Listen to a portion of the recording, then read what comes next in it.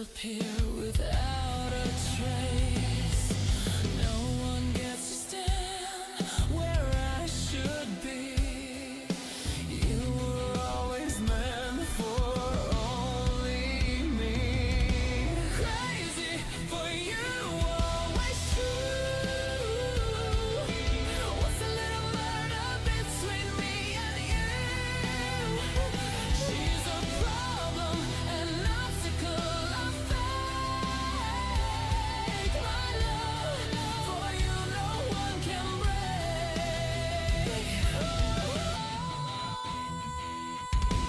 Whispers turn to screams, turns to silence deep. Secrets that the darkness always keeps. My heart beats fast, a twisted, perfect plan.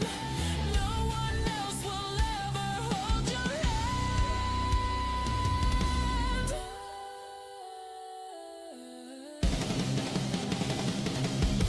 Crazy for you, always true. What's a little murder between me and you? She's a problem, an obstacle, a fake. My love for you, no one can break.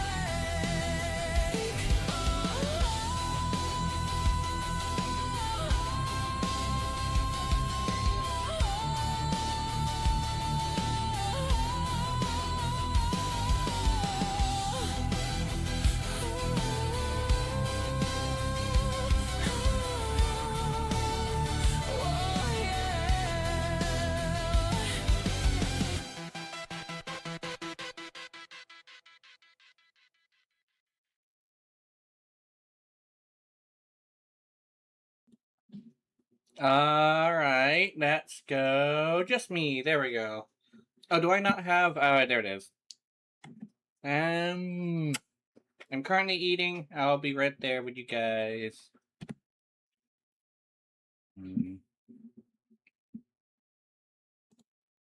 Is that it? Is this it? This is it, yes.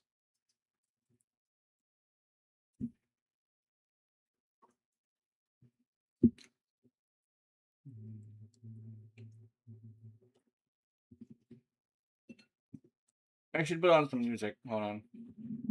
As I'm eating. Stuffing some fucking face. I also got more music.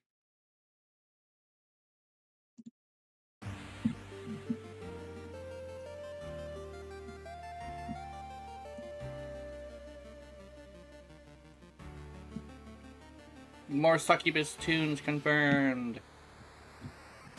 Fuck, this is so hard to eat. Hate how hard it is to eat.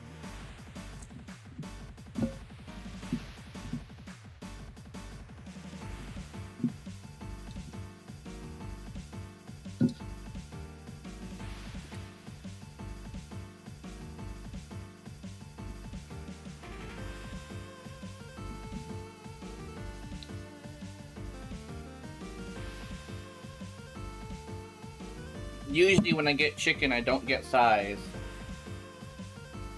It's just too hard to eat. But I'm hungry. So.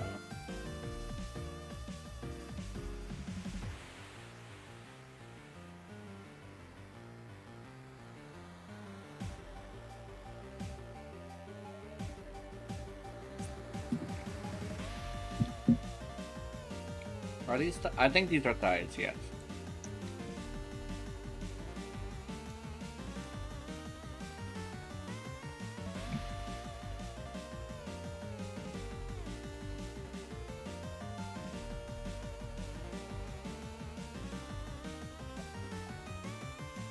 I think I have full resin, which is nice.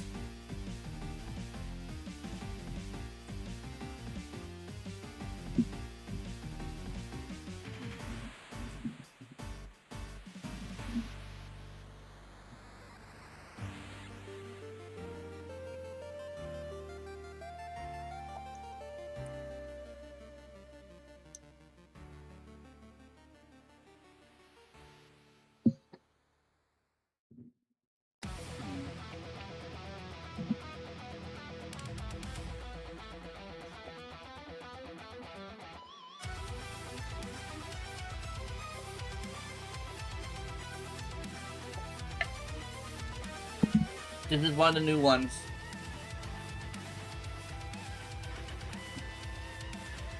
I think this is... Let me see. Am I right about what this one is? It is... Oh! Okay, it's different. I thought it was something else.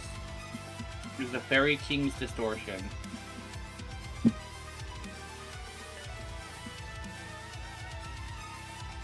Oh, hold on. Let me, Oh, I can see it. Yes, I can see YouTube now. Yeah. I'm about to play. I just was eating for a bit. Let me get everything started. Oh, let me move fucking Steam over here. Okay. Oop. There we go. Sorry. There we go. I was eating fried chicken from Popeyes.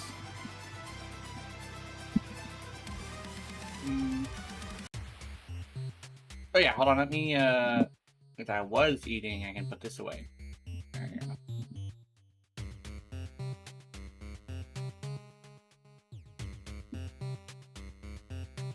go. You make me hungry like that, yeah. I should get water, because I have chocolate milk. I should probably get water, though.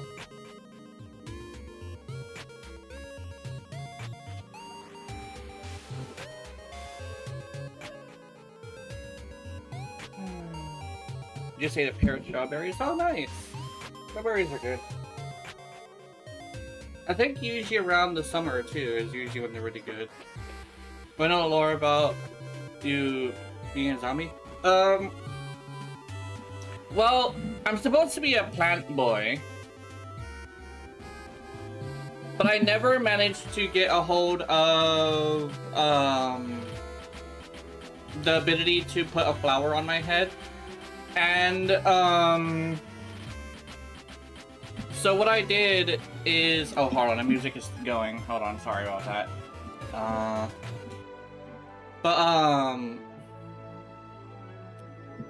I never managed to put the flower on my head. And about 2 months ago, I got a hold of a custom model. So the custom model is currently what I'm using right now. Oh, the music in the background? Okay, hold on, let me take this. Yeah, I think, yeah, there we go. I put desktop audio on minus 15 decibels. Is that better? I had it on 10 for some reason.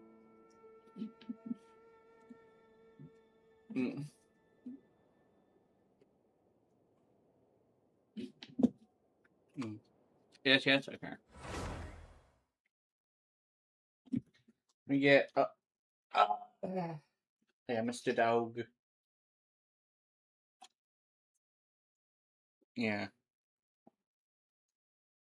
It's 15.8 decibels. I wonder if I could change that. No, I'm good. Okay, let me streaming. Go over here to window, boom, boom, Genshin Impact. There we go. Oh yeah, I still have my Noelle out. Is she geared up? No, she's not. Okay. Let me grab the other one.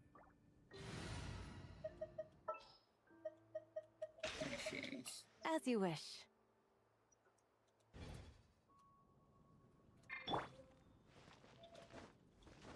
Yay. Okay, let me see. Do I have full resin? Because where I did. Yes, I do. Yeah, we're using the resin today. Remember correctly, I wanted to finish everybody's, at least my main team's weapons, and then I'm gonna go continue on with the story.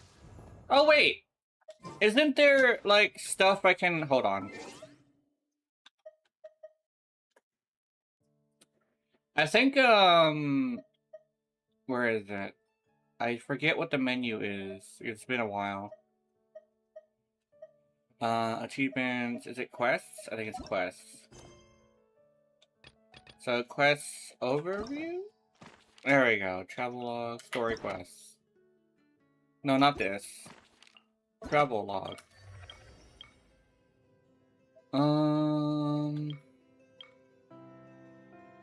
Okay.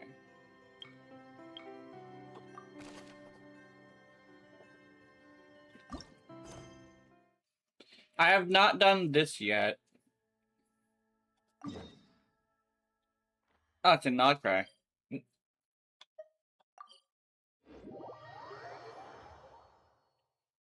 I've been needing to do the story for a bit, so it's good that I do this. Oh, whoa, whoa, whoa, whoa. Okay, okay.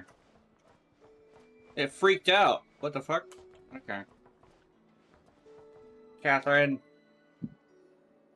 Ah, Traveler, Paimon.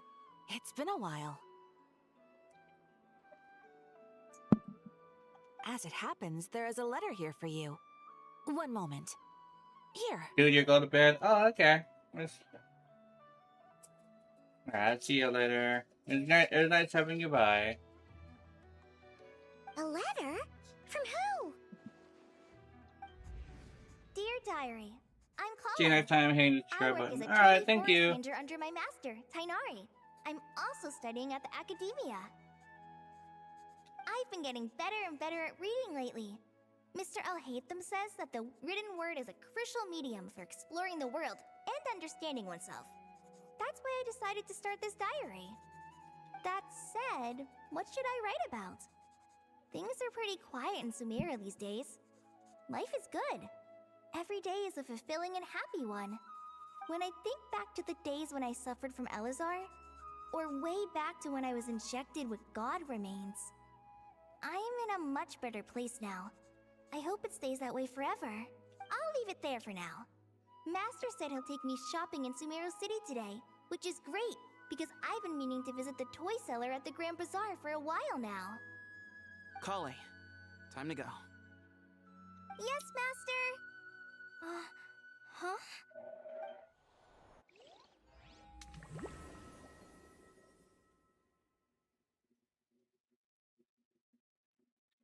What's happening?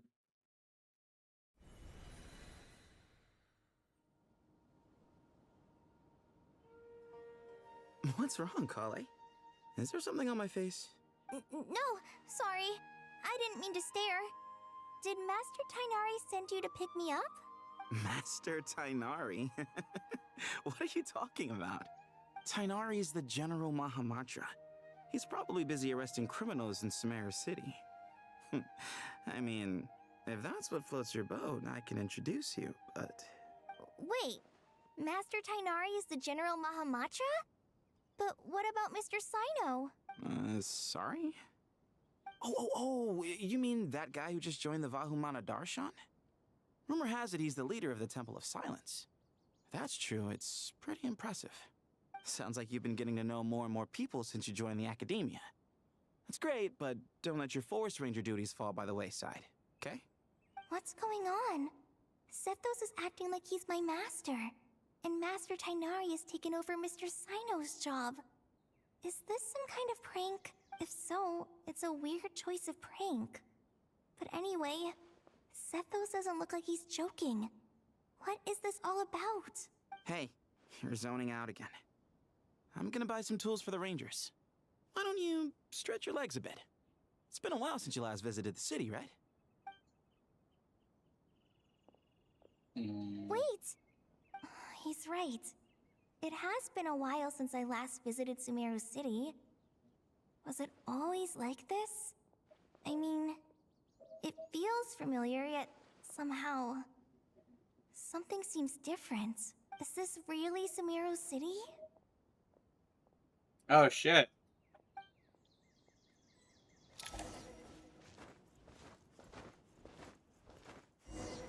Yep. Did you see who just takes courage to maintain a peaceful she's life. that famous merc. It takes courage to maintain a peaceful life, too. How will I ever save enough money to buy that custom-made axe with floral carvings from the blacksmith?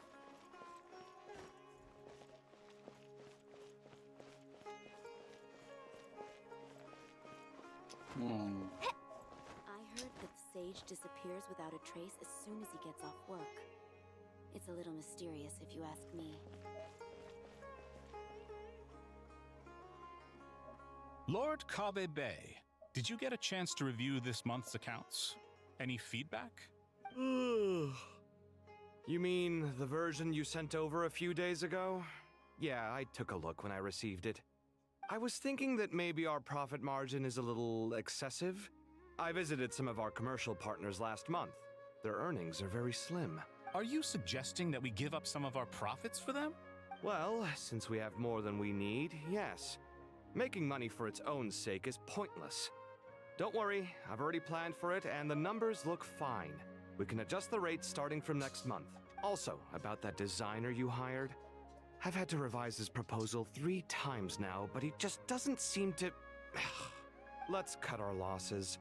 Pay him his fee and send him on his way. I'd like you to get Layla on this instead. She was Cyrus's student, and she designed the Palace of Alcazarzare. Seems like a much safer choice, hmm? Who's sneaking around over there?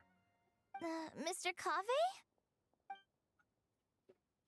Do you recognize this person, sir? Yes, it's all right. We've met. This is Kale, Sethos' trainee. He brought her along the last time I went for drinks with him. What brings you to the city, Kale? Is your master here too? No, this is all wrong! Why is Mr. Kave saying that too? Tainari is my master, not Sethos. This can't be real. I have to ask someone else. There's gotta be someone else out there who still remembers the truth. Hey, wait! Don't run off! How strange. What's gotten into her today? It's like everyone switched places. I guess I'll keep looking around. Okay.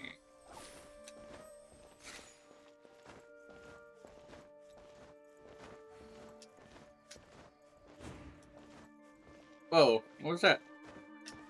Oh yeah, it's the boomerang doing a burst. Okay. Students are under so much pressure these days. Lots of visitors today, I see. Welcome all. It's been a while. Hey, Raman. You know that guy who sells face powder on Treasure Street? I haven't seen him around in a while. Any idea what happened to him? Oh, you mean a Hongar? Yeah, he got into a brawl with Shavirme on Treasure Street. He's been banned from setting up shop there for now. Seriously? Oh, well, that's a shame. I was planning to pick out some makeup for you. Oh, don't worry about it. The legendary Flame Mane discussing makeup with the Zubair Theater star dancer. Now there's something you don't see every day. Flame Mane? You know, I'm not actually sure when people started calling me that. Maybe the other Eremites thought I needed a fiercer title to scare people off? To be completely honest, I think the title would fit you better than me, Dia. You think? Can't say I've never imagined myself as a merc. If I ever give up the dancing, maybe I'll head to the desert and give the Eremite life a try. You would? Is that so strange? Oh, not at all. In fact, I've actually had similar thoughts before. If I ever get tired of sleeping out in the wild, I think I might go look for a job at the Zubair Theater. I've adored the dance of Sub-Zeros ever since the first time I saw you perform it. If the chance ever came up, I'd love to try it out on stage for myself. Really? If our manager Sataria heard you say that, she'd hold you to it. Interesting. Probably grab you by the sleeve and never let you go again. Hey, when that day comes, I'll do your makeup myself. How's that sound? Sure. If the day comes, I'd be honored.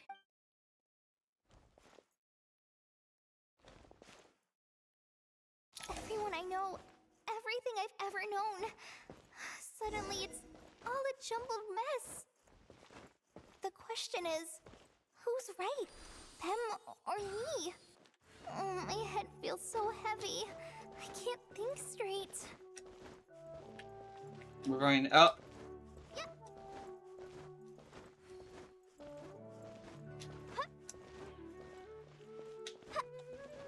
Yep. Oh shit.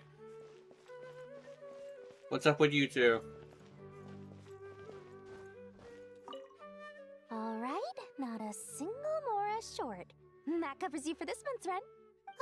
What a relief. I was worried the design fees I received this month wouldn't be enough. Well, next time, don't fret. Just let me know and I'll give you a few days' grace. We've known each other long enough for that. Anyway, how are you settling in? I couldn't help but notice that you're staying up late quite often. Yeah, I can't explain it. I just feel more inspired at night. Once I get in the zone, I can race through a whole bunch of drafts, no problem. But what about you? I keep hearing you sighing these days. Is everything okay? Oh, it's just... Don't you think this house is a little small? I guess I should be used to it after living here for so many years. But for some reason, I've been feeling claustrophobic recently. I want to move somewhere bigger. Once I've made enough Mora, I'm gonna buy a huge new house. As big as... at least as big as the Palace of Alcazarzaray. That sounds really expensive. True. I'll never be able to afford it on a scribe's salary alone. I need to find another way.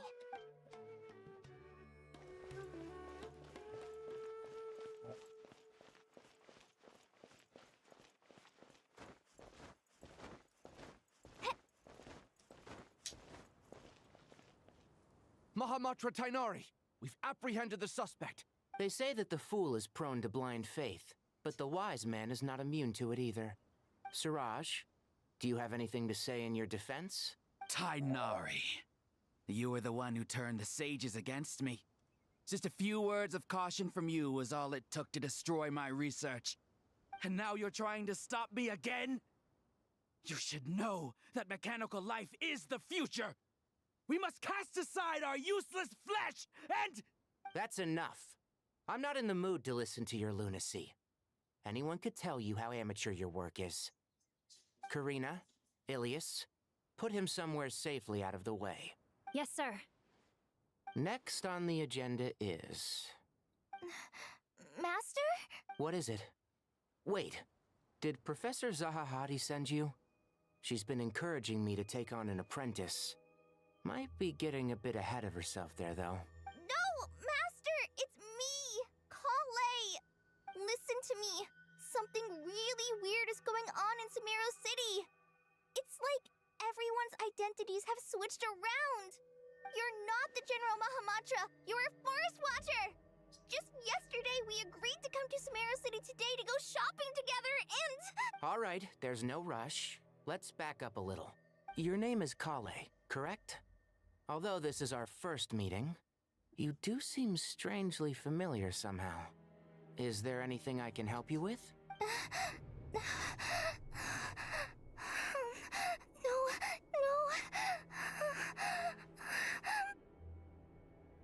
Master! What is it?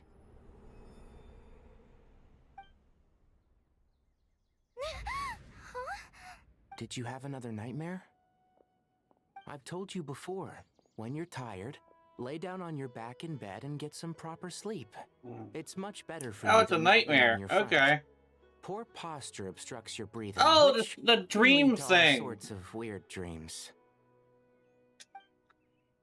Now, we're supposed to go shopping in Sumeru City today, remember? Cheer up. I'll take you to Hushang's. I heard he's got some new toys in stock. Go wash your face, take some deep breaths, and when you're ready, we'll head out. Okay. Thanks, Master Tainari. So it was just a dream. And yet, dreams can sometimes be a warning of things that will soon come to pass. Who said that? That dream felt unusually real, didn't it? Here's my suggestion. Since you're heading into Sumeru City anyway, you may as well tell Lesser Lord Kusanali about everything that happened. And just to be on the safe side, I think you should also inform your two traveler friends who once helped save Sumeru. I'd write them a letter if I were you. Time is short. A storm is coming from beyond the bounds of fate. Oh, okay. I think that was Nicole. That sounded like Nicole.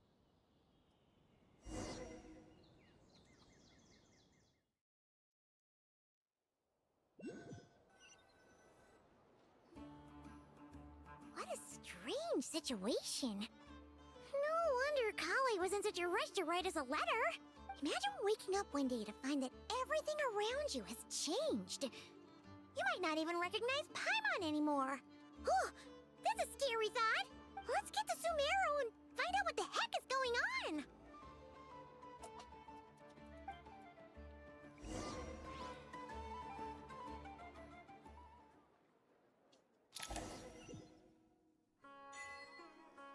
Yeah.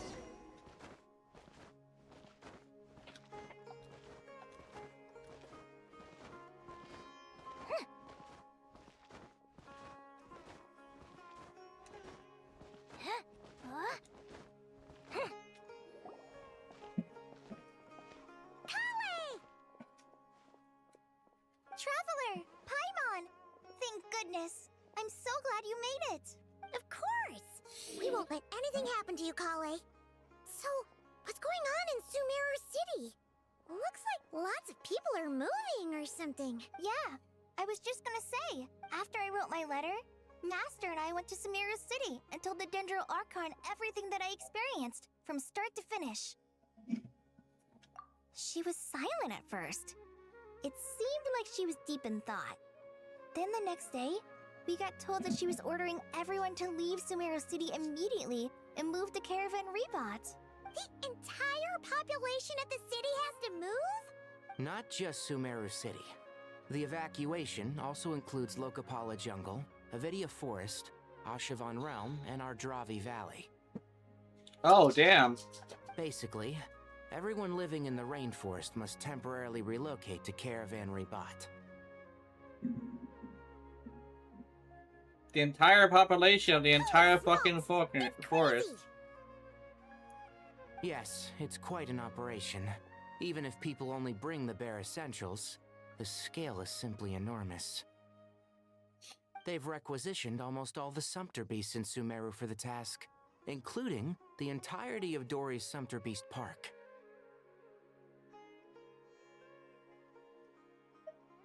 The Dendro Archon said that what Kale experienced was not a dream, but a warning. After our meeting, she immediately summoned the 6 sages to analyze the situation and discuss countermeasures. They concluded that the events seen in the dream are very likely to become a reality, and that an unknown danger is rapidly approaching. Oh, please keep that to yourself. We don't want to cause widespread panic. The official reason they've given is a large-scale renovation of the rainforest ecosystem. People are skeptical, but there haven't been any major incidents. So far, at least. The Dendro Archon seemed really worried when we spoke to her. She said you can go visit her in the Sanctuary of Surasthana when you arrive. She also said she'd hold out until the very end. Tainari? Kale? You got a minute? I need a hand here. One moment, I'll be right there. As a forest watcher, I've been tasked with assisting with the relocation work.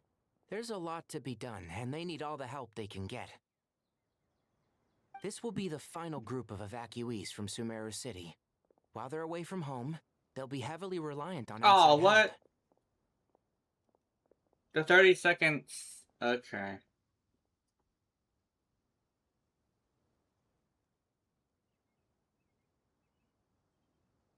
Let me check something.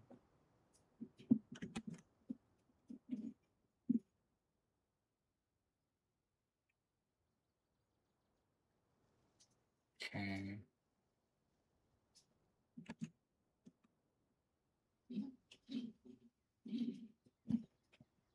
Thank you for coming in our time of need.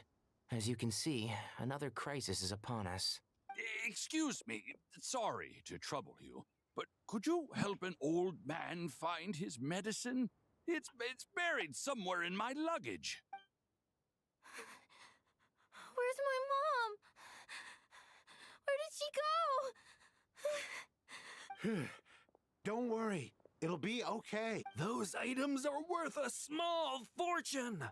Make sure you store them somewhere safe. You understand? I bet you thought you'd get away with this in the chaos, huh? Guess again. No petty thief gets past me.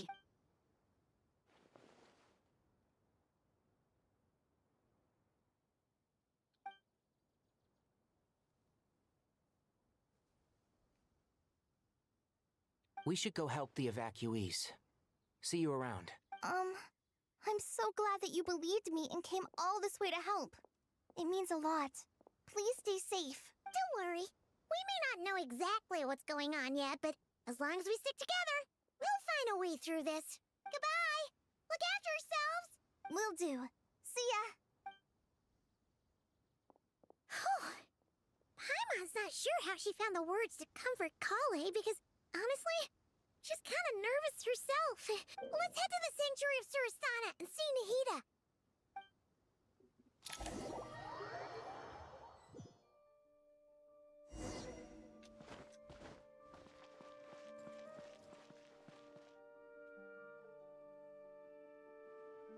Who goes there? No unauthorized access to this place. By order of Mahamatra Sino. Are you blind? It's the Traveler and Paimon. Surely you've seen them before. Huh? Oh, so it is.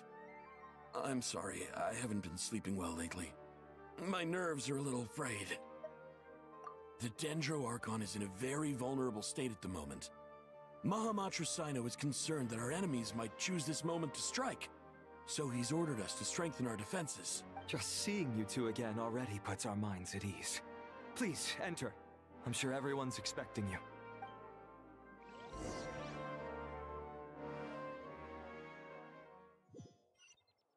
Alright.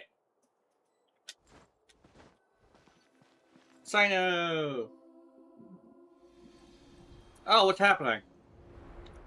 What is she doing? Cat guy! Paimon, you made it.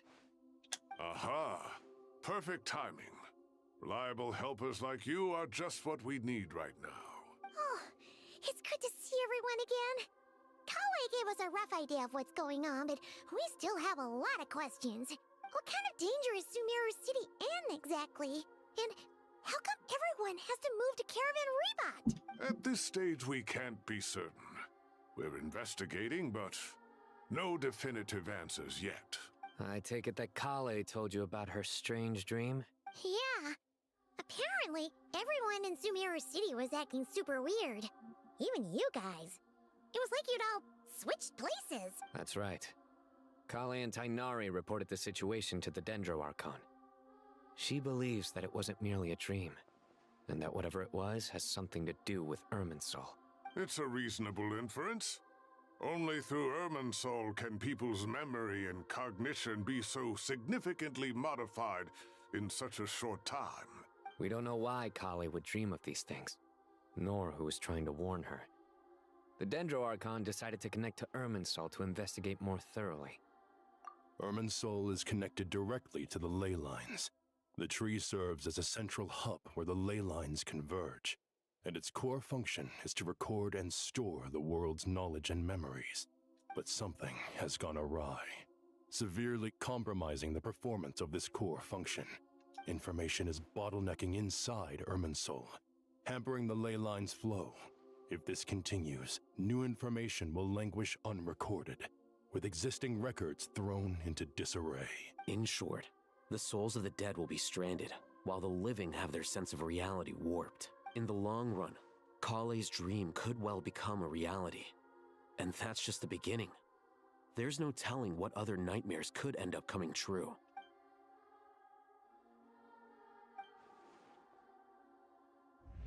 I have come this far to use my death to open the gates of the ley lines to my people.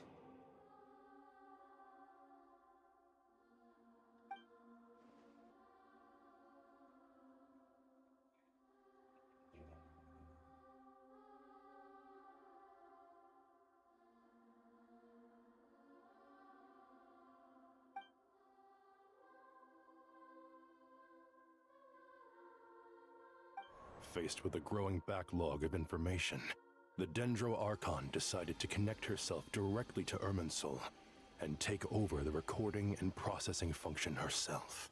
But it is an almost impossible task. Individual brains aren't equipped to deal with the sheer volume of knowledge and memories involved. All that information flooding in at once would instantly fry any human mind. And for a god, even for a god, the suffering must be unimaginable. The Dendro Archon's power originates from Irminsul.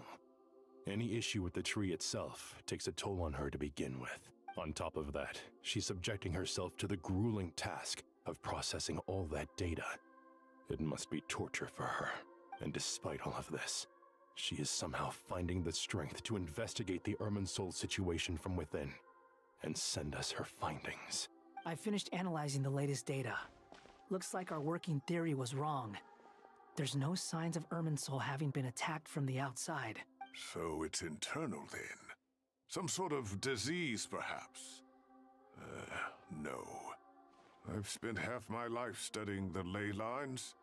If Irminsul malfunctioned this easily, the world would have met its end long ago.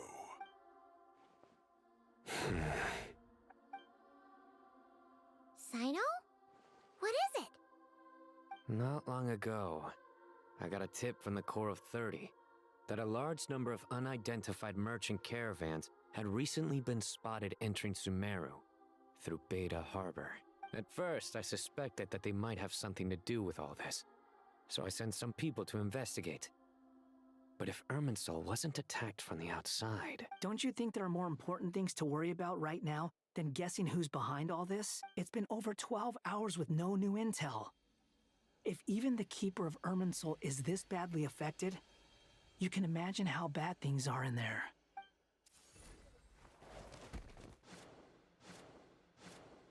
Dendro Archon. Oh shit, she fell to the floor. What's wrong? Her breathing is weak, and her elemental energy levels are dangerously low. Looks like it's time to move to the backup plan. What's the backup plan? Get out of the city and take the Dendro Archon with us. The entrance to Irminsul is directly beneath the sanctuary of Surasthana. That means this is ground zero if anything goes wrong. The Dendro Archon has a very strong connection to Irminsul. But theoretically, this connection should grow weaker with distance. Under normal circumstances, she can unleash her full power here. But with Irminsul out of control, our first priority is to get her away from here. The situation is critical. There's no time to deliberate. Everyone in agreement? I'll deal with it. I'll also let the Matra and the Corps of 30 know to start evacuating.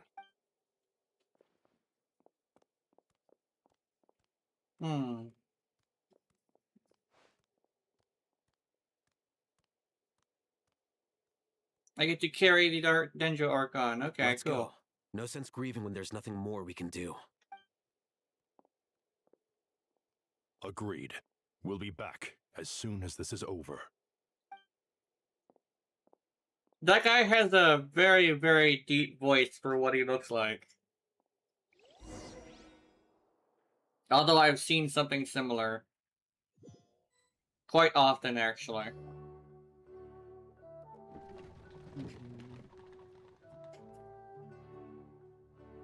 The last group of civilians has been safely evacuated. Dendro Archon's carriage will travel with them. Sino and Hat Guy will protect the convoy. With the Dendro Archon in a coma, we've lost our means of investigating the situation. And with Irminsul still deteriorating, we have no choice but to evacuate Sumeru City. Feels as though we're being pushed along by an invisible hand. Stop moaning, Cyrus. We're the teachers here. We should be showing a little more confidence, don't you think? A wise judgment. Let's move out to Caravan Rebot. Rebots.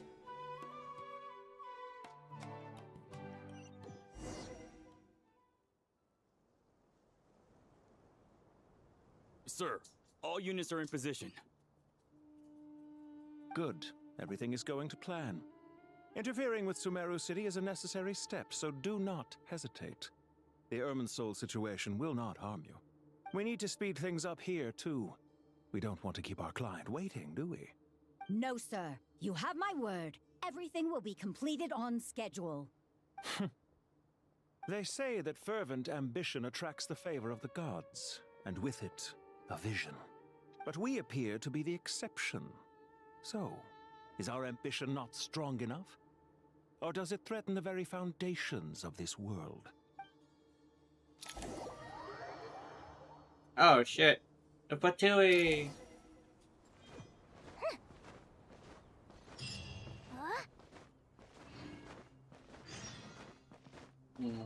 Wait, let me... There we go. Greetings, dog guy! There's 2 dogs. Wait, is there 2 dogs? How is the Dendro Archon? Oh, that's a helmet. Okay. Her breathing is steady. I prepared some therapeutic incense for her, but it hasn't had much effect. Her vitals are still very weak. Based on the information you've provided, I have a working hypothesis. Her condition is partly due to Irminsul's influence, and partly due to a physiological imbalance caused by the rapid depletion of her power. Elemental energy usually flows through the body at a relatively constant rate. The body grows accustomed to this rhythm, so when it's thrown out of balance, physical symptoms will appear. Is this similar to the ley lines? Overloading and withering both directly affect their vitality, potentially causing irreversible damage. Correct. From a biological perspective, if you overexert yourself, you pay the price with your life. The Dendro Archon is not only drained of power, but her life force is at a critically low level. Is there any way to restore her health? I know the ley lines have strong self-healing abilities. As long as any blockages or pollutions are dealt with, they can quickly regain their vitality. But what about people? Well, gods. What's their capacity for self-healing? Before we think about that, there's a bigger predicament to resolve. Restoring the Dendro Archon's power requires us to heal Irminsul first. But that will be extremely difficult without the Dendro Archon's power. Paimon's already getting lost here.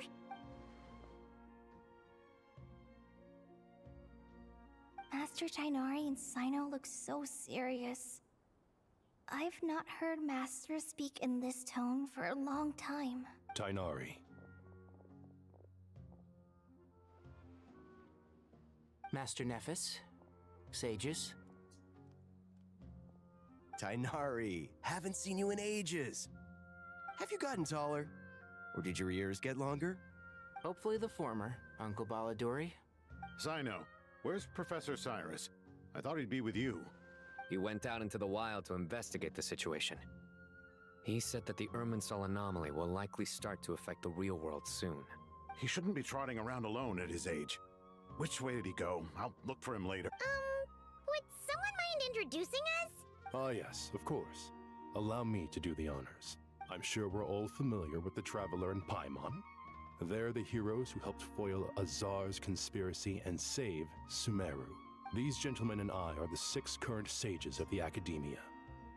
Balduri and I are part of the Old Guard, while the other 4 took office after Azar and his clique fell from power. We have Sage Alkindi of the Spontamad Darshan, Sage Farnas of Kasharawar, Ritaoist Sage Shakir, and finally Haravatat Sage Rusht. Nice to meet you all! I've heard much about you. Delighted to finally meet you in person. You're younger than I imagined for someone with the power to stand up to fate itself. Thank you for lending your aid to Sumeru once more. Once we're on the other side of this, could we get a photo together? My daughter has a friend named Isak. He's always talking about you two. Of course! No true hero would deny a child their wish. Back to business. So with the Dendro Archon currently in a coma, the people have taken temporary refuge at Caravan Rebot. But they cannot stay here forever. We need to come up with a plan as soon as possible. Farnas, any thoughts? Well, firstly, having reviewed the data, I'm inclined to agree with your assessment. This doesn't look like an attack on Irminsul from the outside. Rather, it resembles a malfunctioning machine. Calculations going haywire and sparks flying. That being said, before we consider how to fix it, we need to understand precisely what has gone wrong. Furthermore, we somehow need to ascertain this without relying on the Dendro Archon's power. We have no direct access to Irminsul. However, we might be able to gather the information we need from the ley lines. Study the branches to learn about the trunk, in other words. Wait, is that what Cyrus is up to? No wonder he ran off to research in the wild. Curse's always one step ahead of me, isn't he? I heard that while in the sanctuary of Surasthana, the Dendro Archon had to serve as the central information hub herself. This is a clear sign the situation within Irminsul might be far worse than we can imagine. Irminsul is vital, not just to the safety of Sumeru, but to all of Teyvat. We must be the ones to bear responsibility for this world. To be on the safe side, I think we need to consider some backup plans. Are you saying we should consider a scenario in which Irminsul is completely destroyed? I'm merely pointing out that the possibility exists. You have a valid point. But until worst comes to worst, I believe we should focus our efforts on resolving the Irminsul anomaly and helping it recover. Kale, I understand that you were the first to foresee this crisis. If it's all right, I'd like to talk with you about it in more detail. Of course. But even I don't know how I came to have that dream. If there are no signs of external damage, could it be a stress fracture? Metals tend to suffer from this issue with long-term use. And Irminsul has existed for centuries, after all. It's possible, but surely a stress fracture would be more likely to cause a complete shutdown rather than chaos.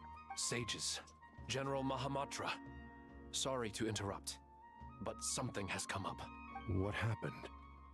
Some citizens didn't believe that Sumeru City was really in any danger. They slipped away and hid during the relocation, intending to return home. How many people are we talking? About a dozen. Sakura found them while on patrol, but they appeared to be suffering from psychosis. For whatever reason, they were trying to kill each other. By the time we arrived, there were only 2 survivors. One was unconscious from their injuries. The other tried to attack us, but was subdued. Where did this happen? Near Yasna Monument. That's not far from Caravan Rebot. Master. I know. The Irminsul anomaly is beginning to have effects in the world. I didn't expect it to spread to Yasna Monument so soon. It almost feels like we're being chased relentlessly, with no time to catch our breath. Sir Cyrus said the same thing. He sent me back to report in, while he continues investigating. I'll go join him. Count me in too. Don't let my age fool you, I can still fend for myself. Very well. Meanwhile, the rest of us will continue discussing our next steps. Get back soon. Take care of yourselves. It's getting dangerous out there. Oh, damn.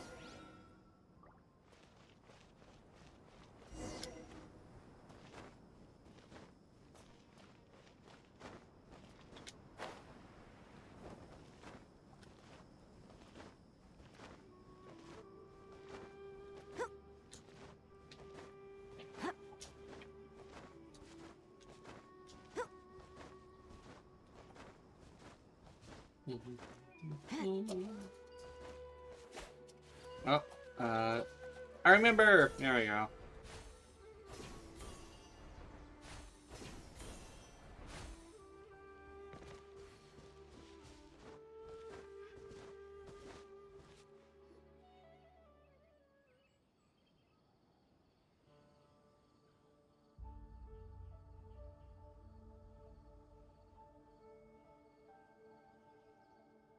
Please, don't go any further. As you get closer to Sumeru City, there's no knowing what dangers you might encounter.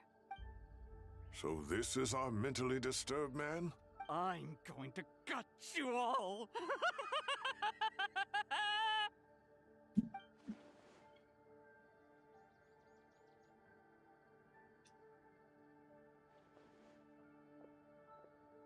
Cyrus, you didn't even bring a single guard? Do you think you're some sort of warrior? It's fine. Come here and look at this. Oh, it's... That's right. Flowers that bloom from openings in the ley lines, indicating some sort of anomaly. I don't believe I've ever seen a color like this before. Did you discover it nearby? Not just here. Way over there, too. They're everywhere. There's even more in that direction. How did you ascertain the situation further ahead? Didn't you just say that we can't go beyond this point? Yes. This area is relatively safe so far. But if you continue forward, delusions will start afflicting your mind. However, some vision-bearing mercenaries were able to maintain their sanity a little better. They're the ones who brought back news from further afield. Sino, do you remember the class I taught on dissecting ley line blossoms? I do, Professor. I received full marks in that course. Good. After all these years, it's time to put that knowledge into practice. There must be anomalous information hidden within these blossoms. Alkindi, I'll need your help as well.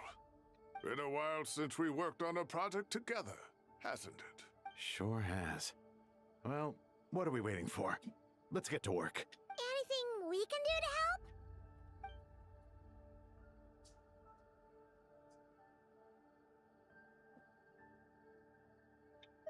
Will you need my help? All right, well, don't go too far. There's too many unknowns at this stage. Let's regroup at Caravan Rebot later. Don't worry if you don't show up. I'll come and find you.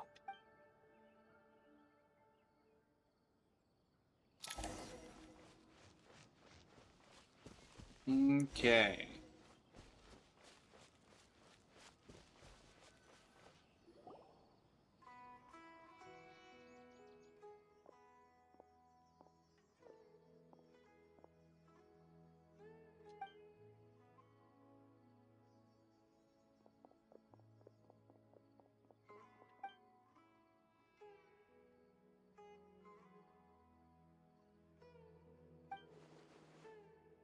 That should be the heart of Oasis. All we need to do is light it with the fire seed, and it'll restore a pep with elemental power. The damage it suffered internally will also slowly begin to heal.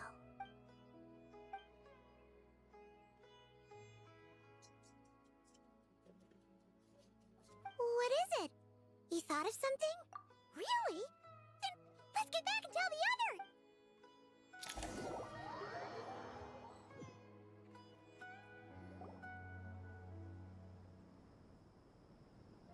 Phew. Glad to see you've returned safe and sound. Any longer and we would have gone out looking for you. Well, this is a nice surprise. Paimon sure feels better with everyone we know here. We've made some progress, so let's start by giving you and Paimon a quick update. By dissecting the ley line's blossoms, we've been able to deduce that although Irminsul is experiencing an anomaly, it has not completely rejected access from the outside. The Dendro Archon has the power to connect to Irminsul, but there's also another way. I assume you recall the devices everyone was wearing when you first arrived in Sumeru? Devices? Oh, wait. You mean... The Akasha terminals? That's right. Of course! It's been so long, Paimon almost forgot all about the Akasha. Wasn't it shut down, though? Yes, but although the system isn't currently operational, the technological infrastructure is all still there. And it turns out that a certain someone gets so bored at work that he's actually read through every single one of the instruction manuals. No prizes for guessing who that was. If praising others is that embarrassing for you, you can simply spare yourself the ordeal. As much as it pains me to say anything nice about him, there's no denying his intelligence. He rarely forgets anything he's read. The Akasha is exactly what Sumeru needs at this moment. Between us, we should have all the knowledge and expertise we need to get it up and running again. But if I recall correctly, doesn't the Akasha need a Gnosis to function? That's exactly right.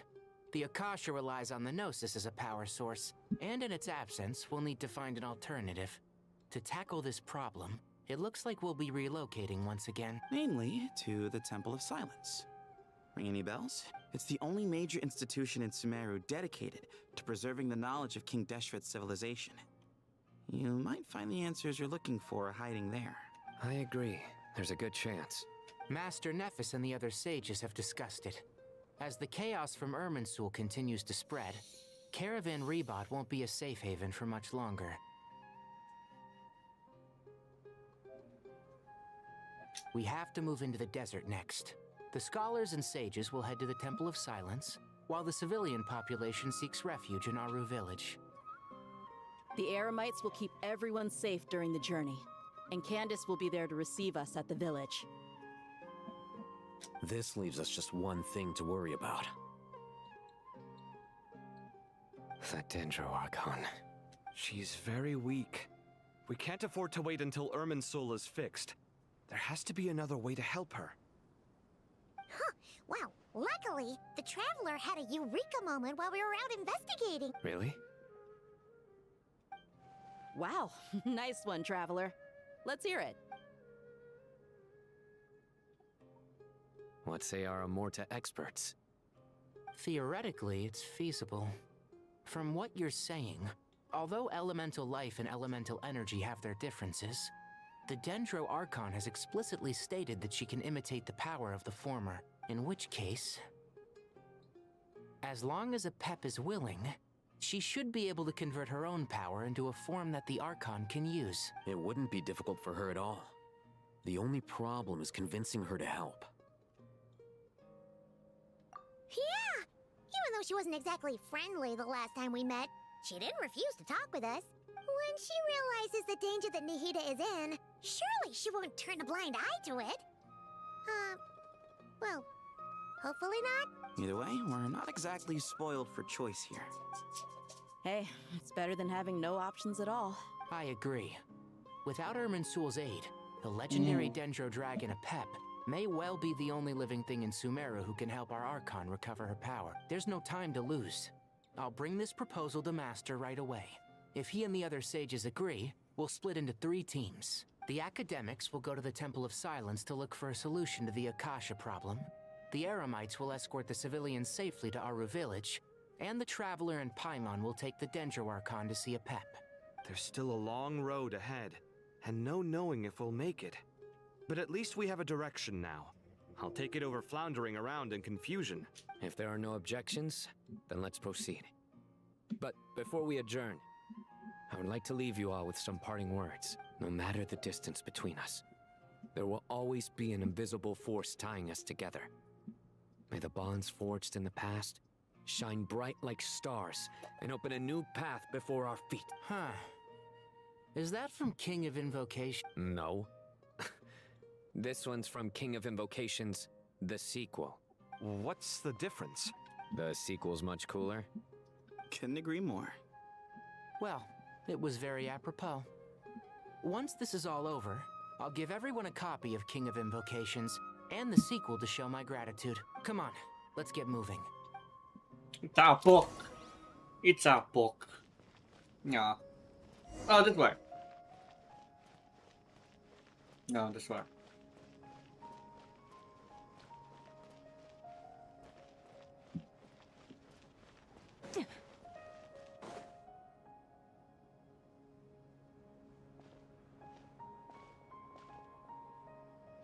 Tainari has brought me up to speed. I approve of your plan of action, but we can't proceed with everything right away. The people need to rest.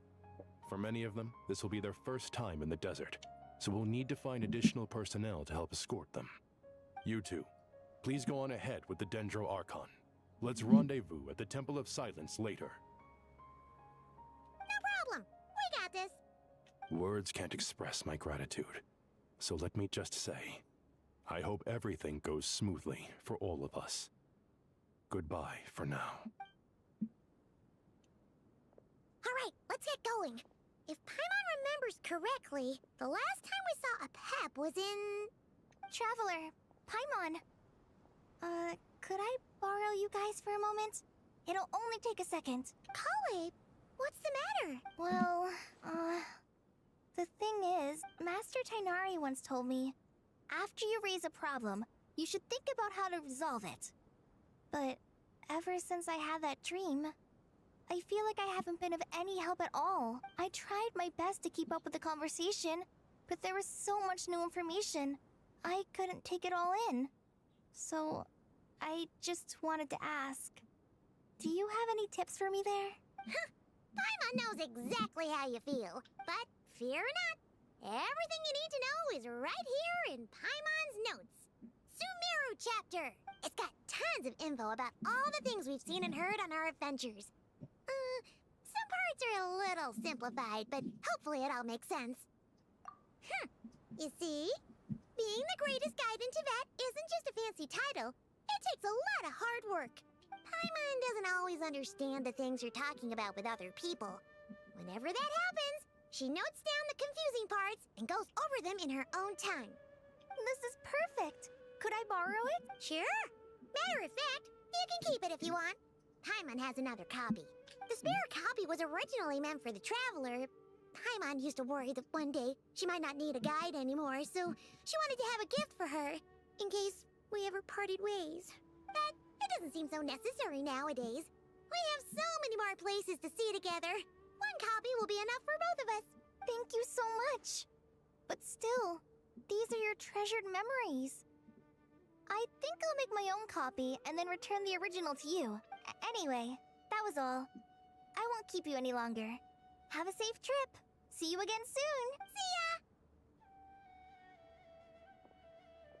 ya! I think we're gonna play as Kale again. Time to bring the Hida to see a Pep. Let's hope that old grouch is in a negotiating mood. A pep.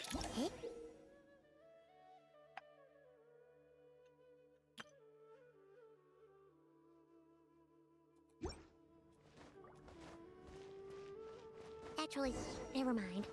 In a pap size, Nervalet's probably one of those dragons who's grown too close to humankind. They might end up fighting for all we know.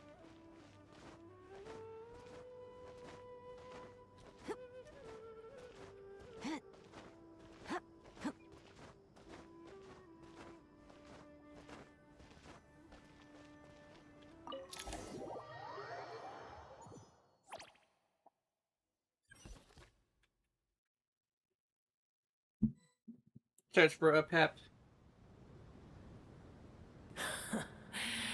I had a feeling your kind might come calling. The ley lines are in disarray. Something has gone wrong with Irminsul, yes. Even from a great distance away, I can sense that Sumeru is headed for destruction. You who took our home from us, prepare to watch as your own world is plunged into oblivion. Oh, how the cycle of history comes to a poetic conclusion. This isn't a joke, Apep! Nahida's in grave danger! Can you please help her? Is she now? Then do explain. For what reason should I lend Boor my assistance?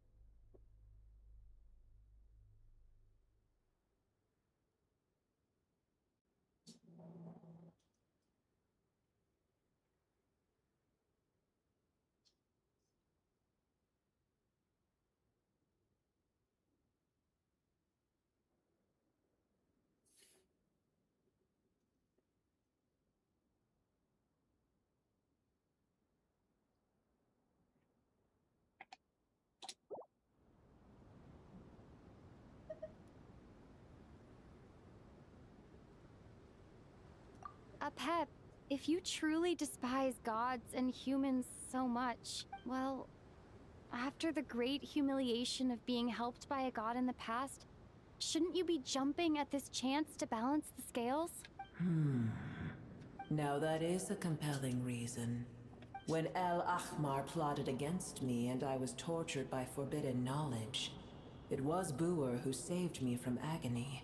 And though I regard with shame the pity of my enemies, to receive aid without repaying it would likewise tarnish a dragon's dignity. Oh, tiny Boor, puny humans. Just this once I shall deign to show you the true power of dragonkind. Whoa! It's happening again!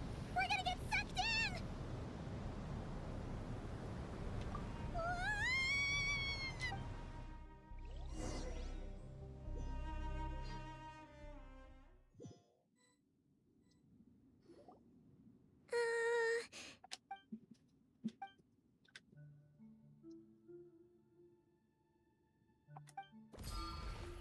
It is done. The heart of Oasis is supplying her with life force as we speak. It shall not be long before she recovers. But I should warn you. Booer's existence is closely intertwined with Irminsul. Unless the issues plaguing it are resolved, she will never completely recover her former strength. Thank you. Spare me your words of gratitude. You may also spare me your feigned concern. A dragon's sovereign's power is far greater than you can imagine. While I was indeed weakened when the heart of Oasis ran dry, providing Tiny Booer with a morsel of my life force shall have little consequence for me. Oh, good to hear.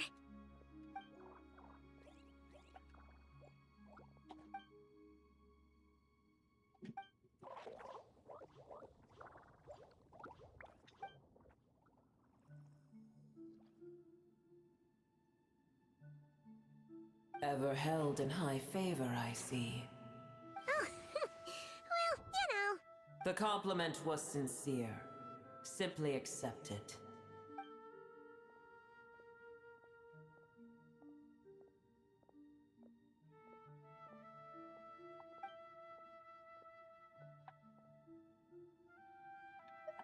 I did once.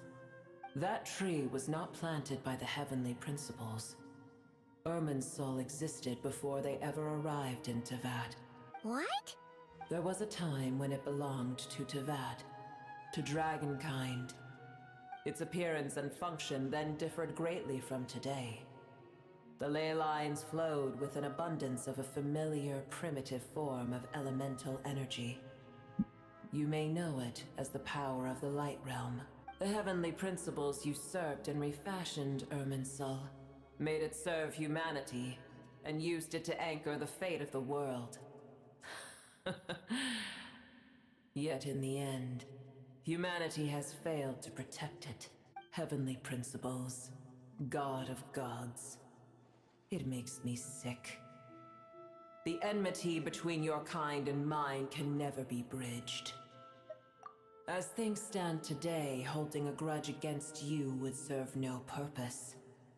But there will come a day when we reclaim this world for ourselves.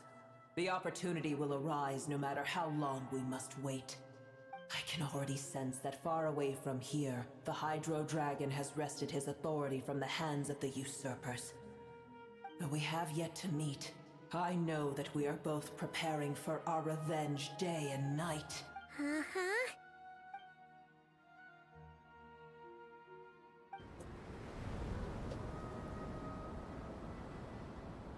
I hear a great disturbance out there.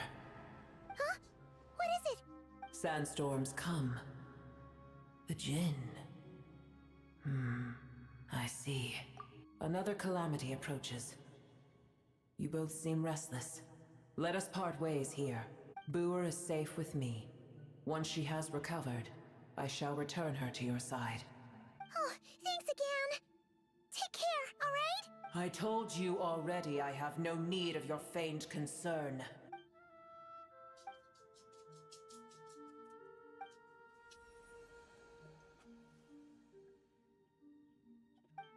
Nahida? You're awake! Are you okay? Cease your interrogation. Yes, she awoke for a brief moment, but she has now lost consciousness again. Take it. We shall talk more at another time.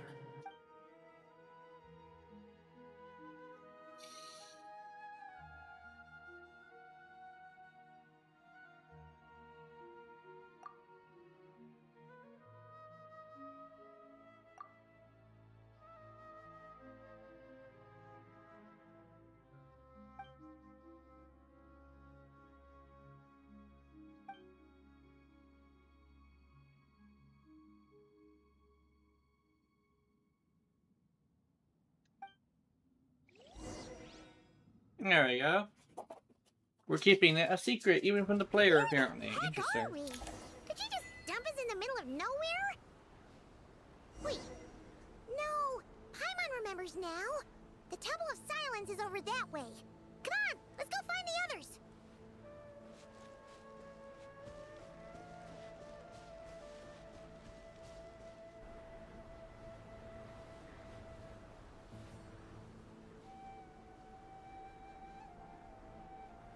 There's a lot of monsters here. There's no need for everyone to stay here. I'll protect the sages. The rest of you, return to Aru village. Yes, Mahamatra Sino.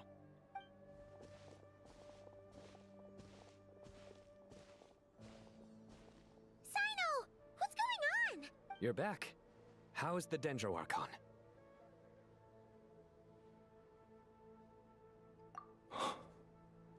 What a relief. It's the Jinn. Countless Jinn have stirred up violent sandstorms across the desert, blocking our path to the Temple of Silence. Tainari and Kale have returned to Aru village to help.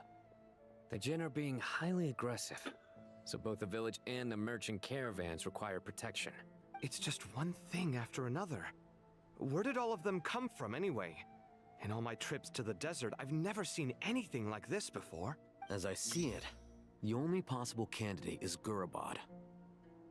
Gurabad? Baladuri could explain in more detail if he were here. All I know is a rumor I've heard about from previous trips to the desert. Supposedly, a great number of dormant Jinn lie sealed beneath that city.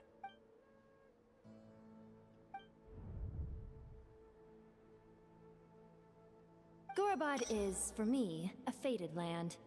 I must therefore return back to this city, where my destiny awaits me still, my master.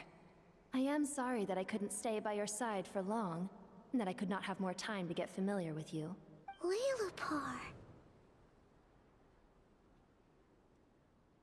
Yeah, we once said goodbye to a friend there. Well, maybe not a friend exactly, but someone we met on the road anyway. She was a strange bottle. If we can find a way to wake her up, maybe she can help solve the situation in Gurabad. Well, be careful. You may find there's more than just the Jinn to worry about. You mean, there are other dangers in Gurabad? It's a sensible assumption to make. The moment we arrived in Caravan Rebod, the Irminsul anomaly started spreading in that direction. Now we've moved to the desert, and suddenly we're plagued by Jinn and sandstorms. To call it a coincidence would be a stretch. Don't worry, we've gotten a lot stronger since our last stint in Sumeru. Ah! When did they show up? It appears the monsters native to the desert have been stirred by the Jinn's activity.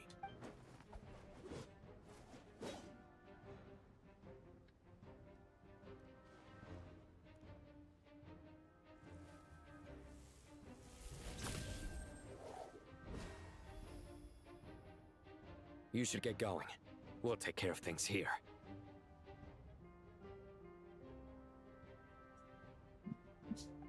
You too. Don't do anything too risky. You got it?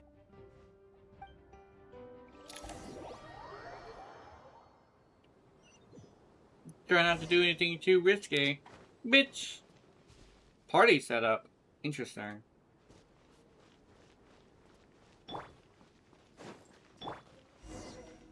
The Jinn are swarming out of Gurabad! Looks like Alhaitham was right! Let's get inside and see what's going on! Son of a bitch. Whoa, okay, hold on. There's a lot of them.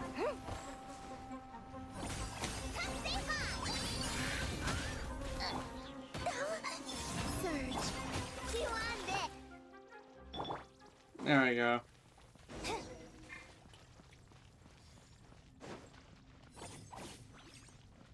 They just keep coming! How many of these things are there? We'll never take them all round!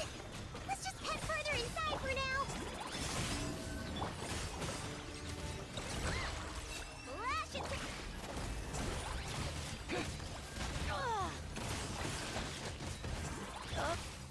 As you like!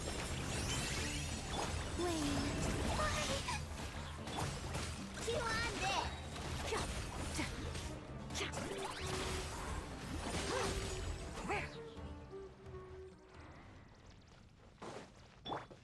Fucking Dijin.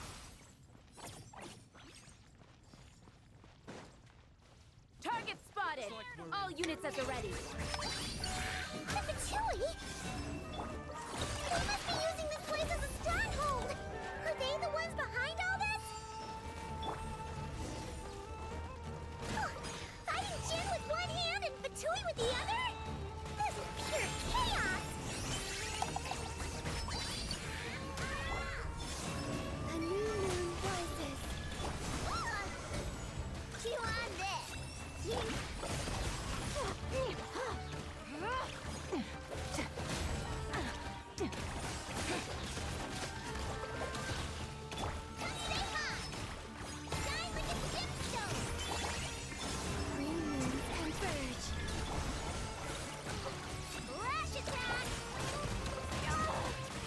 Ow! That fucking bird!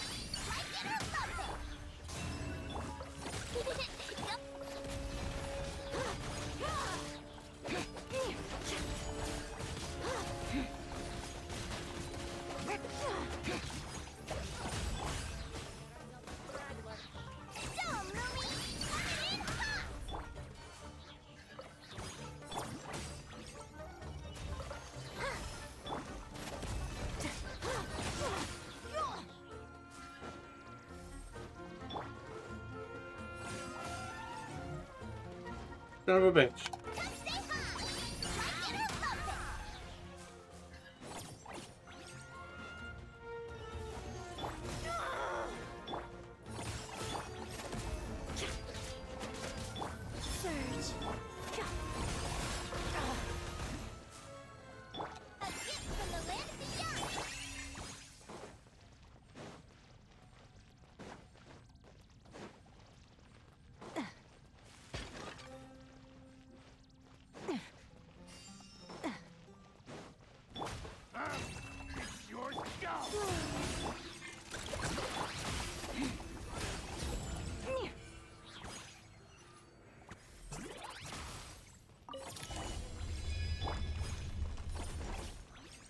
Do you see that strange machine? Paimon has a sneaking suspicion that that's the thing wrecking Gurabad and setting all those dangerous Jinn free! The target has reached the core zone. Requesting backup. Repeat, requesting backup. Backup en route. Stop her at all costs.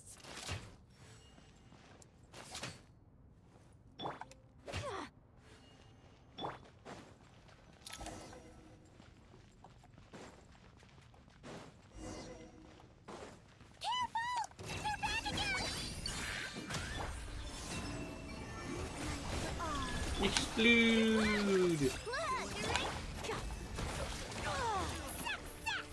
Nice one, Traveler! Let's keep going!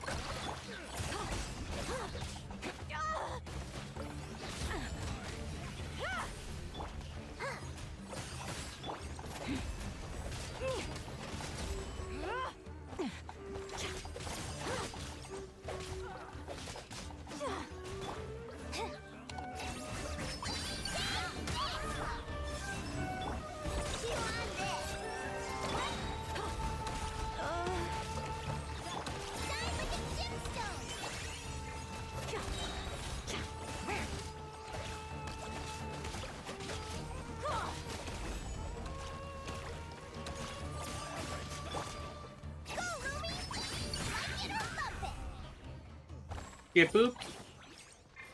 What's this?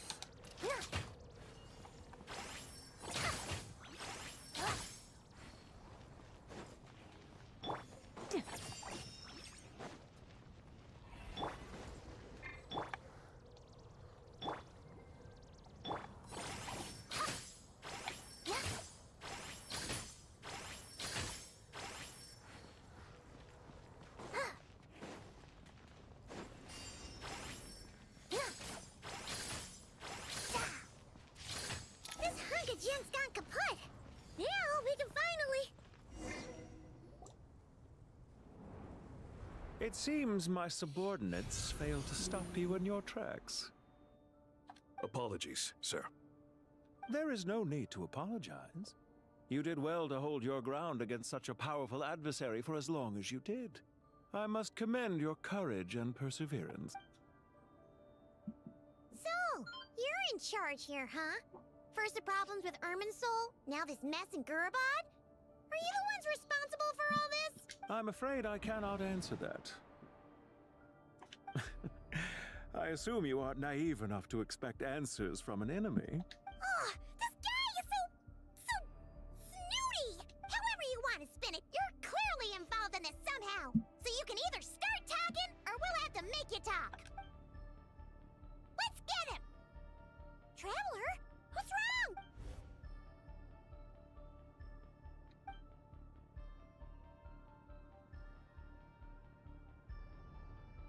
You're remarkably calm. Some would act more rashly upon finding the ringleader all alone. But you keep your cool. Even as your enemy, I must applaud you. Did you show yourself just to say that? Is this you trying to take back control of the conversation? Unfortunately, I really don't have anything to say to you. I am here merely to indulge my own curiosity. Your names are well known among the Fatui. Naturally, I wanted to observe you up close while I had the chance. Hey! Don't treat us like we're some kind of exotic animals in a zoo! Oh, I wouldn't dream of it. You seem rather predisposed to misunderstand me. I'm quite aware that you are both heroes of great renown.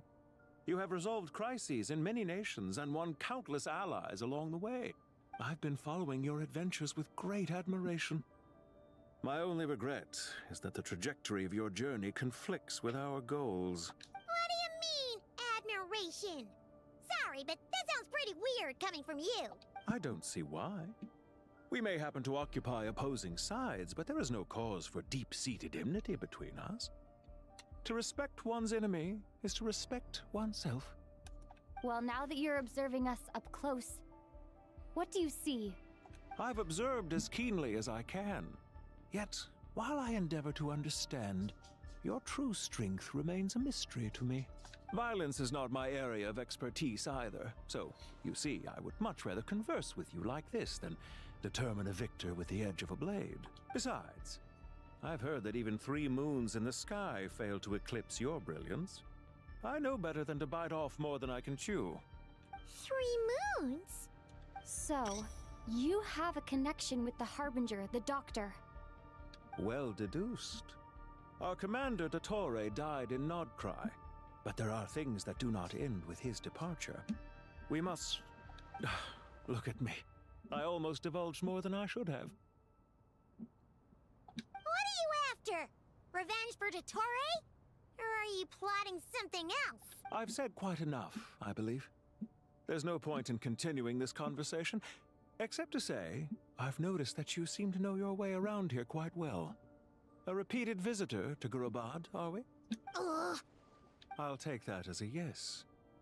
Then I'm sure you'll have heard the story of this place.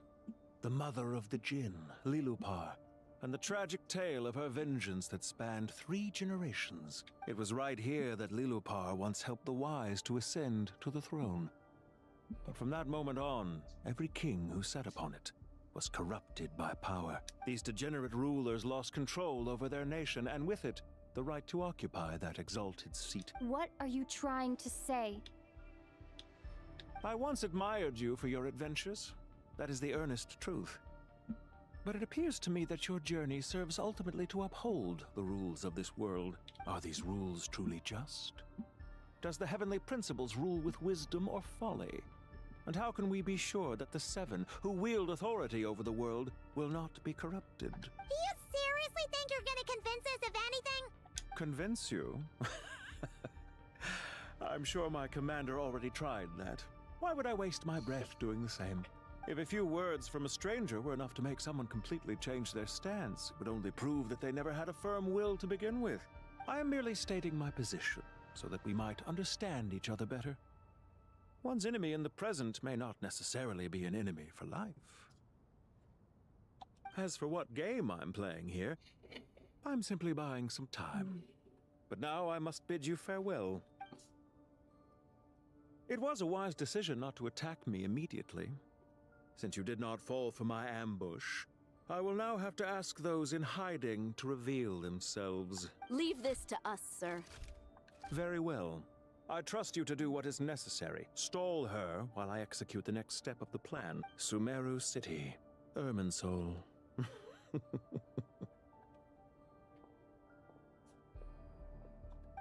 Stop right there! Don't you dare leave without Units, stop them! Protect the commander! Did you hear that? He mentioned Sumeru City and Irminsul! He definitely knows something! We can't let him get away! Get rid of these pesky soldiers, quick! Rear Oh, guard to the fuck. front. Don't let them through.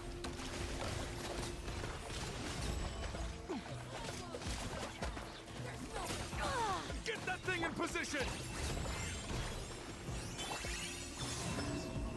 A moonlit night for all. Look, your rainbow! Hold on. Just a little longer.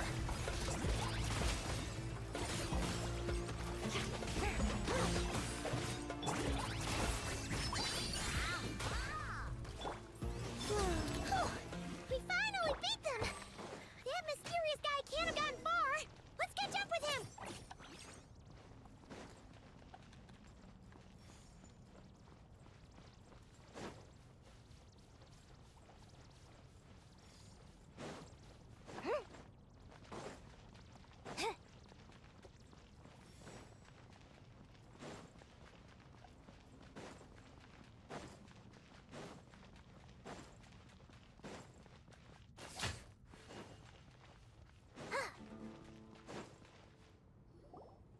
Found him! Overheat! You're very persistent. Hey, you! Stop running and explain yourself! What are you trying to...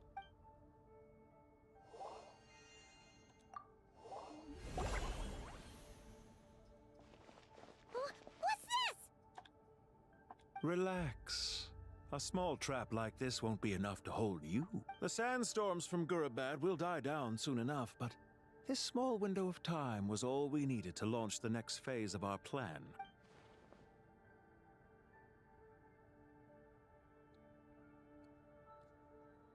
Don't be discouraged. I knew that someone would come here eventually, so I planned ahead. Where to chat with you, which door to exit from, even which mechanism to wait by for you. I thought through every detail. You, meanwhile, know nothing of who I am. So far, you've only heard my voice, and for all you know, it may not even be real. But not to worry. This is only our first meeting. It shan't be our last. Just answer me one last question. Why do you continue to follow Dottore? He has conducted countless cruel experiments, even on his subordinates. Follow isn't quite the right word. Let's just say even those you see as villains have their friends, even if they aren't the most sincere of friendships. When any set of rules is established, there will be those who benefit and those who lose out. People will do anything to justify what they have gained or escape from the hardship imposed upon them. Neither he nor I are tolerated by the rules of this world. We were both searching for a new order. Our ideas of the final form that should take may have differed, but our journeys took a shared path. Goodbye, Traveler and Paimon. I wish you a timely escape, albeit not too soon. I will need a little more time to prepare, after all. Hey! Come back! Wait, this dark wall. We've seen these on our adventures before. It swallows people up! I'm sorry. She shouldn't have jumped the gun! Okay. He may have fooled us this time, but we'll get him back!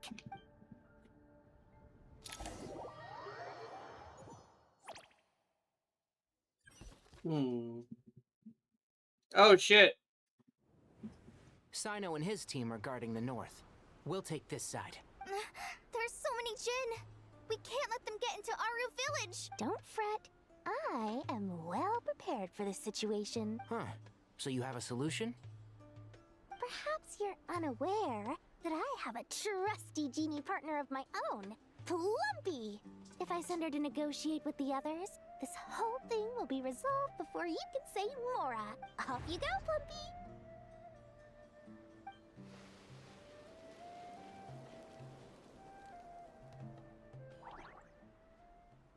Come on, what's the holdup? 5,000 Mora. 20,000 Mora. 100,000 Mora. Final. Ah, so she's a hired partner.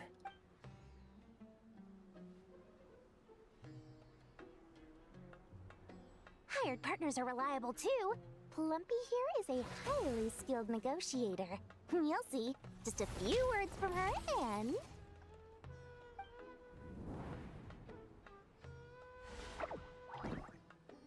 Plumpy! Don't you, Jin, have any respect for the rules? This was supposed to be a negotiation! How dare you treat my messenger like this? You wanna play rough? Two can play at that game!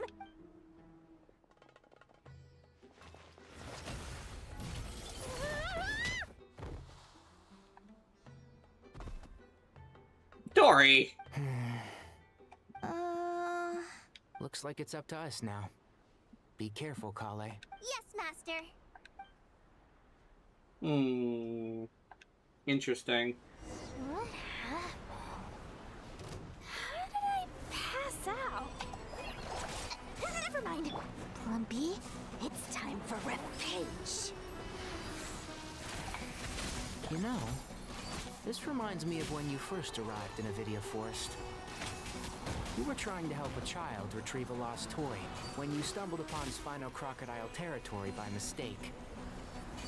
Yeah, I remember. Our first time fighting side by side. Fighting side by side? I seem to recall swooping in to rescue you with a team of forest rangers. Please stop. Let's nip that in the bud.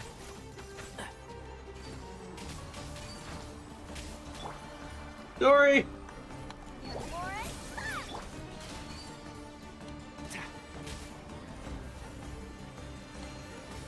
And Shroud!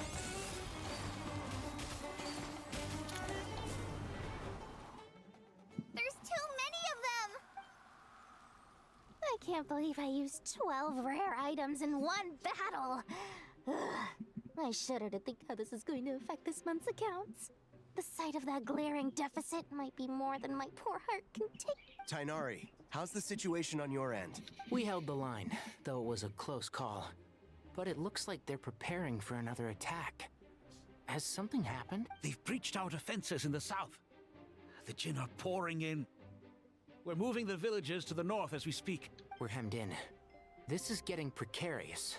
Our margin for error just got a lot smaller. That's why we wanted to confirm your status. We need to consider our next move carefully. Bad news! Another line of defense has been breached. Kale, go with them and assess the situation. Dory and I will hold the line here. But Master! Even with 3 of us, we barely managed to... This is not a discussion, Kale. Don't worry about us.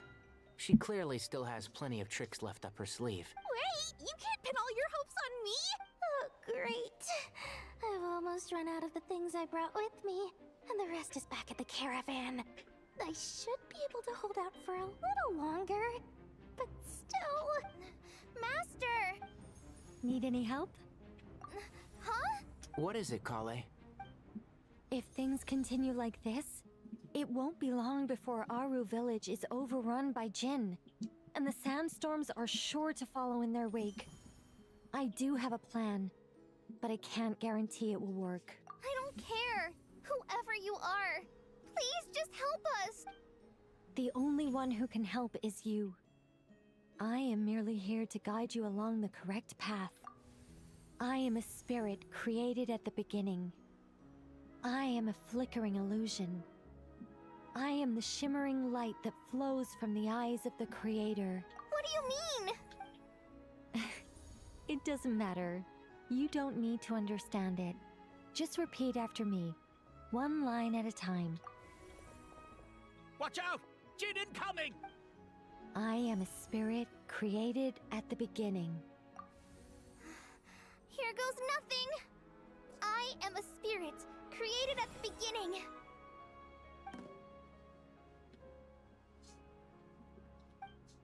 I am a flickering illusion. I am a flickering illusion. What's wrong, Plumpy? I've never seen you so agitated before. But how do you... Do you know what Kale is reciting? I am the shimmering light that flows from the eyes of the Creator.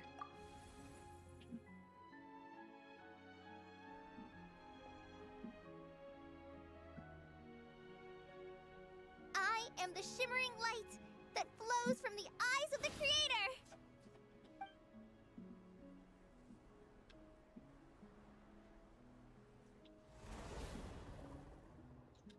It's a song composed by the goddess of flowers, but very few records of it remain, even in historical texts.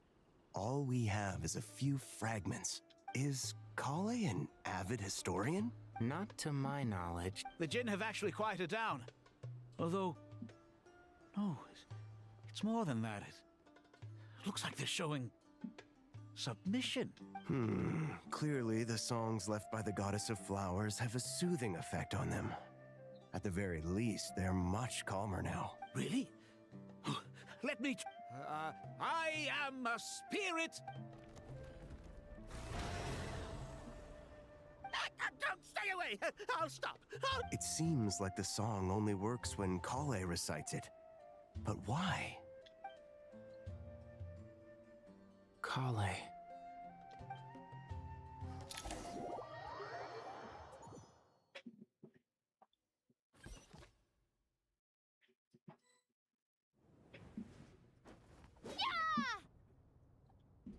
Any luck?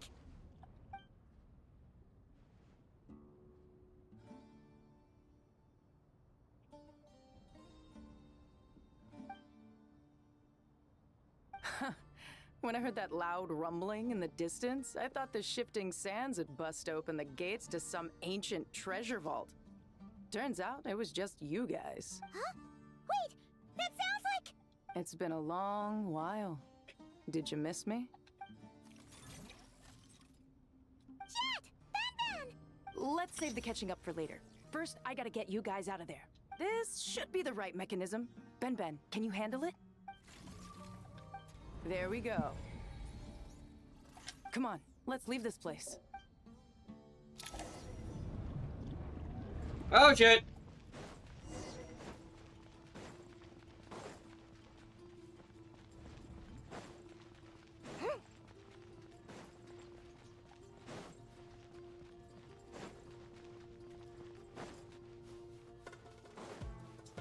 Wait, faster. Oh shit.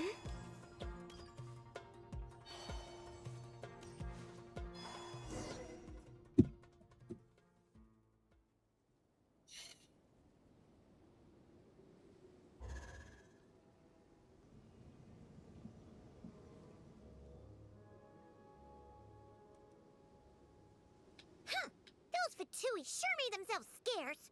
It's like they were never here. The Fatui? They came to the desert again? Yep. No idea what they're planning this time. They were being very coy about it. How have you been, Jet? Well, since we last met, I've started my own band of mercs. We've actually made quite a name for ourselves. Oh, yeah. On a slightly different note, I have some good news. I finally took care of Masaira. Not much to write home about. It was just another day. Found his hideout. Dragged him out of his cozy little bed. He tried to talk me into seeing his point of view, as usual. But I'm way past that by now. There was nothing he could say to save his life.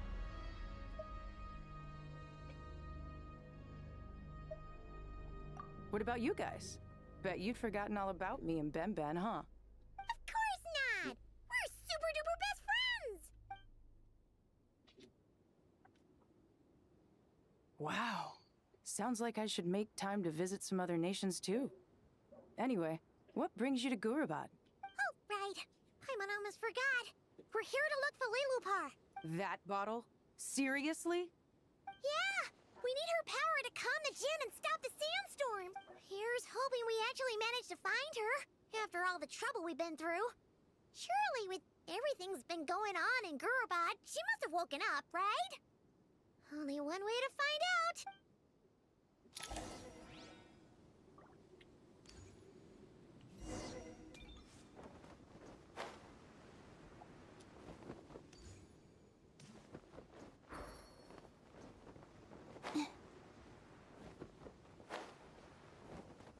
There we go.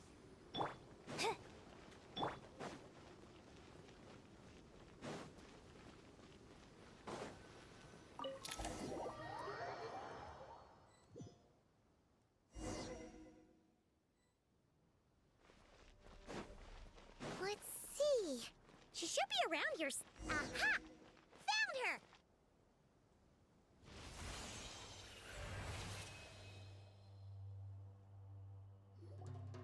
Lillipar! What a long dream that was. It's been a while, my master. Oh, and you're here too, little wildcat. The four of us back together again. Imagine that. After we last parted ways, I merged with the land beneath Gurabad to suppress the dark calamity stirring in the depths. It rekindled the flame of vengeance within the Jinn, depriving Gurabad of any hope of peace. I fought against it for a long, long time. Until one day, I sensed a change in a foreign land to the west. Suddenly, the pitch-black abyss fell silent.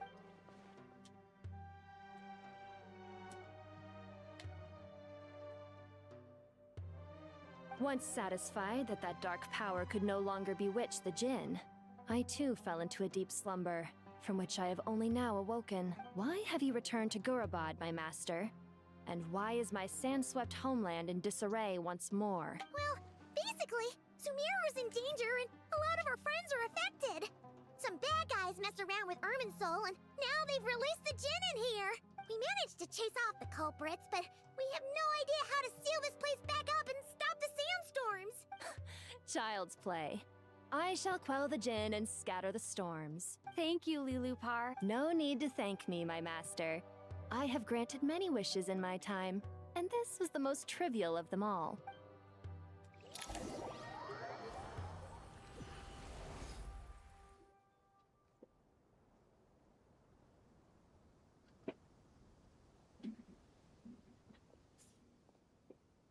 The sandstorm's gone. The sun shines bright again. When I said that we'd meet again under a lovelier sun, this was exactly how I imagined it. Yay! Although, honestly, Paimon would love to hang out with you more, even if the weather sucked. Well, there shouldn't be any more Jinn breaking out, right? Are we okay to head back? Sounds good. You can introduce us to your other friends. Another adventure begins. Lovely.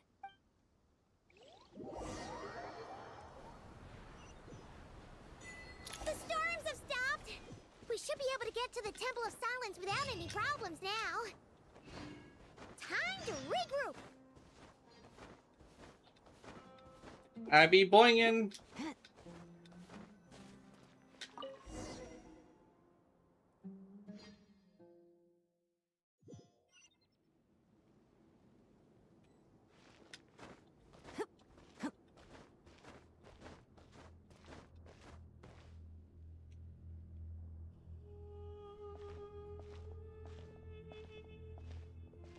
So, this is the Temple of Silence. I've heard the Nagarjanites mention it in passing, but I never imagined it would be this big. It's colossal. I thought the temple moved to the rainforest ages ago. When did they scamper back into the desert? I don't know. This plan sounds a little too risky for my liking. Even in King Deshret's day, this was experimental technology. We have no idea what could happen if we activate it. Well, unless you know of another viable alternative for the Akasha terminal, I'm afraid this is our only option. The plan is sound, and the risks are manageable. However, if we are to proceed, we must act quickly. The scale of this project is enormous. Even with Kaveh, Faruzan, and every other scholar of mechanics working on it full-time, the proposed modifications won't happen overnight. There we go. Everything all right? And who are they? Friends of yours? Pretty much everyone in the Temple of Silence is. This guy's Kaveh, and the one next to him is Alhaitham. Hello, I'm Jet, and this is Lillipar. Oh, A famous name from the history books. Pleased to meet you. A friend of a friend is a friend of mine, as they say. Who's they? Huh? Do people not say that? Not in the desert. Friends you can trust, but friends of friends? Gotta keep an eye on them. Still, I do trust the Traveler's judgment. I'm sure you're good people. The sandstorms have calmed down. I take it the Gurabod problem is resolved?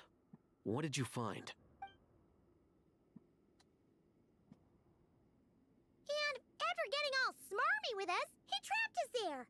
Luckily, Jet used the mechanism outside to free us, and then we got Lilukar to put a stop to the chaos. Wow. Thanks for being there to help them. So, this mystery man openly admitted that he was merely a Harbinger subordinate. Yeah? Is there something weird about that? I assume you aren't naive enough to expect answers from an enemy. Well deduced. Our commander, Dottore, died in Nordcry.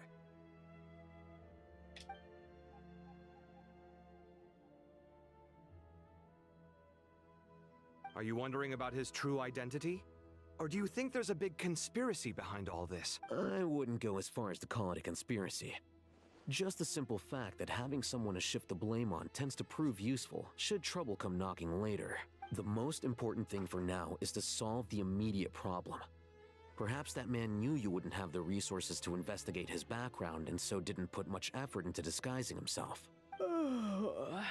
This is all getting a little cryptic for me. I'll let you guys talk while I take a walk with Lilupar. Jet? Aren't you with the Blazing Beasts? What a coincidence. Didn't expect to run into you here. We're mercs. You can run into us anywhere. Who's this with you? So, did you find the solution you were looking for in the Temple of Silence? You bet we did. This place is incredible. It has everything. So far, we've discussed a plan and verified its feasibility. Building a new system from scratch is out of the question.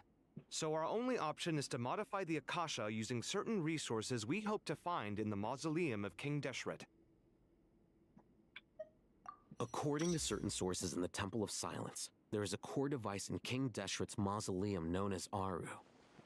Little is known about this device in academic circles, which suggests it was hidden quite effectively. If these sources prove correct, the energy contained within Aru may be sufficient to power our Akasha renovation plan. However, this raises difficult questions regarding technological integration. The sages are still debating it. Yeah, but I'm sure they'll reach a compromise once they've argued it out. The people of the rainforest are always cautious when it comes to desert technology. But times of crisis like this leave us with little choice. Wait, Paimon has a question. Is this the same Aru we've heard of before? It's sealed off, right? Some sort of prison where the Goat King, Ibis King, and Crocodile King are locked up. Well remembered. Yes, that's exactly right. According to our records, Aru was the most brilliant creation King Deshret ever conceived of. Built by divine and mortal artisans working together. It was a miraculous accomplishment, and it lies hidden deep within the king's mausoleum to this day. That being said, what Aru actually does and why it was built, those are deep secrets we are not privy to. Until recently, I wouldn't have been optimistic that the place even exists. The only reason I'm inclined to believe it now is because we heard it from the Ibis King Thoth himself at his temple. The tale of how the 3 retainers of Al-Akhmar were imprisoned in Aru. Paimon totally gets that. When Paimon first heard about it, she thought it sounded pretty unbelievable too. Do you guys still remember that? The Ibis King told us they were trapped in Aru and that they had to answer 3 questions to get out. I think I remember. What causes our rise and fall? What obliterates love and hate? And what determines truth and falsehood? Those were the 3 questions, right? Yeah. If only Nefer were here. She's dealt with the Ibis King before, so she might know more. Oh, Nefer is a friend we met in Nodcry. Nodcry? Funny. She showed up here earlier. Huh? Yeah. Had another lady with her, too. Both said they knew you.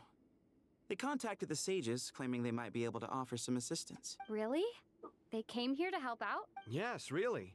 It was just before you got back. One of them said she's made Nod Cry her home.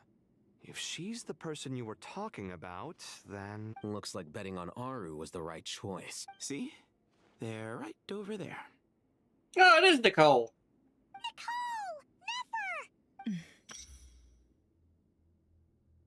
Why, hello! We're here to help.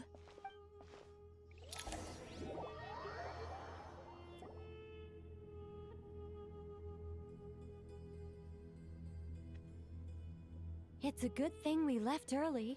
We almost got locked out. Locked out? What do you mean? Oh, you haven't heard?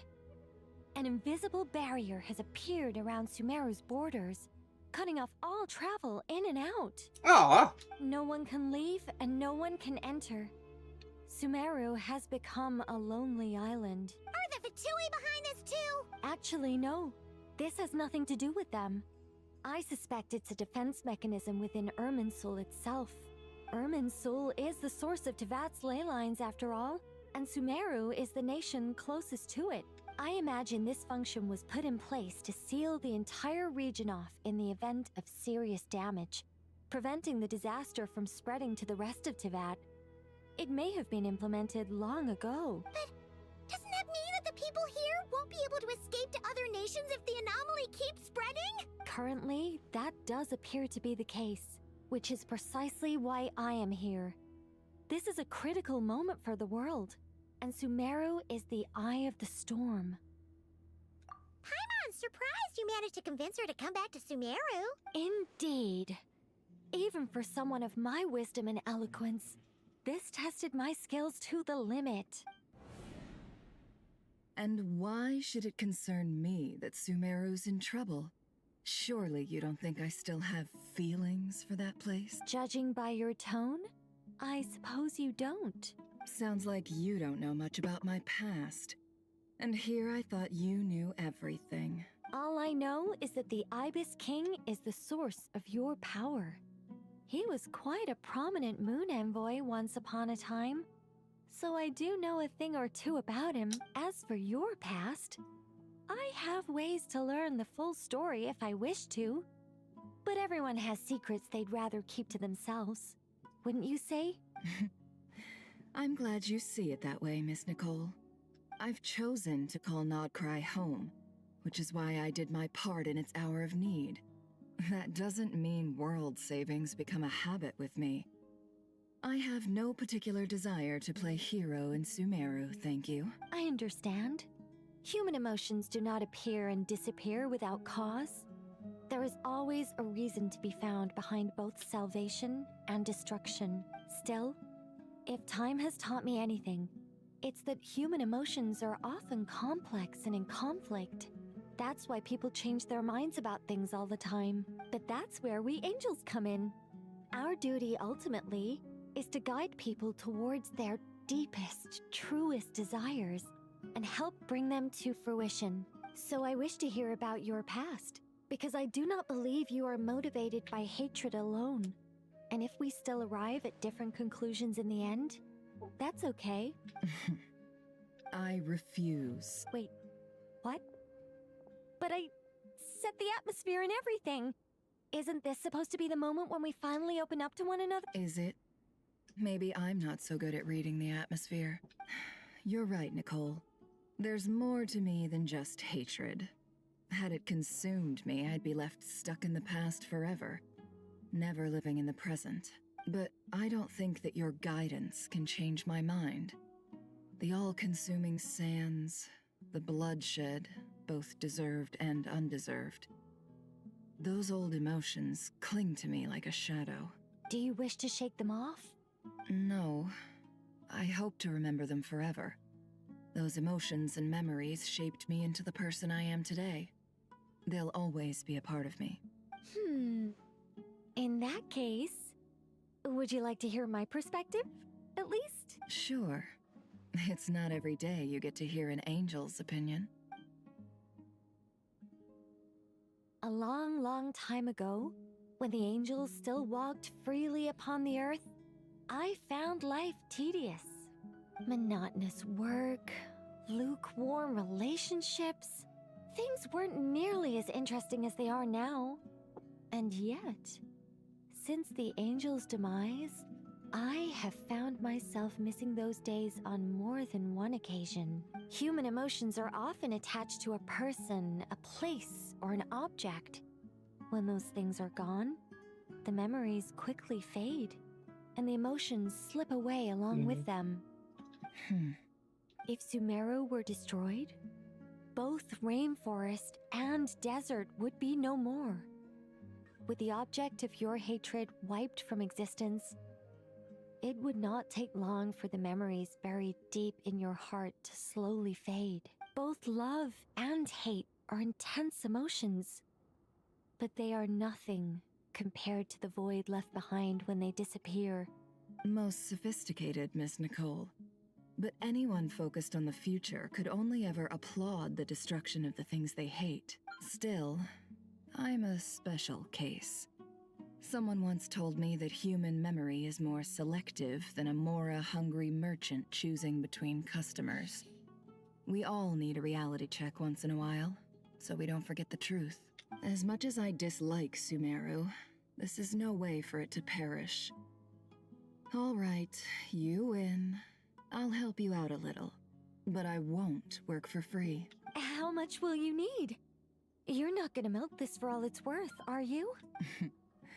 What do you think? I'll be upfront with you. I don't have much more on me. If that's what you need, I could borrow some from Alice. Or perhaps I could pay in sculptures. The ones I carve are actually worth quite a lot. Just cover my travel expenses. Huh? Is that all? That's all. Given all the people I owe favors to, I can just about justify a trip to Sumeru. Yehoda! Here, boss! What do you need? I'm going back to Sumeru for a while. While I'm away, you'll be in charge of the curatorium. Me? I'm in charge? Whoa! Don't worry, boss. You can count on me! Oh! Yehoda finally gets her trial. Ooh. And that was how the ingenious Angel Nicole brought you the perfect person for the job in your hour of need. Hip hip hooray! That was far more detailed than necessary. Not lacking in embellishment either. I never thought I'd return. Especially not the desert. But life doesn't always go as planned, I suppose. What's Candace up to? I don't think I've seen her yet. She is still taking care of things in our village. Should be joining us before too long.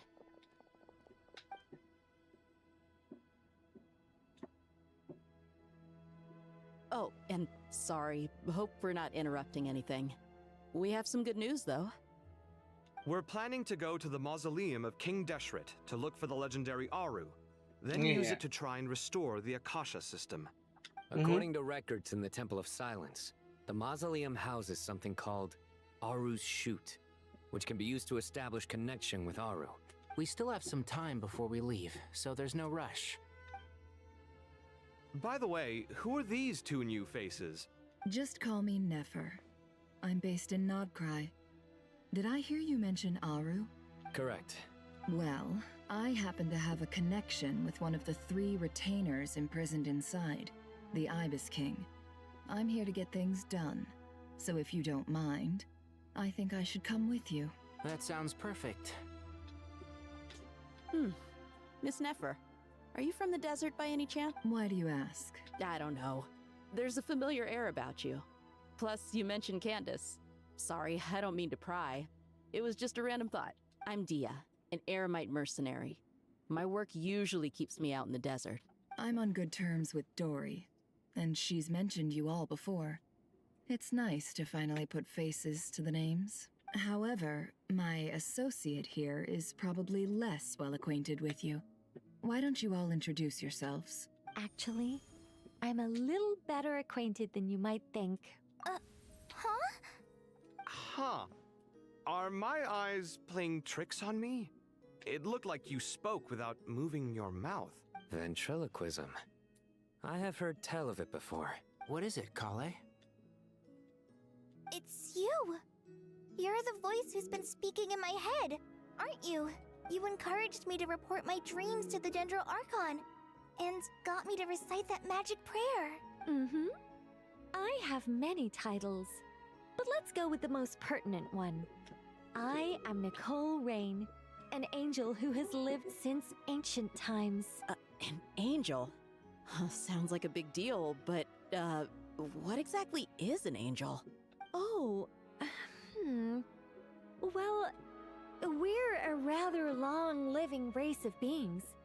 Not gods, technically, but we can still tell you a lot of stories from ancient history. Yep, and she's also an amazing sculptor. You could say she's a real creative type. Well, ma'am, if both the Traveler and Paimon give you rave reviews, you must be pretty impressive. Oh, please don't call me ma'am. I find it so awkward when people get too formal with me. Just relax and be yourselves. No need to be nervous. Miss Nicole, if it's okay, could I ask you a few questions? Yes, you may. I can see your heart is filled with confusion, and you are desperate for answers. I also know which questions you want to ask me. Why did you dream of Sumeru City in disarray? Why did those verses soothe the djinn only when recited by you? I can guide you to the truth, but it involves a personal secret of yours. I'd prefer to speak with you alone, if possible. There we go. I am free! Free to talk and shit. It's also got an hour until we're done, too. Because this is a short stream. Also, chicken! Motherfucking chicken! I think I do want some more, but it's like, it's all size. Fuck! It's all size! That's about Kale's secret. Oh.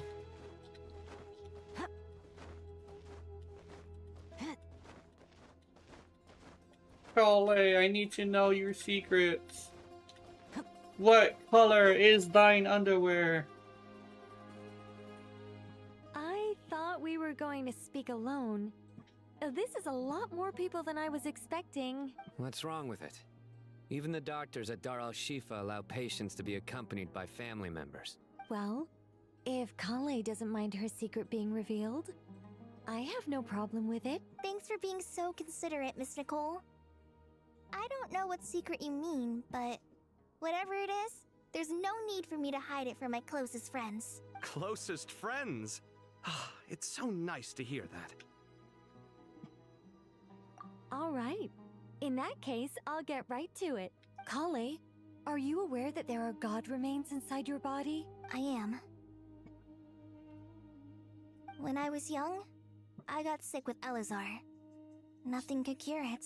The Fatui convinced my mom and dad that they could help, and I was sent to an unfamiliar place. There were a lot of other kids just like me there.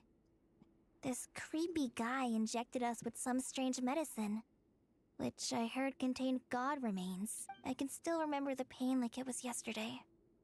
But thanks to the friends who've stuck by me all this time, I've gradually been able to overcome those memories. Anyway, so you're saying that what happened to me has something to do with the god remains they injected me with?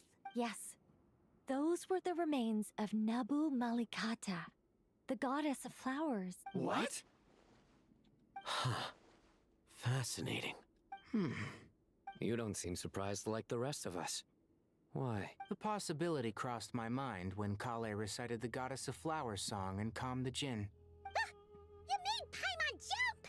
What are you doing here, Lilupar? I was merely passing through when I heard the name of the Goddess of Flowers. Be assured that I share your surprise. You, with the hat. Are you certain? I sense no trace of the Lord of Flowers within her. Well, it is a very small fragment. Unless special methods are used to manifest its power, Even her closest acquaintances would find it near impossible to detect. After the goddess passed away, her remains were scattered across the desert. King Deshret gathered all the pieces he could find and buried them in the Eternal Oasis. But some fragments remained unaccounted for. Eventually, the Fatui must have found a way to track some of them down. Presumably for use in some experiment. It's not an uncommon occurrence. You're more shaken than I thought. In one sense, you've been extraordinarily lucky. So many people who yearn for this kind of power never attain it, yet you have coexisted with her all this time without even realizing it. I don't know what to say. I'm glad that I could help everyone with this power, really. But knowing that a fragment of the Goddess of Flowers is inside my body is... it's a strange feeling. Well, people value their autonomy very highly. Even a well-intentioned intruder can shake one's sense of self. I understand how you feel, Kale. But once you get used to it, you'll find it's nothing to be concerned about. Huh. I guess you, of all people, have a good reason to speak on this. 2 good reasons, in fact. Incidentally, 3 is the maximum number of Hermanubis's Ba fragments that I could bear. Let me guess. Because 2's company, but 3's a crowd? Thanks for helping to explain the joke, Tainari. Not my intention. Goddess preserve me. I should take my leave. This boy in his wolf's head hat speaks much too differently from the Hermanubis I remember. Kale, all I'm trying to say is, no matter how many Hermanubis fragments there are within me, you wouldn't think of me as Hermanubis. In the same way, you are simply you. Yeah, I know what you mean. So about that dream I had, was it a warning from the Goddess of Flowers? Yes. Just like me, she was an angel created by the primordial humans, born with the instinct to guide living beings. Though her body and soul have perished, her essence retains its natural instincts. Even her smallest remaining fragments would do their utmost to send you that warning. The Mother of Dreams? Lord of Flowers and Oases? She must have had a premonition. That is why she gave that dream to you.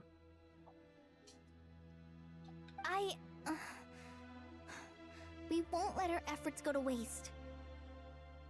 But I still don't understand. Why me? Yes. Why indeed? You weren't the only one injected with God remains, but only in you have her fragments persisted. I suspect it may be because of the firm will you showed in the face of suffering. She was likely assimilated by that will. Of course, this doesn't mean you have to shoulder any extra responsibility. As this young man said, you are who you are, and that will not change. All right. Any further questions from the family members of the patient? If not, we should head to the mausoleum of King Deshret. Let's move out. Time to put our plan into action. We all hope it'll work. But will we really be able to open Aru? And even if all 7 pillars of King Deshret agree to let us proceed, the scale of the work to follow is daunting, to say the least. Haven't you handled other big projects before?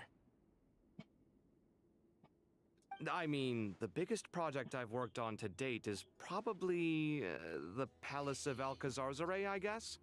But this is orders of magnitude beyond that. It's a total nightmare. Look on the bright side. At least this time you're actually here when Sumeru needs you most. You won't have to come asking me for details after the fact. Mock me all you want. But now that I'm here, things will be resolved far more quickly and smoothly than last time. Kave's self-doubt disappeared in an instant. Like magic. Well, this confidence is most gladdening. Now, go and pack your things. We'll head to the mausoleum as soon as you're ready. As soon as we're ready. She also noted it down, it might be important. Self-doubt gone immediately. Maybe it's when he's challenged. I don't know. Boing, boing, boing, boing, boing, boing. Underwear. I want to see that. E. Oh, Miss Nicole. I heard you're a very talented sculptor. Is that true? Oh, I don't know. I wouldn't want to blow my own trumpet. Honestly, even though Kasharawar is best known for its focus on mechanics, plenty of Kasharawar scholars are quite serious about sculpting as a hobby. So if they rate your work, that's enough for us. We just have to take a look. Who's we? Myself and a few other scholars. Kashif, Daneshvar, come take a look. Oh, well, if you insist, I suppose there's no harm in showing you.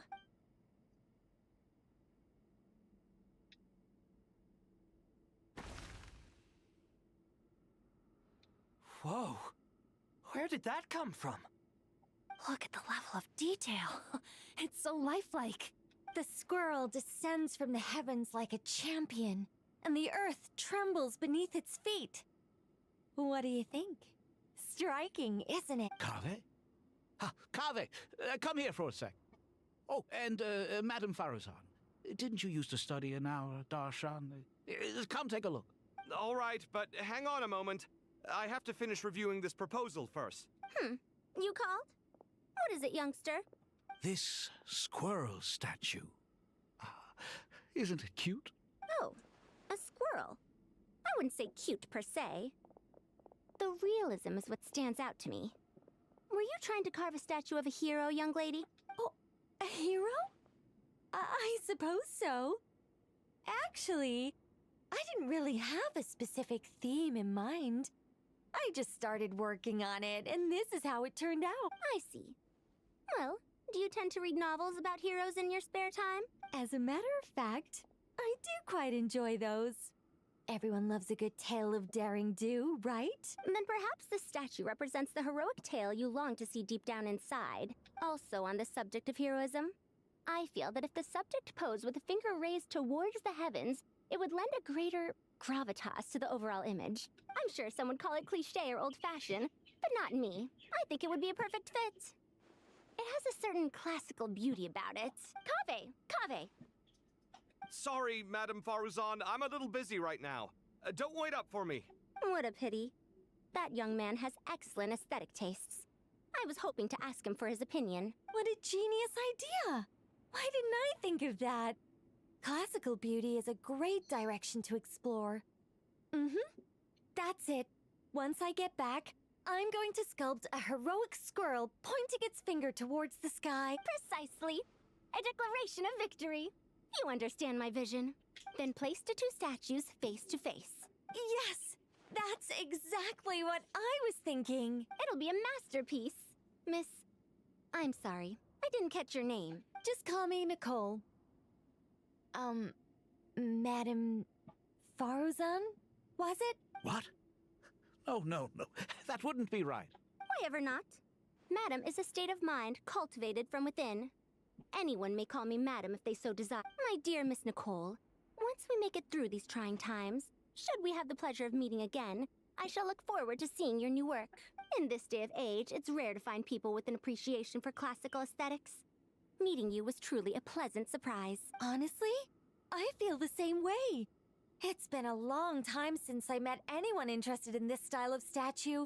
Clearly, they don't call you Madam for nothing. Also, I have to say, you're a very good judge of character. Because when I think about it, I really am someone who likes stories about heroes.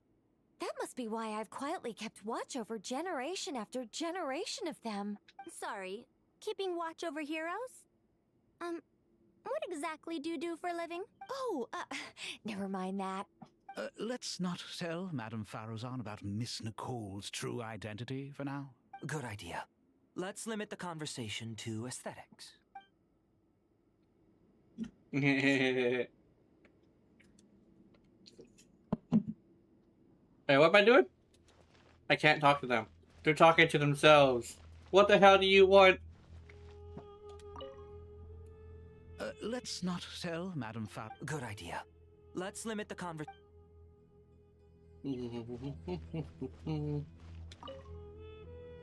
What's wrong? You look a little depressed. Kale got a fragment of the Goddess of Flowers, and all I got was one of the 7 pillars who served under King Deshret. I lost out, didn't I? That's what you're upset about? You're such a child. Hey, you! Oh, so many books. More than I could ever read in my life. But I've learned a lot that the textbooks could never teach me. I never realized that people in the distant past thought about some of the same questions we ponder today. Boing. That sounds like fucking Sleepy Kitty. What's Sleepy Kitty's name? No, Sleepy Kitty. I'm sure I call her Sleepy Kitty. Paimon! Thanks again for your notes. I'm done copying them, so here you go. You're welcome. Just let Paimon know if you ever need help again. Anyway. You! Oh, you won't talk to me. You're an asshole. Who is this? Never! Good to finally meet you in the flesh. It's a little surreal seeing you here after exchanging letters for so long. In my head, the boss of the Curatorium of Secrets didn't look so young. Sounds like you have some history then? Any budding mercenary group needs a steady supply of intel. They, in turn, can prove an exceptional source of the same. The Curatorium of Secrets is happy to cooperate with friends from all over the world. If you're interested, you'd be very welcome to join our network too, Miss Dia. Can't say no to a solid partnership, especially out here in the desert. Having intel can mean the difference between life and death, but cooperation's built on mutual trust, and there isn't much contact between the desert and Nodcry. So, I'm guessing you reached out to Jet first, Miss Nefer? What's behind your interest in the desert? Nostalgia? Or is there someone you're looking to take care of? Let's put all our cards on the table first. Things will go more smoothly that way. I like your style, Flame Mane. Actually, I had this same discussion with Jet before we started working together. To be clear, I have no intention of using you for any ulterior motives. And I have no enemies in the desert as things stand now. Were that to change, I wouldn't drag outsiders into a conflict that doesn't concern them. There's no point in doing certain things if you don't do them yourself. Wouldn't you agree? Well said. Taking responsibility for one's own affairs is the way of the desert folk. Huh. It's like you're one of us. You sure that's a compliment? Absolutely. I'll take it. Perhaps we can discuss our cooperation in more detail now? Sure. I love working with no-nonsense people. And you certainly fit that description. I look forward to a fruitful partnership. As do I. No. Anybody else?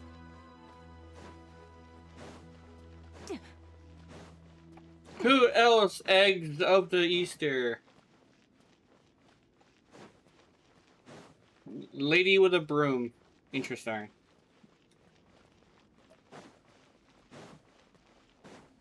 She's sweeping. Go to the Great Hall of Not Lies.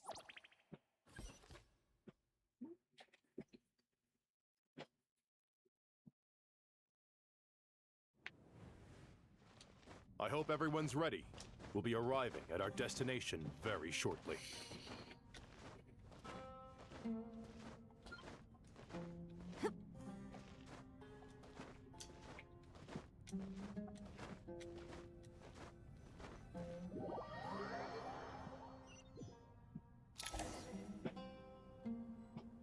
What the hell? Anyway.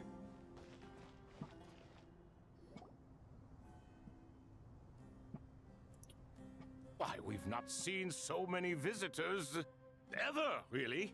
What is this place now, a tourist attraction? Closer inspection reveals many familiar faces. To what do we dusty old fellows owe the honor? Surely you're not just here to chat. You surmise correctly. We are here to carry out a rather enormous project. Ho, enormous, you say? How large, then? Larger than the gaping void in our lives? Why, you've even put a smile on Goatee and Crocco's faces. All this activity is making for quite the special day. I know that laugh. Lilipar? What on earth are you doing here? Oh, this is hilarious. Turns out good things really do come to those who wait. As long as you stay alive long enough. When did you three get locked up in here? And still you act all high and mighty, putting on a show for the younglings. Truly hysterical. Why, you? Yes, I know. No need to shout. You're right, Lilipar. Goatee, Crocco, and I all have the same problem.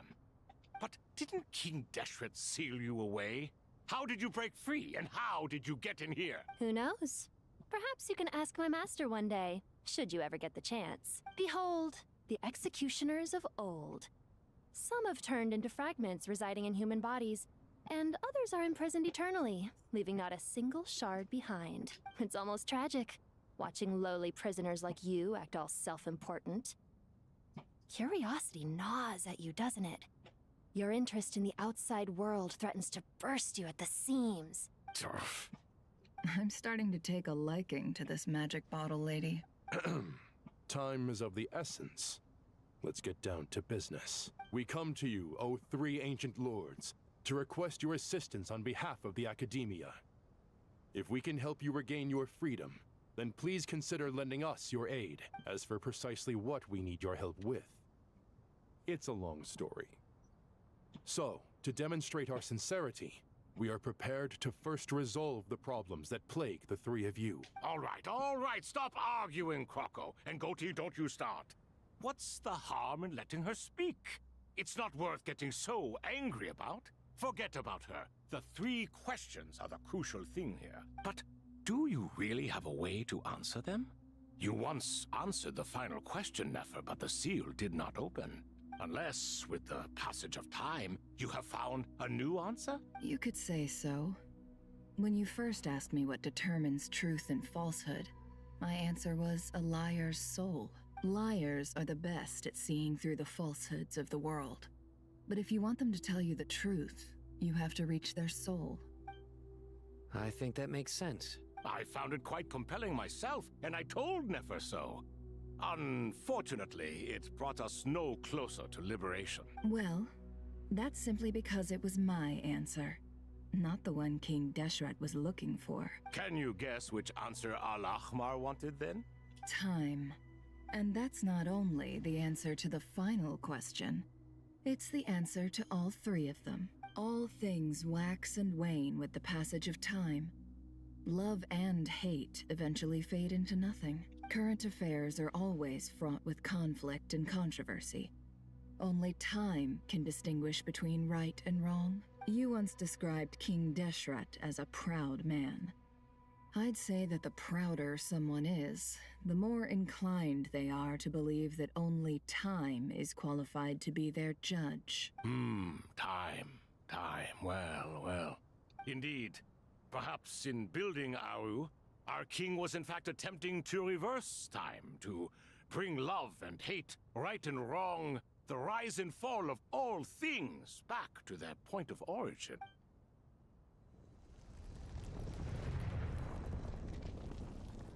Oh, she was right.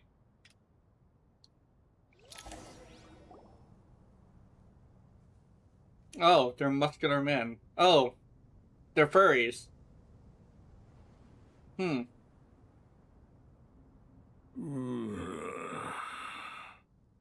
This is the most eventful day I have experienced in a long time. You have my sincere gratitude. Are those 3 of the 7 pillars? Turns out the statues were quite faithful to the source. You three seem to be in good spirits. Prison can help a person grow and learn to cherish what they have. Nevertheless, after everything you've done for me, I sincerely hope you never have to experience it for yourself. Hello, Nefer. It's good to see you, Thoth, the Ibis King. Nice. Definitely puts my mind at ease, seeing you two getting along so well.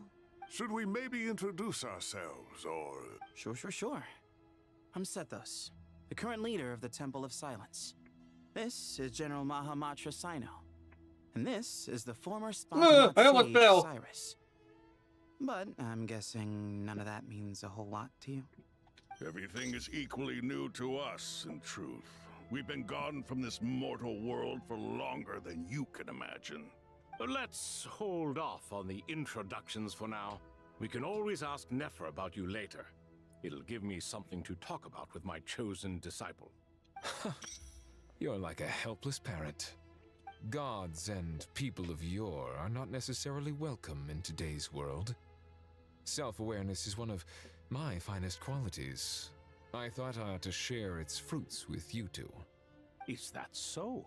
Well, I think we'll take it in stride, just as we did with the 3 questions. Let's not forget, it was my persistence that won you both your freedom. Fair point. I have to applaud your persistence. And I must praise you for your wisdom. Now, state your wishes, young ones. I'm sorry? Why, your tremendous accomplishments deserve a reward, do they not? You must let us do something for you in return. General Mahamatra, what do you think? I won't beat around the bush. Sumeru is facing a crisis the likes of which have never been seen before. And we need your help. Every calamity throughout the ages has been connected to us in one way or another, whether we were its cause or consequence. Whatever is wrong with Irminsul, it severely affected the Dendro Archon. She fell into a coma, and is currently receiving treatment from the Dendro Dragon. The Dendro Dragon? I'm sorry, the Dendro Dragon is helping to heal the Dendro Archon? Not a pep, surely. Not vicious, cruel a pep who possesses no virtues aside from her basic instincts. Ah, good heavens. Oh, I shudder to think what could have caused Lesser Lord Kusanali to suffer such a plight. Still, why would the Dendro Dragon lend you her aid? She has always held nothing but contempt for the Archons. I suppose she and Kusanali must have some history. You can help us make history too. A smooth talker. Well said, lad. Currently, no one can connect to Irminsul. We hope that by opening up Aru and making some modifications to it, we can use its technology to our advantage. Unfortunately, Aru is an imperfect creation. King Deshret never managed to realize his full vision before his death. Much remains to be done if it is to be pitted against Irminsul itself. Besides, I hear your reasons, but to give Aru up over such would be... The archaeological records clearly indicate that although Aru's construction took a long time, it was not beyond human means to achieve. Modern technology should solve the efficiency issues. We have no choice but to go all in on this. This is by no means a threat. But the only reason we helped you escape from Aru was to gain the necessary leverage to negotiate with you. You asked us to state our wishes, and we have. Each one of us here needs your help, as do all the thousands of people living in Sumeru. They need you, and they need Aru. What do we think, my fellow old fogies? Shall we lend our support or not? Since you ask so nicely, naturally. Naturally what?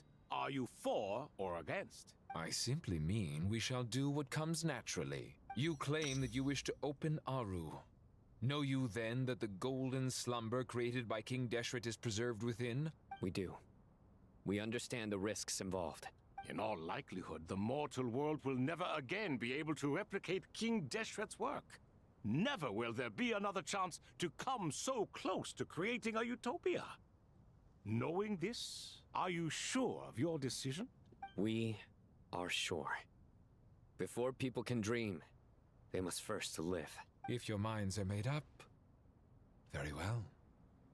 We shall summon our erstwhile colleagues to discuss this further. Saint Chesapank, Saint Bennu.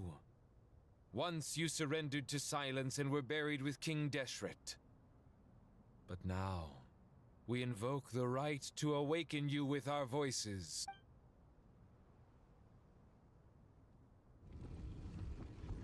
Shiggy, shiggy, shiggy. Kitties and bird.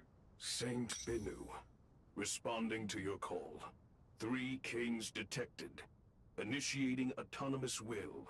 Saint Shesbank, responding to your call. 3 kings detected. Initiating autonomous Shesbank. will. Ah, Lord Herreshoff. What a long time it has been. I trust you are keeping well. Then your trust in my well-being has long outlived your physical body.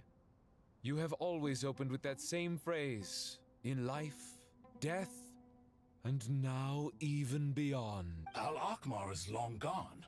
What is the reason for this meeting? You're awake? Good.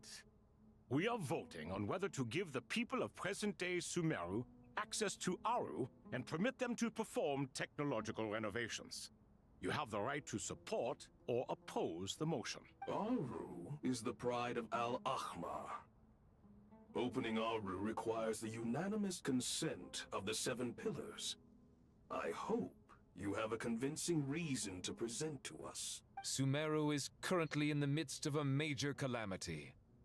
Let us not forget that while Al-Ahmar was a stern ruler, he was also a teacher of wisdom. A god without his people shall cease to exist, and King Deshret's greatest wish was to provide protection for his people. Let us then honor our God King's wishes as we consider our decision.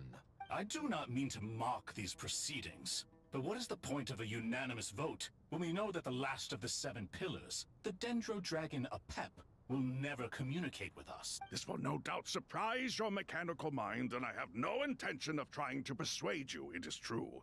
But Apep is, in fact, healing the Dendro Archon as we speak. Huh? Can someone attest to this? Do we have any proof? I ask the 3 kings. Can any of you vouch for the truth of this claim? Naturally, the Ibis King, Thoth. What? It was Thoth's disciples who revealed the truth to us. We need not debate its veracity. Simply let Thoth bear accountability. That way the rest of us may have a clear conscience. Hereshef, you diabolical fiend. I awakened our former colleagues for you, supported your opinion, and backed your decision. What sort of fiend would do that? I miss the days when Hermanubis was still around. At times like this, he would offer to take accountability. What are you trying to say?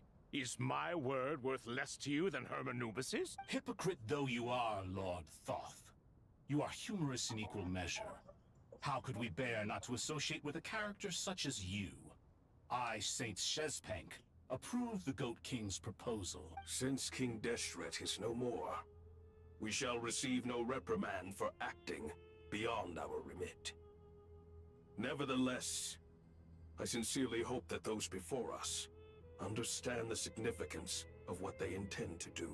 Remember, the moment that Aru is liberated, the myriad souls residing within the Golden Slumber will return to the ley lines. And once the ley lines flow again, these souls shall in turn be received by Irminsul. To take this step is to bring the perfect afterlife created by our king to a permanent end. We understand that well, and we have decided to proceed regardless.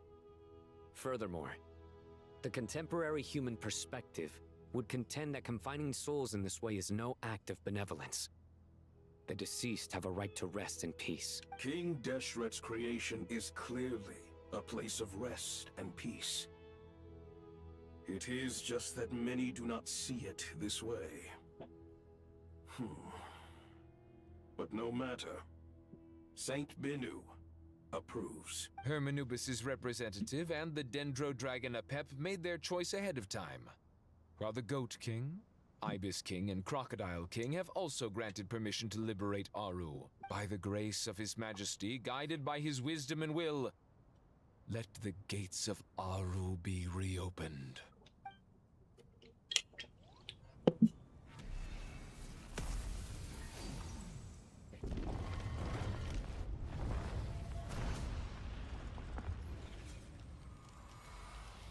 Oh, those are ley line branches.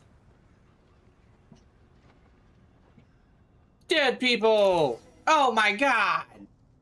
Hey! Look at that! What's this? Are we under attack? No. Wait, it... Here you are. Through the sands of time. I see you. Father. Father, is it really you?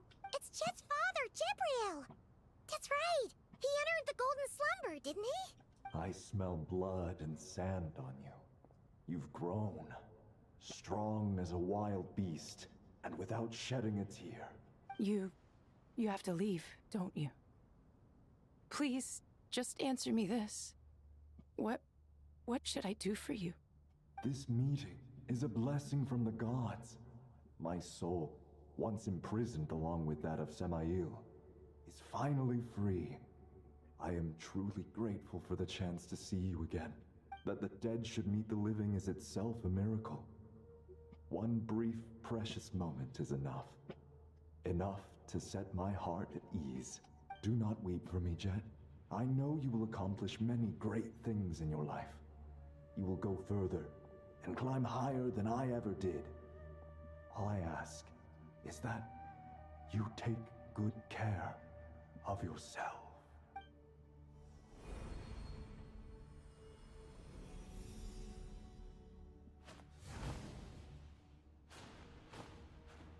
Father!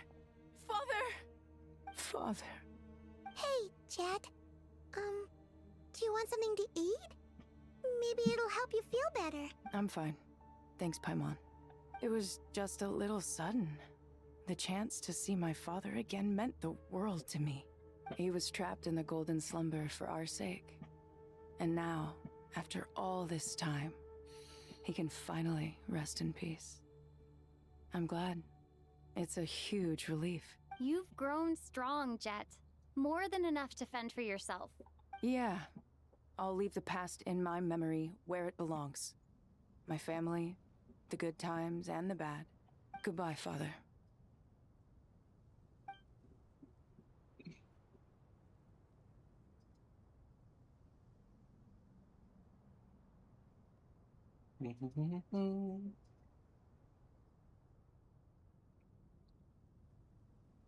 Ah, me, what a touching reunion that was. It seems we did a good deed today. We three retainers, once imprisoned for our iniquity, are surely the least qualified to judge whether this deed is good or bad. Either way, Aru is open. Now you have your opportunity. And with it, whatever trouble may ensue. Although Aru was created by a god, human craftsmanship was nevertheless required to build the gate that connects it to this world. Perhaps the relationship between gods and humanity follows a similar principle. As for your proposed renovations, we cannot determine which functions to keep or discard. Proceed as you see fit, but please entrust the task to your most accomplished scholars, or Bennu will be most displeased. It matters not. The Ibis King shall be accountable if any problems arise. Ibis, you chose to take on disciples, and so it follows that you must accept the risks of associating with humans. If I'd known you'd be like this, I would have locked all of you away in Aru, never to leave again for all eternity. All of us? What does this have to do with me? Vilify me no further. Scholars, since you have liberated Aru, allow me to present you with a gift. Using Aru's power, we shall install a defense mechanism at our king's mausoleum. You must be guarded even against Irminsul itself. This shall afford you some convenience, unseen and unheard. From this moment forth, none may by sight or hearing perceive anything said or done within the mausoleum. Amazing. And all this is achieved just with the power of Aru? With technology from the heavens, the possibilities are endless. Just because King Deshret did not use it for this purpose does not mean that it cannot be done. So, marvel away. This is the reward you have earned. All right. Well, that resolves the issue of confidentiality. What about the technical side? Do we have the manpower? Why, yes. I've already contacted them. They'll be here soon.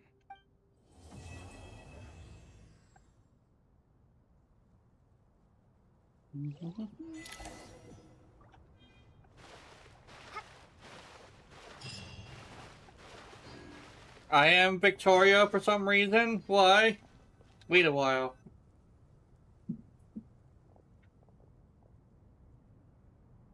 You must be the ones tasked by the Academia with renovating Aru? That's right. Good afternoon. I'm Kaveh, and these two are Termezi and Naisaburi. Hey, I'll hate them. Come and introduce yourself. We've met before. This is Thoth, the Ibis King, and everyone knows these two. Afternoon, gentlemen. I've only ever seen these two in murals. Ah, the paintings in the temple. They show us chatting, playing cards, playing chess. Precisely the activities we most enjoy, funnily enough. No, only you enjoy playing chess. We were just humoring you. I wouldn't go that far. Back to the matter at hand. A preliminary assessment by the Academia indicates that this project requires expertise in various disciplines, including the deciphering of ancient texts, mechanical engineering, the restoration of ancient ruins, and elemental theory. The most capable minds in their respective fields are here before you. If there are no objections, we'd like to begin our work. The artisans who built Aru for Al-Ahmar gave their very lives to create this splendid work. Follow their example by giving your utmost devotion to this project. I didn't know that. We'll do our best, of course, but we certainly won't be sacrificing our lives. Such brazen words. Humans these days are a far cry from their ancestors. What little respect you show for King Deshret. No, that's not what he meant. Please, don't mind him. He shares your sentiments, just not your, penchant for hyperbole. Assuming that's what you were going for? I just think it's important to manage expectations. Forgive my lack of courtesy, but we simply can't sacrifice our lives to the gods on completion of the project like people in the legends of old. Here's a first draft of the project proposal for your perusal. Please let us know if you have any requests. Normally, I'd have made it look a lot more visually appealing, but we were really pressed for time on this occasion. I hope you'll forgive me if it's a little rough around the edges. Naturally. If my fellow ministers deem this meager display of respect sufficient, I suppose I can consider agreeing to their proposal. Why are you so preoccupied with the ostentatious displays of respect to Al-Ahmar? We should be trying to make things easy for them. You never know. We might have to rely on these young people to look after us in our old age. Exactly. This is Aru's mainframe. Be reminded to use it with great caution. We certainly will. Thank you for your assistance. You may attempt to lay out punishment should you so desire, though I'm afraid it would be futile. You and I both know that certain components of Aru can only be operated by humans. King Deshret always believed in humanity. Still, the reason that Aru's modules are designed that way is not so much because he trusted them, but more because he was wary of you. Is that true? No wonder human artisans helped to build Aru then. He actually required human assistance to create his greatest work. Naturally. Have you noticed that the Goat King keeps giving superficial responses? It's like he's just going through the motions and leaving the real debate to his colleagues. He understands the art of perfunctory speech. That's what earned him his position as the Minister of Ministers. It seems the rumors about King Deshret being a poor judge of character are baseless after all. Excuse me for being blunt, but it sounds suspiciously like you're putting yourself on a pedestal and mocking me. You're mistaken. And while there's nothing strictly wrong with making every conversation about yourself, it's not exactly a positive tendency either. You? Whatever. I knew it'd be like this working with you. All right, let me past. I need to look at this console. It's your job to activate it after all. Let's begin. Everyone, please proceed with the external checks and preparations as per the procedures outlined in the engineering plan.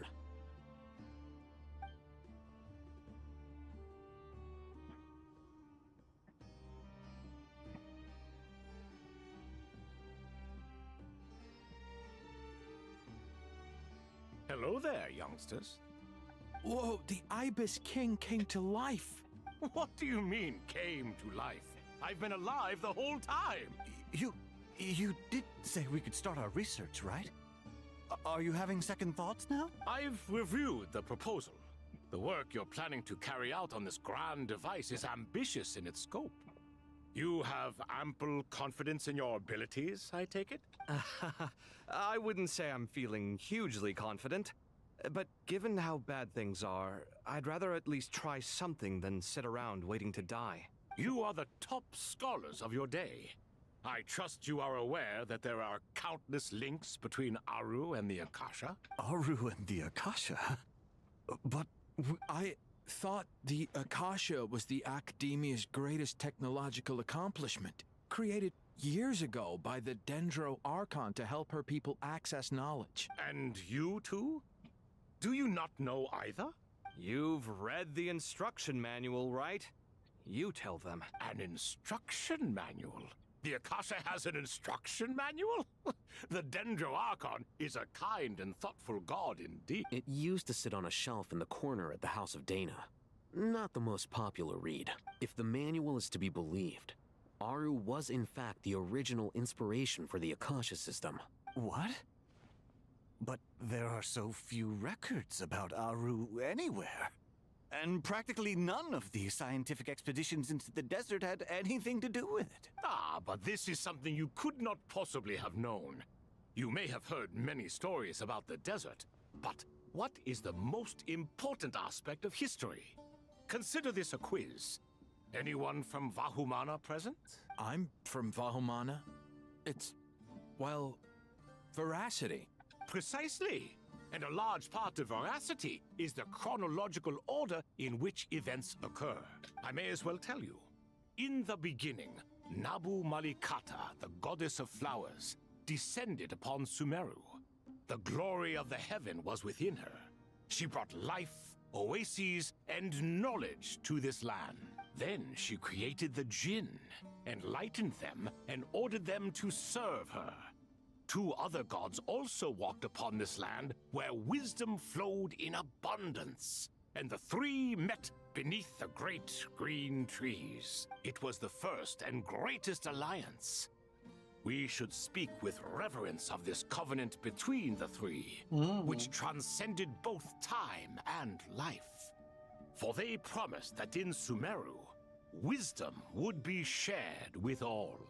All the great changes in Sumeru's history began with the goddess of flowers.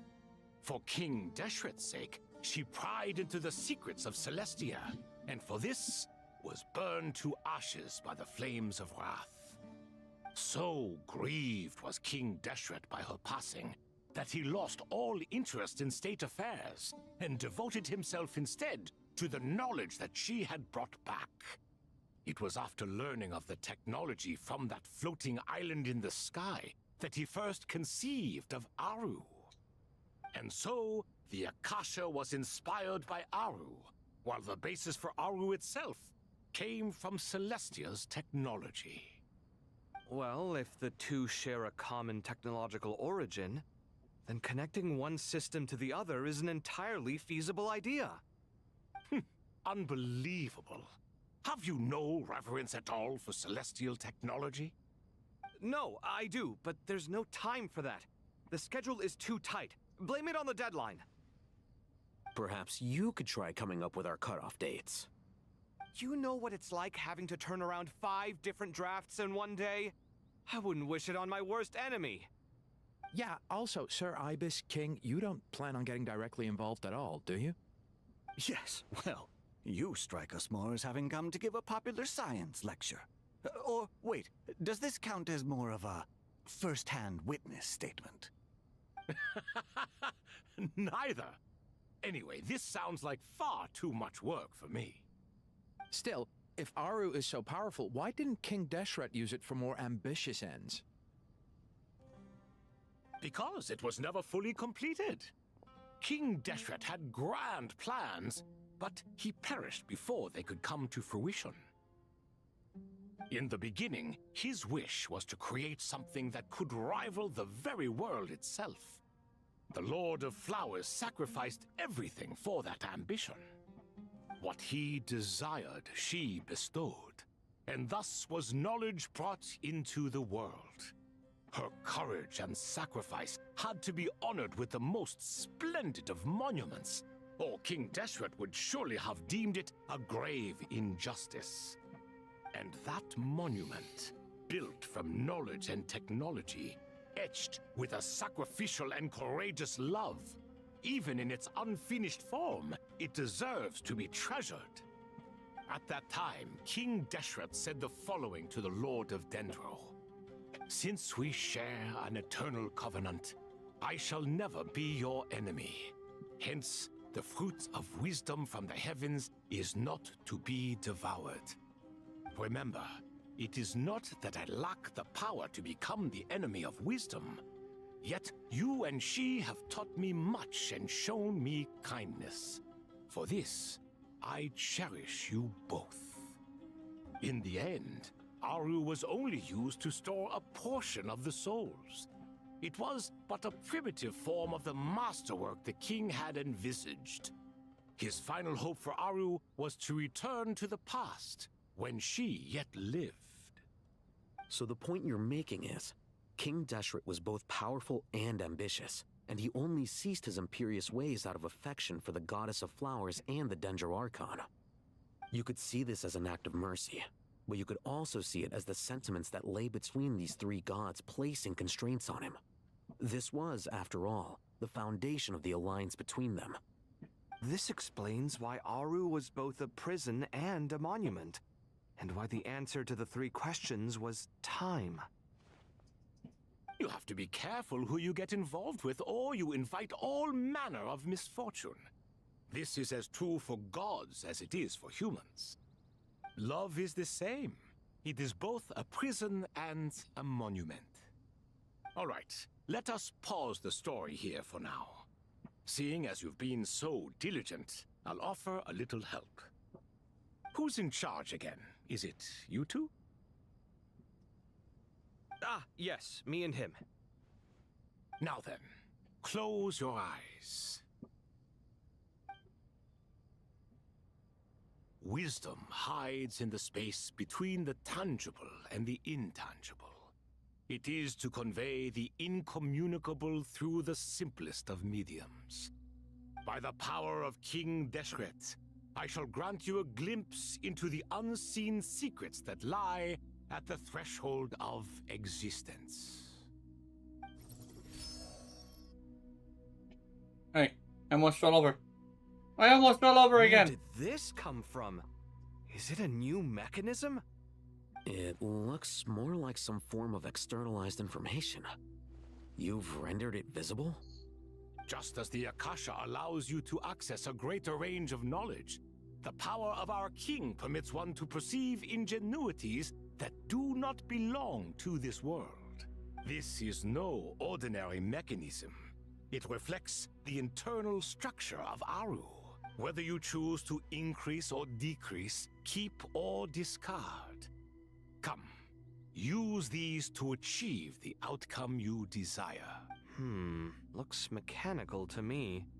Better let me handle it, just in case. But wait, how do I get up there? Turn around. So that's where the elevator is! Oh, what's happening?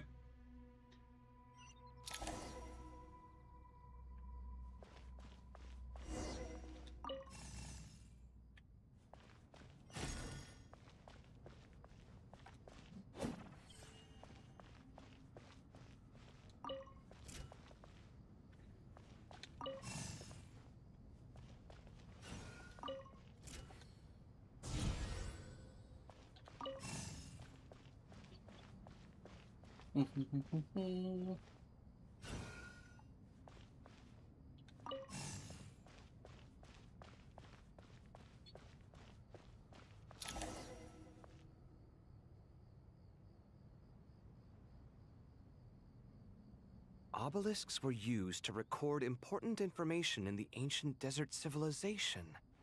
Hey, Alhaitham, there's some writing here I'll need you to decipher. I've sent it to your screen. Do you see it?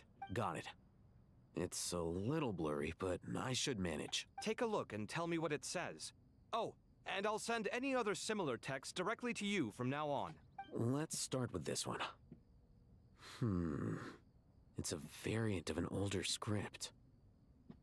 Herein lie verses written for the Yellow Sands. Looks like cultural information from the age of King Deshret. If so, I suggest you delete it. Words thrown together merely for fun. I had no idea Aru kept a record of this. Well, as long as you're certain that this is strictly private information, that's fine. It is unimportant. All right, well, I guess I'll start now.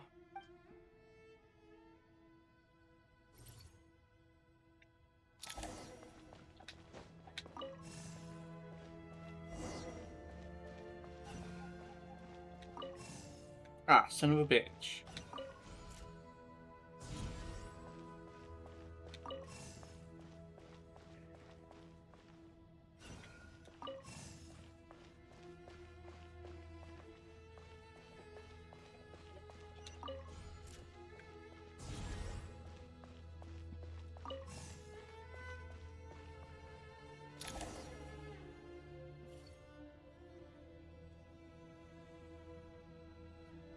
Found some more. Sending them over to you now. These are all reports about the Gurabad conflict. Can we delete them? I'd say so.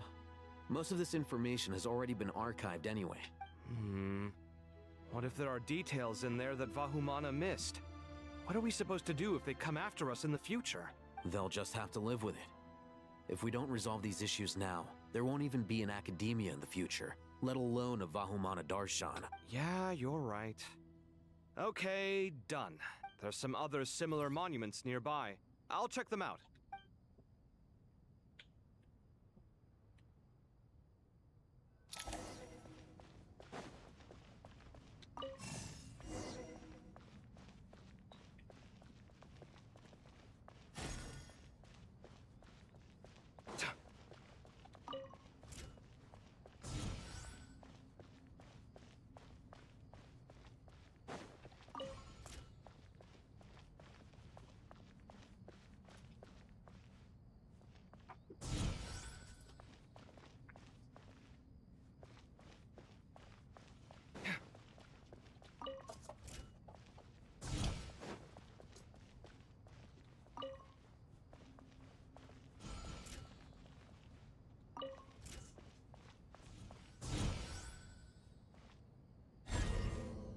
Son of a bitch was on a timer. Alright.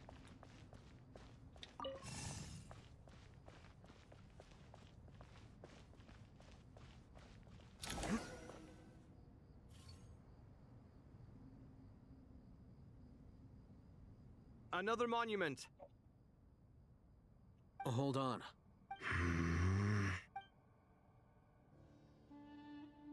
You're still reading it? How long is it? It records the development and governance of the Oasis civilization.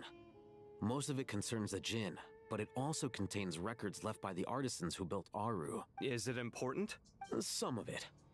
There was no way for me to read the whole thing in its entirety, so I had to rely on my intuition to pick the parts worth keeping.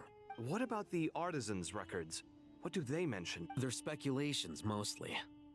For instance, they were wondering how to protect themselves if King Deshret decided to silence them after the construction of Aru was complete. Sounds like pure mythology to me. Surely that kind of thing didn't really happen. The records do emphasize that this was merely their conjecture based on various myths. Still, the artisans did leave details of their plans to survive, including blueprints for their escape route. Even that got recorded? Okay, well, I'll make a copy of this first before I delete it. Is that truly necessary? You won't be needing those. No, the blueprints are important. I want to keep them as a memento.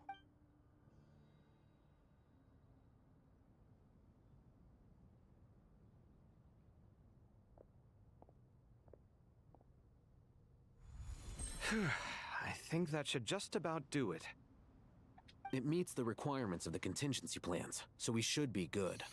I gotta say, it's the strangest feeling.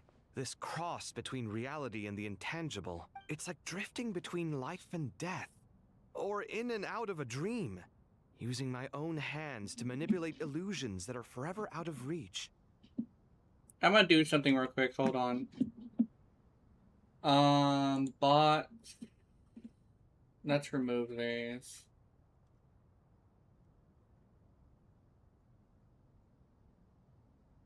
Message will be sent to platforms you're currently live on. Okay.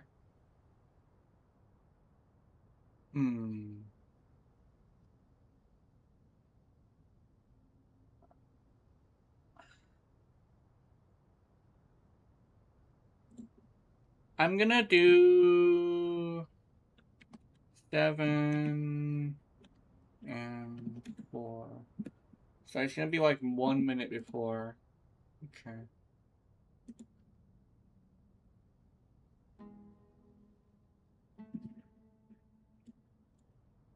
So it's gonna be 1 minute before now.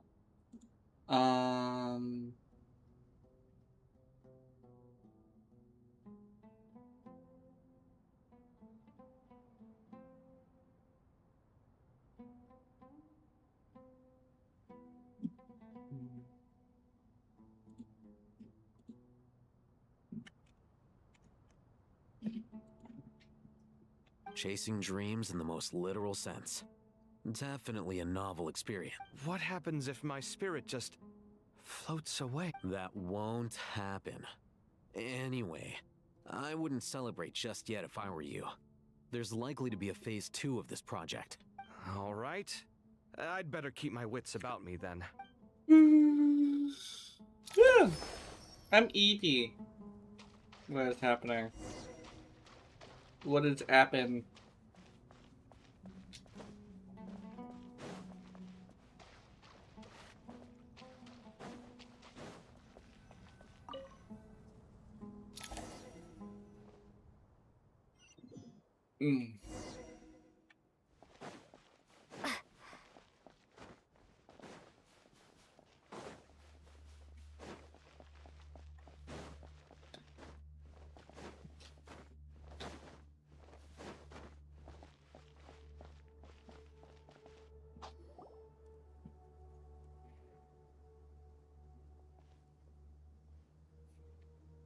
Bonk and donk. Traveler from afar, do you worry for the fate of Sumeru as well? Whoa!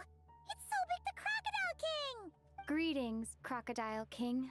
Please be at ease. I'm just here to chat with you about Lesser Lord Kusanali. Sounds like you really care about her. Yes, although to be exact, it is a mixture of both concern and curiosity that I feel. Speaking of Nahida, Paimon was wondering how she's doing. Wait a moment. What is it? I tried calling out to a pep, but there was no response. This can only mean that she is focusing all her energy on taking care of Lesser Lord Kusanali. All the gods who served King Deshret seemed super surprised to hear that a pep agreed to help Nahida. Guessing she made a bad impression on you or something. Are you aware of the history between her and our king? The story begins a long time ago. Al-Ahmar was always a wishful thinker where the Dendro dragon was concerned. Without consulting her, he decided to list her among the 7 pillars and declared his own power to be far superior to hers. That was when our king was at the height of his power. Ibis Goti and I were no match for him. And so we chose to submit and serve as his ministers. But not a pep. No, she never thought much of him. To a pep, Al-Ahmar's pride and sense of superiority were nothing but ignorance and hubris. In fact, they fought numerous times, but usually the battle ended in a draw. In the end, King Deshret coveted the power of Celestia, only to end up corrupted by knowledge. His final act was to trick the dragon into swallowing him whole, leaving her to bear the torment of his sin. The Dendro Dragon stands for the glory of a bygone era. She hated Al-Ahmar and what he represented. All the gods, all the power they wielded. And so, her willingness to help the Dendro Archon through this crisis comes as a great surprise indeed. It makes one wonder whether, perhaps, the Dendro Archon assisted her in the past. Yep, Nahida did her a huge favor. So Lesser Lord Kusanali put an end to the Dendro Dragon's many long years of torment. As much as she loathes the Seven, a pet knows kindness when she sees it. No wonder she was willing to make an exception. Yeah, that's the sense we got from dealing with her too. She is not incapable of coexisting with other living things. Rather, she actively chooses to avoid coexistence. And this despite the fact that she symbolizes life itself. How ironic. All of this being said, I wouldn't expect too much from her if I were you. Nothing will change her hatred towards humanity and gods. We'll keep that in mind. Anyway, how much longer do you think Nahida needs to stay with the Pep? For all we know, the Fatui might still be in the desert. Just to be on the safe side, why don't we grab anyone who isn't busy right now and go look for her? I'm alright, Paimon. Huh? Was that Nahida's voice? It seems the treatment was effective. Since when do my deeds require your evaluation? Here will do just fine. I had no intention of taking you any further. One ought not expect greater generosity than they have earned. You always hide your kindness away like an oasis within a sandstorm.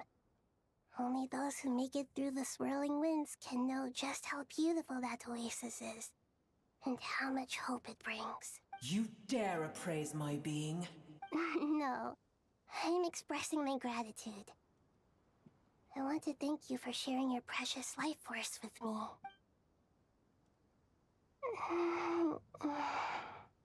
Awake already. You are more resilient than I thought. Pep, I feel much better. Thank you. Gods and their gratitude mean little to me.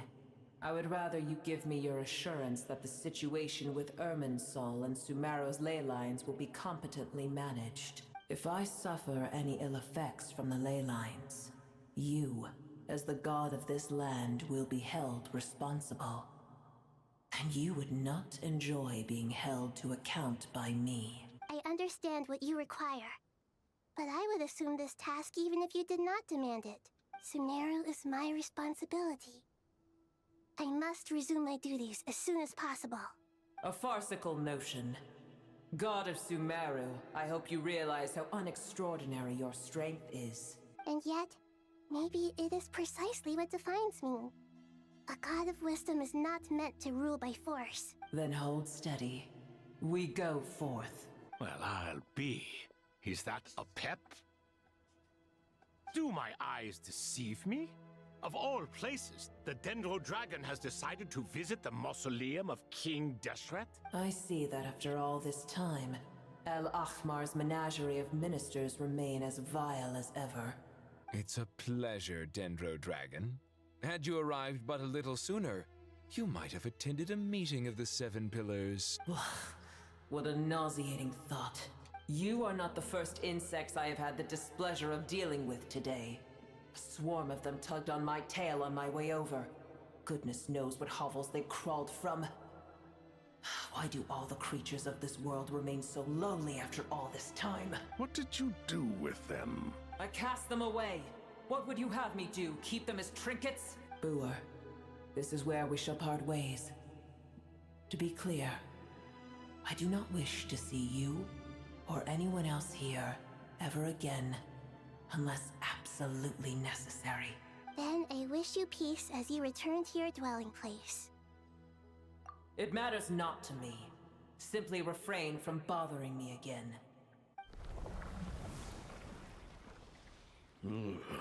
A force to be reckoned with.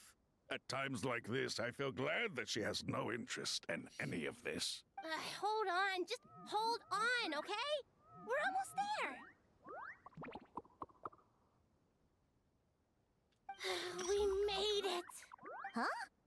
Wait, that voice. It's... Uh-oh, I'm gonna fall.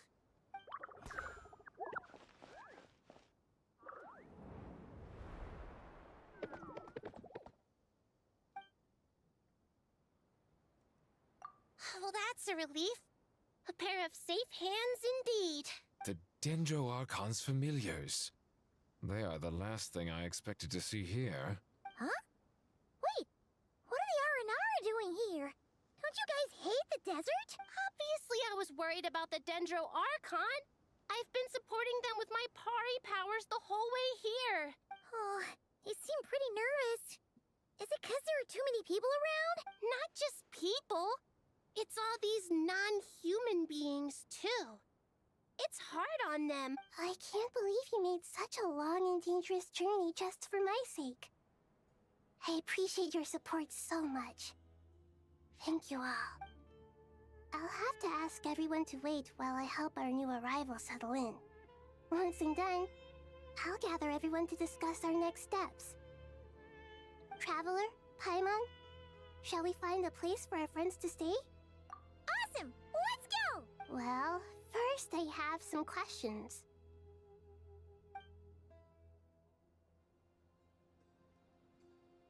Okay, I think that covers everything. Thank you. We can get going now. Alright, I have Nahida in my... Oh god. Okay, let's go. Let's go, you little bastards. I can't sprint. I can't jump. Oh no. Are they following me? They are following me. Okay. Get off shit. Here's a triangle. A Dorito. Robito.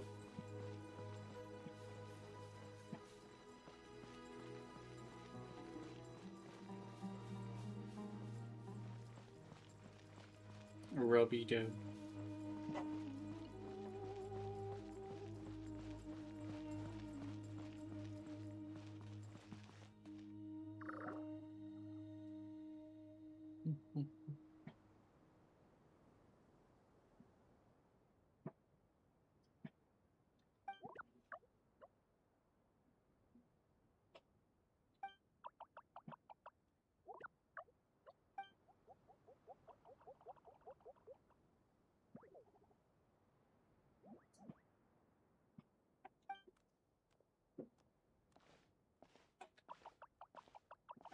Hello, everyone. It's only us.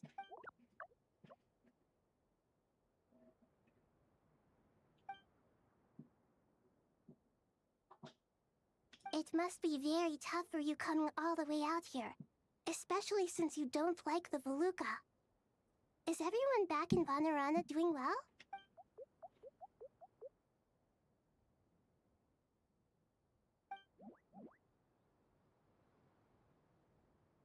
Ah, everyone's here. Good. Are you okay? You look like you were about to pass out back... Then you're forgetting who I am. Don't underestimate me. Oh, excuse me! Are you comparing me to Paimon? I suppose everyone is gathered here because of me. As we can see, the situation is critical, and everyone is very busy with their various tasks, so...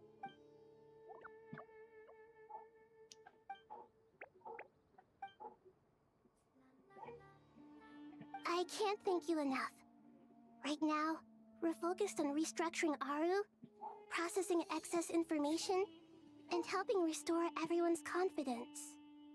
I'm sure you'll find it all very straightforward. I can help too! Just let me know where I'm needed.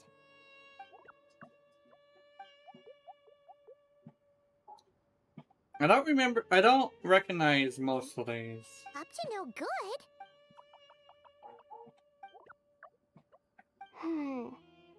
That definitely sounds suspicious. Traveler, Paimon, I have other work to attend to here that needs to take priority. Could I trouble you to investigate the situation Arabalika spoke of? No problem. Leave it to us! Thank you. I'm counting on you. There's one other thing. If you are to work alongside the people of Sumeru, you will need to make yourselves visible to them. Is that acceptable to everyone?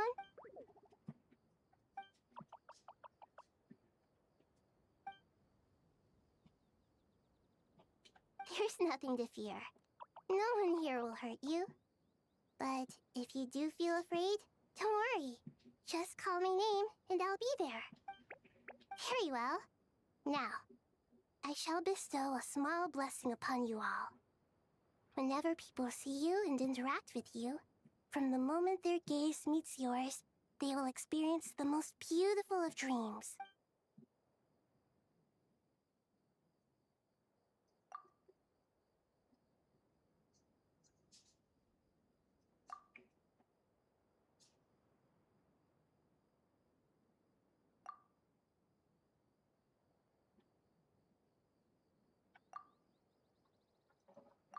Do not fear. We will face it together. This too shall pass.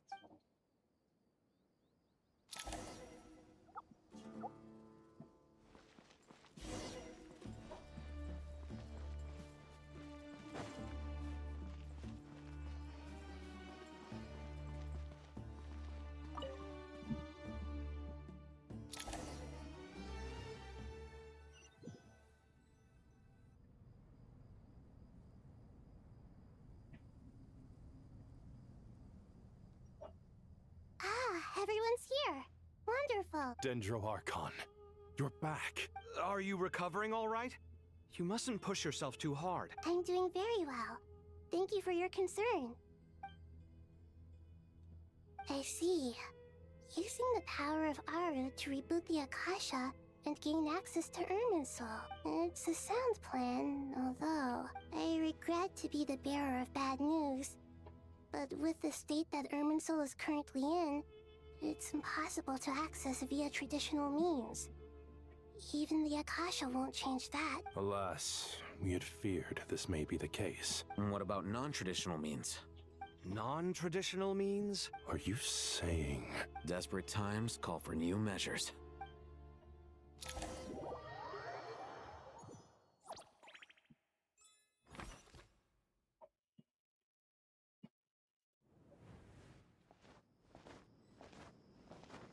No.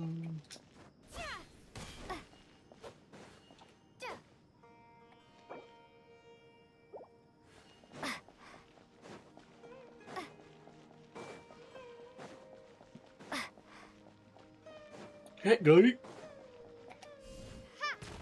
Oh, I got Geo. Interesting.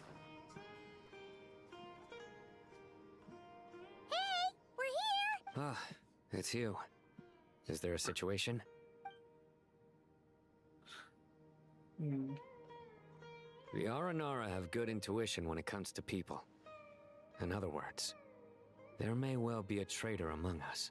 Given everything that's going on, I'd be more surprised if there wasn't. Miss Nefer, as a professional intelligence broker, I trust you have a solution? Not one that I'm willing to volunteer. What's in it for me? Let's say I'll treat this as a pilot project aimed at expanding your intelligence operations. Whatever business you're in, an avenue to demonstrate your abilities could never hurt. I like the sound of that. Glad we're on the same page. Given that you rarely set foot in Sumeru, practically no one at Caravan Rebot knows who you are.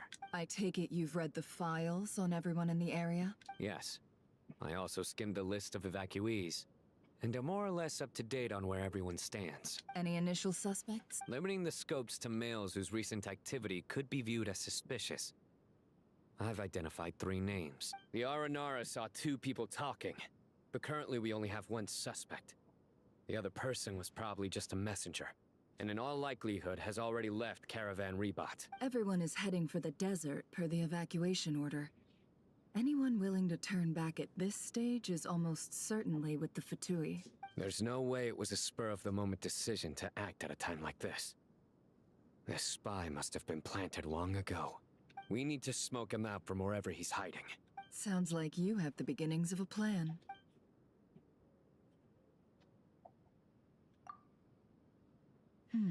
I see. Your suspicions are well-founded.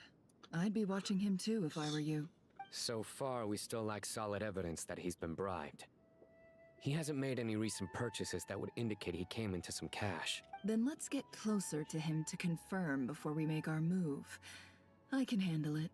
I'm not based in Sumeru, so barely anyone at Caravan Rebat knows who I am. And you're certain you've never encountered this person in Nodcry? I'm certain. Besides, it's extremely rare for me to have had any direct contact with Sumeru mercenaries besides Jet. There's no way he could have seen my face before. Sino, stay out of sight and wait for my signal. If he raises any red flags, I'll bring him toward the main road. Understood. I'll take it from there. Excellent. Well, it's a pleasure working with you.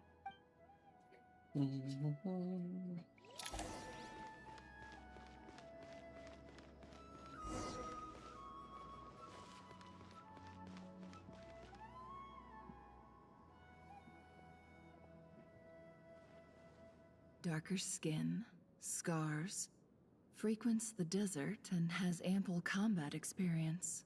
Nothing unusual about how he dresses or acts. What's that he's looking at? A coin. Interesting. Could that be how his contact paid him?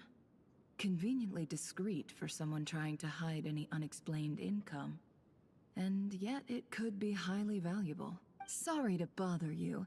Has everyone here already left? I don't suppose you happen to see a lady wearing a hat? Ma'am, what are you doing in Caravan Rebat all by yourself? The main group evacuated some time ago. Didn't you pass them on the road? My friend and I lost some of our cargo along the way. I didn't want to miss out on potential business, so I told her to go on ahead and meet the client while I retraced our steps. And then there was a terrible sandstorm. I guess I must have taken a wrong turn, because I didn't see any large groups on my way here. Forgive me for asking, but just to be on the safe side, could you describe this friend of yours? Sure. She has blonde hair, and she was wearing a hat and a white dress. You'd definitely know if you'd seen her. Yes, I think that does ring a bell. Ah, my apologies. During this exceptional time, the Corps of 30 are under orders to be extra cautious when dealing with unknown people, whoever they might be. I understand. Well, sir, is there anything else you need to know? If not, I'd better try and catch up with them. Hey, wait! They left a good while ago now. You'll never catch up with them on your own. Why don't I give you a ride? I'm here to collect the last few people anyway. We have plenty of carts, so one more won't be a problem. That would be amazing. Traveling with a group will be much safer. I'll have to pay you for your trouble. Hey, let's not worry about the money for now. Wait here a moment. Once I'm done packing up, I'll take you to join the rest of the group. All right, thanks. Let me know if you need a hand carrying anything. No need for that. I'm strong enough for both of us. Okay. Well, I wish there was some way I could repay you. Guess it's my lucky day, running into someone who knows what they're doing here. You might have just saved my life, you know? You're not wrong there. I mean, what kind of cargo is so important that it's worth risking your life to get back? I hope for your sake that it's priceless. I suppose I can tell you, since you've been such a big help. But be sure to keep it to yourself, or we could both be in big trouble. Oh, really? Sounds mysterious. We're in the antiques business. You understand? Some of our goods aren't acquired through the most legitimate means. We have to be very discreet when we're selling them. That's why I had to go looking for the missing cargo alone. Ah, no wonder. Well, ma'am, in that case, it turns out that maybe there is something you could do for me. I'm all ears. But to be clear, our commission isn't cheap. Think carefully before you ask. We don't want to ruin our relationship before we even hit the road. I'm sure that won't be a problem. My issue is, I have something that's a little difficult to sell on as well. Take a look at this.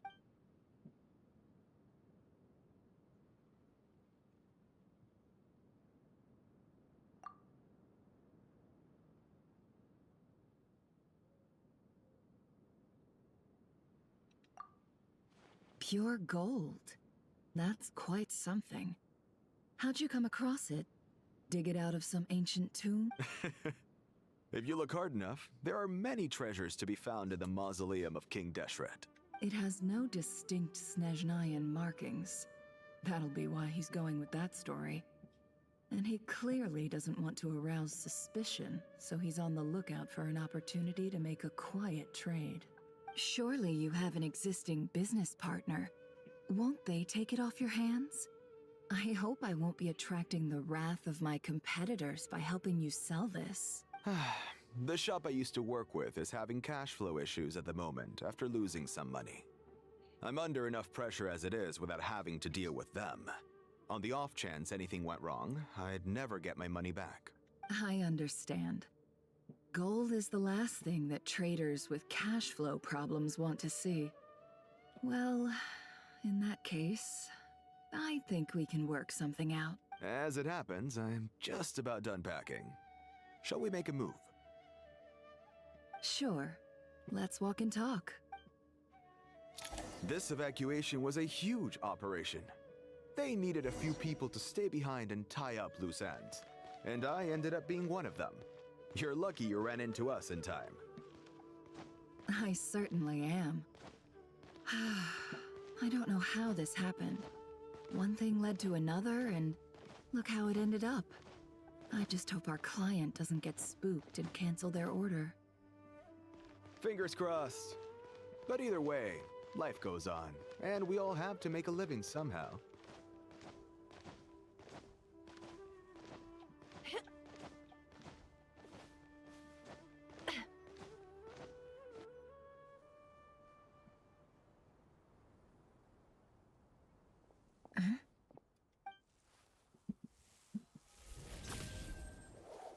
Hands where I can see them. General Mahamatra! No, wait! What are you doing? I just realized something and I gotta fix it.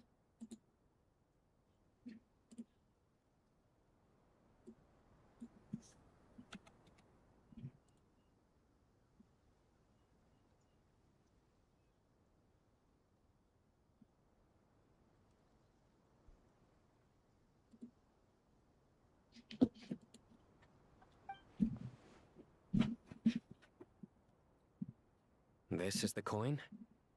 Good. Sadly, you won't have the chance to spend it. Nicely done. Looks like Sumeru's Matra are a well-oiled machine nowadays. Unmarked gold coins are quite difficult to trace. Thanks to you, we have secured the evidence. Here's what's gonna happen.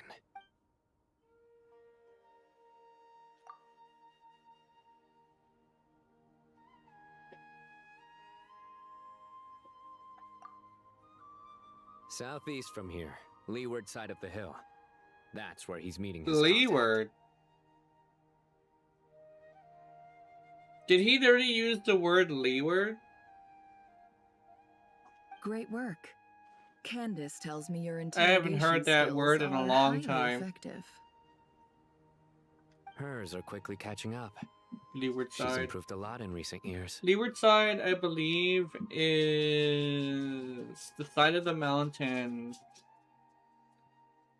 that catches the sunlight, I believe. Looks like it's Catches over to you for the sunrise, next step. I believe. Because I'm quickest on my feet? Because you know how to trail a target. Plus, it'll be easier to monitor their activity from the air. Fine. I'll be quick. One more thing. The Traveler just brought a message from the Dendro Archon. Once you're done with this, we're to meet up at the mausoleum of King Deshret. Got it. Will do. Are you sure you'll be okay on your own? Gee, I don't know. Maybe you should come with me. Okay. Then Paimon's coming with you. Really? You do know this is a stealth operation, right? Meaning, you have to be quiet? Paimon? Are you sure about this? Well, Paimon at least wants to give it a shot. Like everyone says, if you never try, you'll never know. Besides, being the best guide in Tibet has to count for something. This should be a piece of cake. Fine. Join me if you want. But be warned. If anything goes wrong, I'll have to gag you and shove you into a bush. No need! Paimon will be super careful. Promise! Good. Then what are we waiting for? Let's go. Ah! Coming!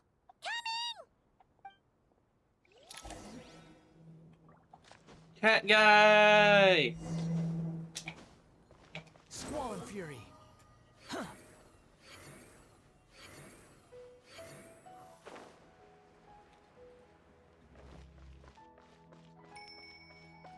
Oh, what the fuck? Oh. Search forth.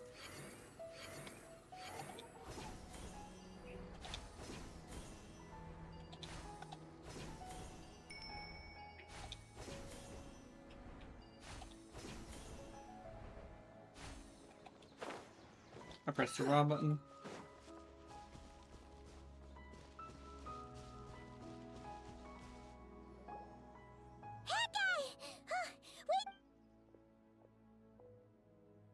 We're here.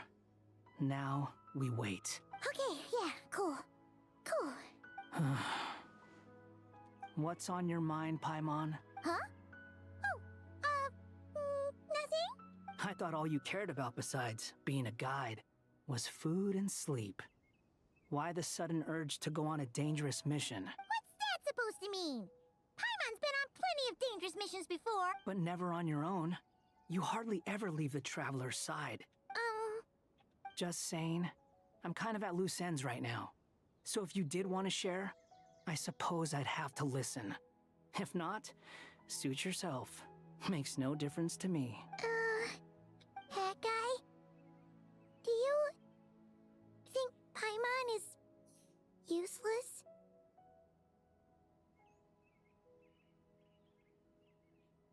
What? Where's that coming from? When we were in Notcry, Paimon suddenly realized something. Even though Paimon's with the Traveler every single day, whenever we face real danger, she can't do anything to help. Paimon doesn't get like this very often. She just got really scared when the Traveler got kidnapped that time. What if she never came back? What would Paimon do then? And the more Paimon thought about it, the more useless she felt. But Paimon doesn't want to be a burden. Paimon wants to be a friend who's actually useful. Does that make any sense? You know, that feeling of just being completely useless and... Oh. Paimon probably sounds so ridiculous right now. You asked the right person. Boy, do I know that feeling. Oh, hat guy. I'm not gonna try and encourage you. What I will say is this.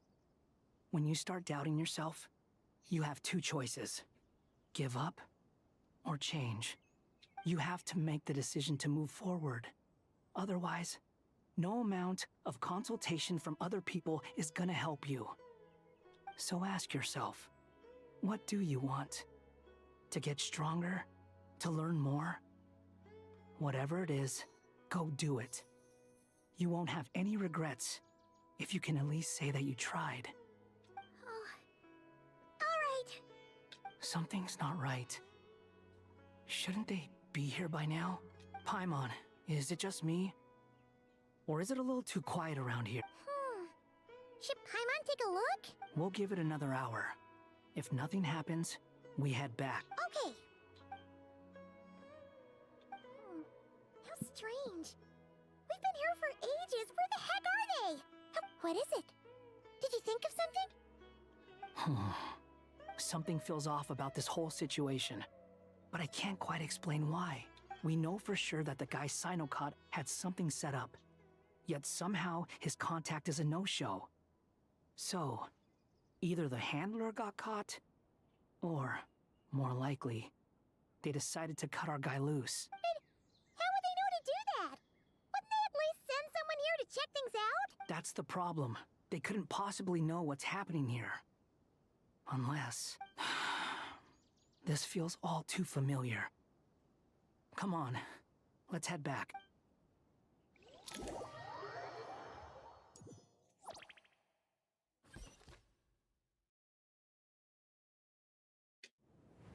Even though this isn't a formal meeting, I'd still like to start by saying how grateful I am to each and every one of you. Thank you all for coming here and standing by our side. Shesipank and Bennu are currently assisting the scholars with the maintenance of Aru. Please forgive their absence. As for Hermanubis, may he rest in peace. We remember him with great fondness. There have been times when I imagined what it might be like to meet you all. Now that it's really happening, I feel quite emotional. Time has taken many things away, but that which remains is all the more resilient. I must say, there is one thing that rather surprises me. You appear to be in good spirits, Lesser Lord Kusanali. But even so, I can sense that the life force given to you by the Dendral Dragon has far from fully resolved the problem of your vitality. Oh no! So even a Pep's power didn't work? Don't worry, Paimon. It worked very well indeed. The issue is how closely I am tied to Irminsul. Until the problem with it is resolved, there is no way I can fully recover. Sumeru has undergone tremendous changes during your absence. When gods pass away, inevitably, people's faith in them grows weaker. You must have sensed it already. Your power is not what it once was. Regrettably, this is true. I too have grown weaker due to the effects of Irminsul. Right now, we're all in quite a sorry state. Then what do you suggest? We take all the help we can get. Sumeru is our shared home. You and I, gods and humans alike. We must unite all our strength in this moment. Though Al-Ahmar is no longer with us, the alliance between the three gods remains in force. Regardless, as subjects of our king, we have a responsibility to support Sumeru through this catastrophe. Not to mention that it was the people of Sumeru who released us from this prison of Aru. Times have changed, and the people of today possess greater wisdom than those of the past.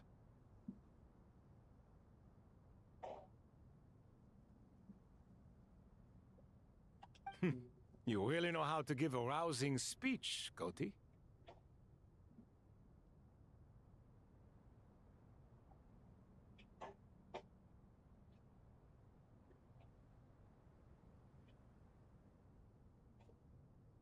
Now then, let us learn more about your plan.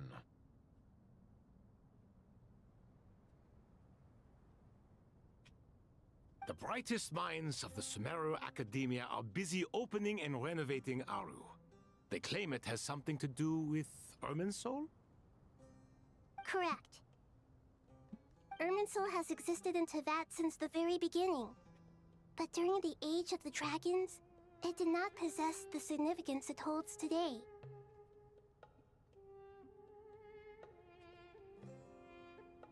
After the Heavenly Principles arrived, the power of the Light Realm was divided into elemental energy, and Irminsul was refashioned as a device that records and preserves all information.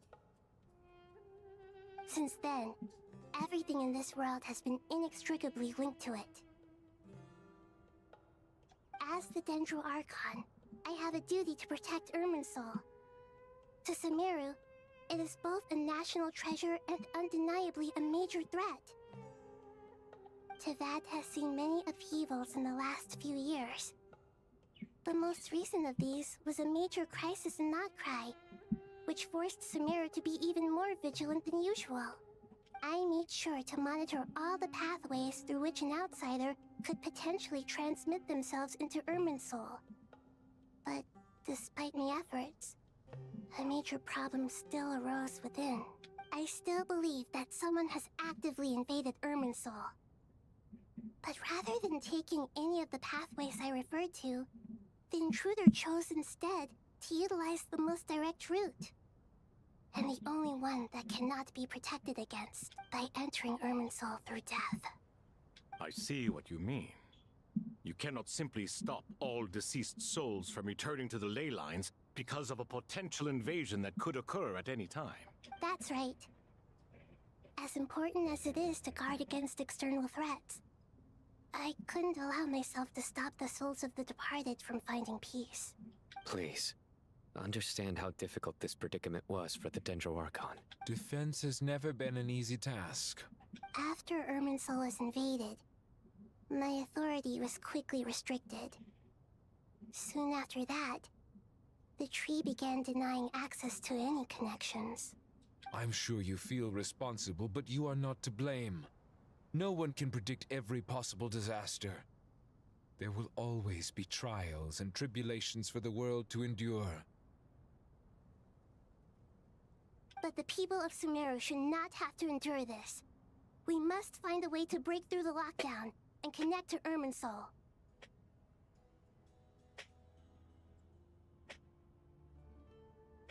And this is why you need Aru. Yes.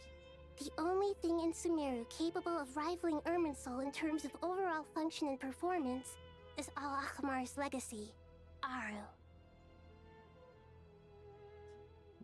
All I managed to do before falling into a coma was make some minor adjustments to Irminsul. Using Aru is a last resort. The Scholar's initial plan was to borrow Aru's power to reboot the Akasha, then use the Akasha to connect to Irminsul and investigate.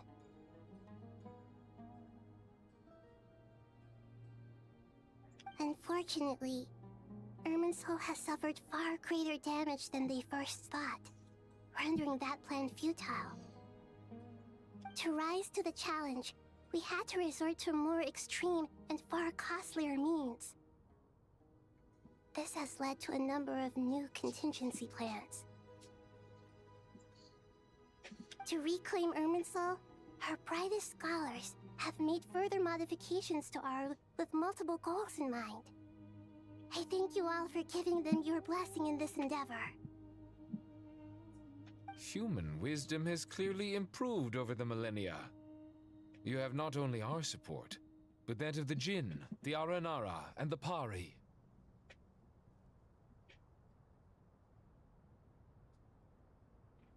Together, we will do everything in our power to save Irminsul.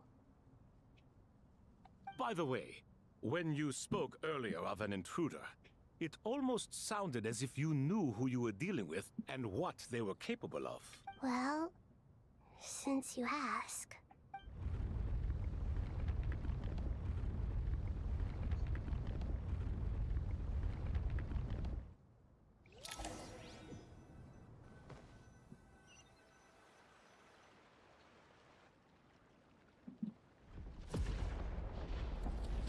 Oh shit.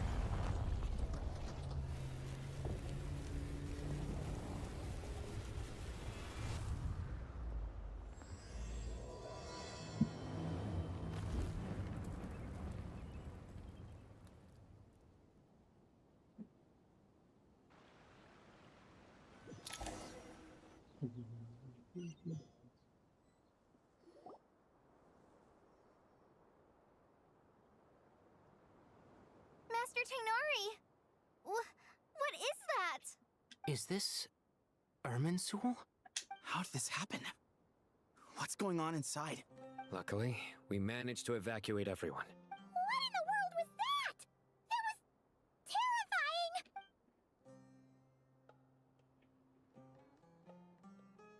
Oh my. I understand now, Dendro Archon. You make yourself quite clear indeed.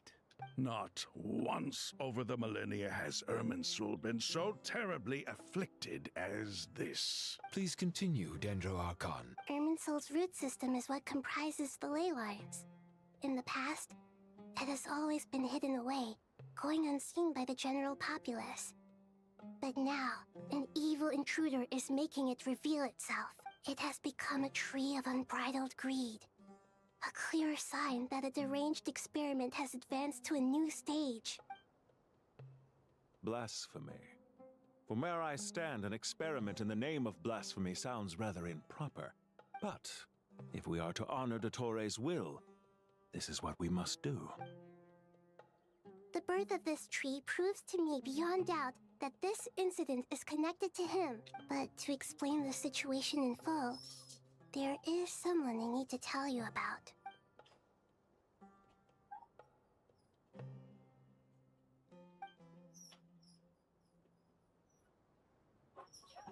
Zandik.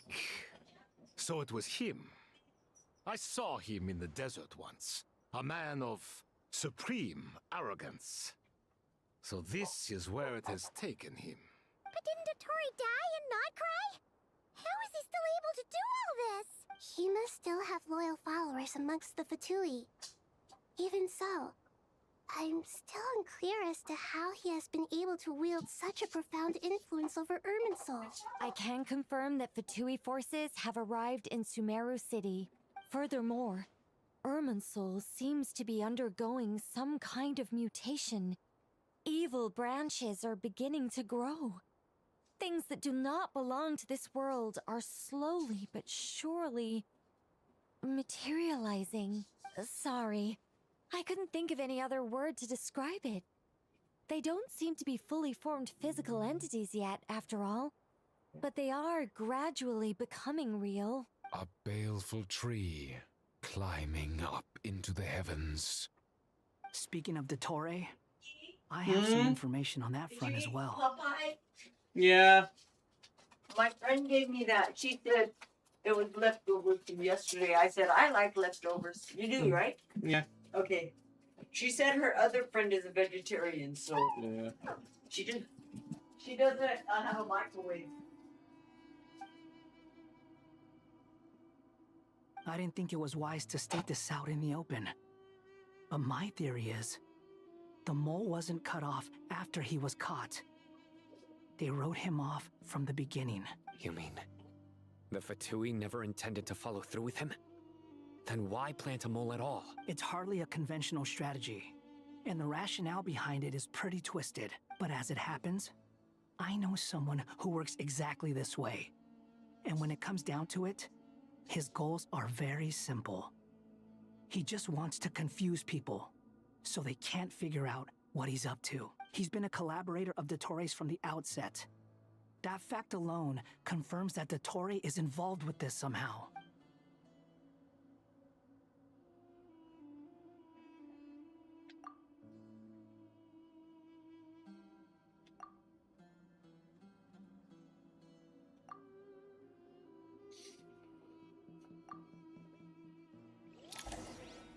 Dottore! You son of a bitch! He's There's back. still much to be done. Everyone, please remember our core strategy. As per the discussions, the following groups must act immediately. Mr. Alhaitham and Mr. Kave, the next phase of the Aru renovation project must begin right away. Godspeed to you both. We'll give it everything we've got. The plan looks feasible, but the implementation will require certain resources. General Mahamatra Sino and his team will help to procure the materials required for modifying the terminal. No problem. I've already spoken with Sethos and Hat Guy, and they've agreed to assist me.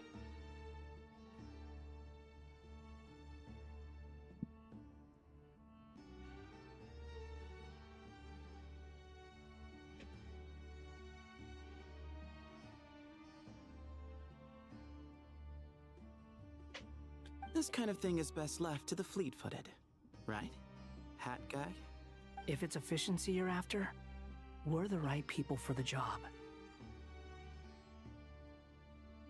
Following up on the elemental energy amplifier we discussed, Miss Dory, I assume you're the one most familiar with the status of this project. Aside from the Dendro Archon, of course. Yep, that's right. Leave it to Lord Sangama Bay. Got it. Well, I'd like Madame Farazan, Kale, and Nicole to support Dory on the technical side. You can count on us. Will do. Rest assured, I'll take good care of Kale. Dia, Candace, and Nefer, you'll be in charge of negotiating between the various parties. I trust you remember our goal. You bet. We can handle it. Good. I believe that covers everything. Tainari will provide ad hoc support as needed. Poor Tainari. Must be tough being Nephis' student. Getting bossed around all day, every day. Hey, don't try and drive a wedge between us, you old rascal. All it says to me is that Master Nephis has faith in everyone's abilities. While I'm nominally here as backup, I doubt there will be many situations where my help is needed. Exactly. Finally, Traveler, you and I will head to the border between Sumeru and Natlan. Once that task is complete, I'll be asking some of you to accompany me to the Eternal Oasis. The Eternal Oasis? I thought that was just a legend.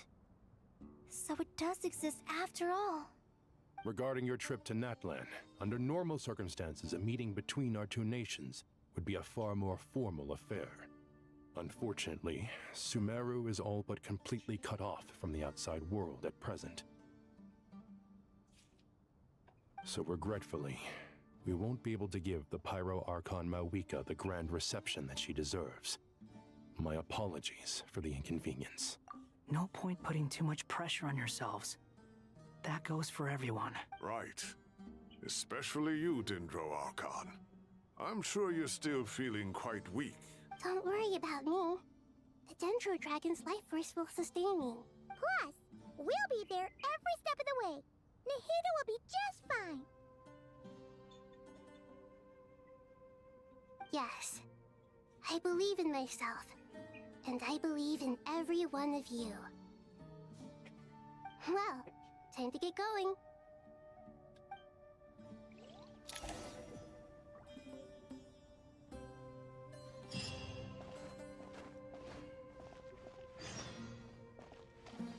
There you go. No. Just a story mode stuff. Oh, I'm swimming.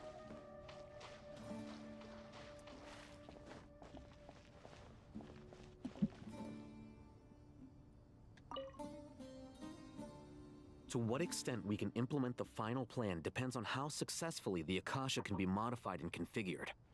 And to make sure the configuration works, Aru will also need some further optimization.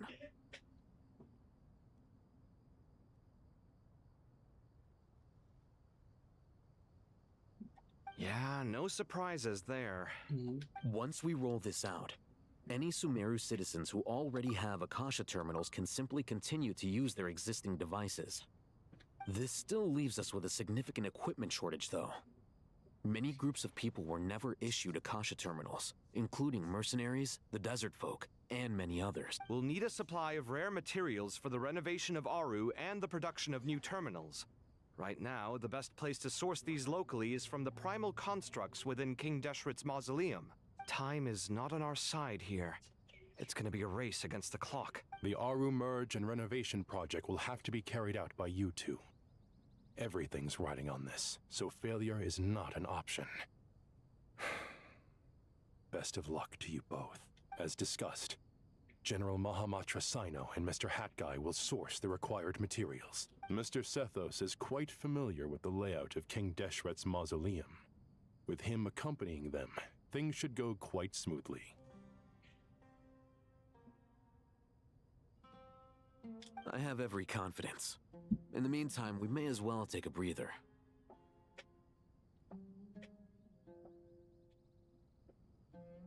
Makes sense. There's not much we can do until the materials arrive. Get in formation and stay close. What is this, boot camp? Knock it off. It's just Sino being Sino. You know what he's like. Everyone clear on our mission objective. Locate the excess primal constructs, dismantle them, and extract the required materials. And King Deshret's 7 pillars agreed to this? If they're just sitting there doing nothing, we might as well put them to use. Thoth's words, not mine.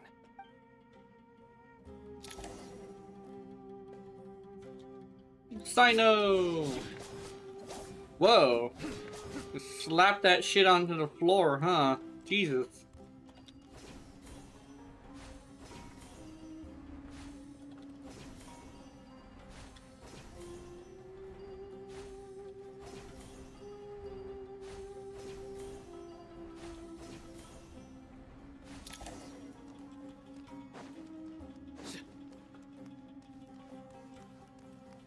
Robots.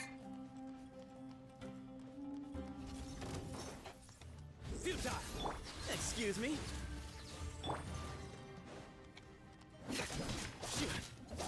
Your sins weigh upon your soul.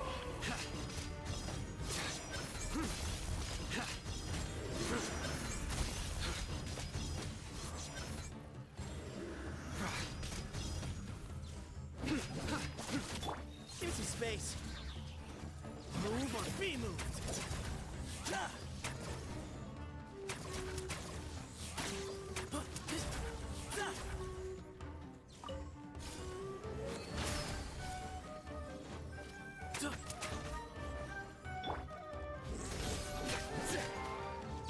Excuse me? Behold, know your place.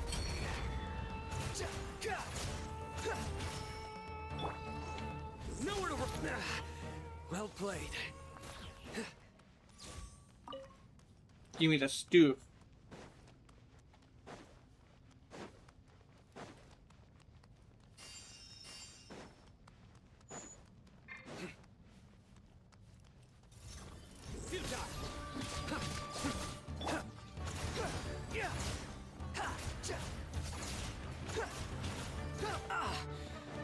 The wind rises.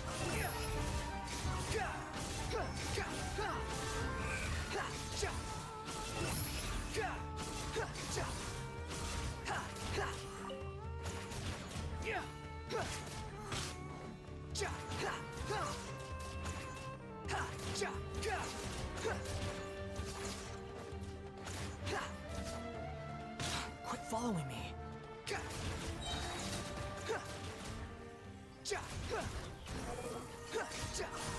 You dare to gaze upon me? Nowhere to run. Through me, justice is served.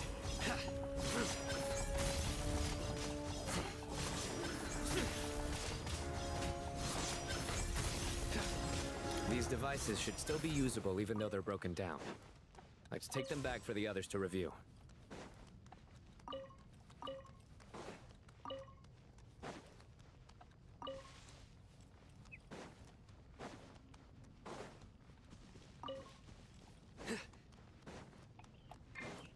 Here I go.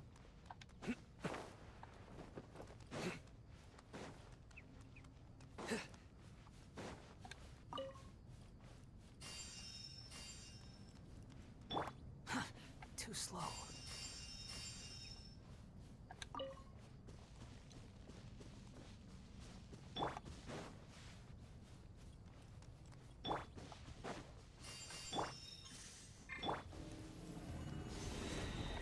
Futile! Way ahead of you! Glory to Al Akbar!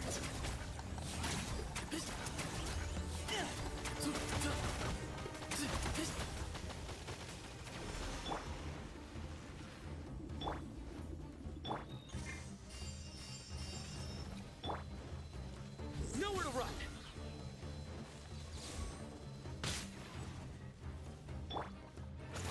Squall Fury.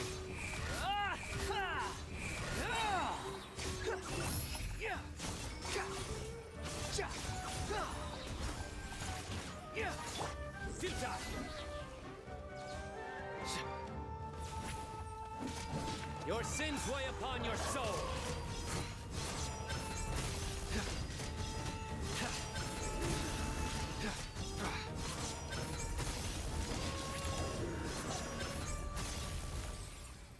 There we go. How many do we need again? Enough to make an Akasha terminal for everyone who doesn't own one. I remember you telling me how revolutionary these Akasha terminals were. You've used one before, right? The Academia declared the Akasha to be the most powerful and comprehensive wisdom dissemination system in history. That should give you an idea of how powerful it is. Certainly sounds impressive. Neither Hat Guy nor I have ever had an Akasha terminal. Well, if it all goes to plan, that's about to change.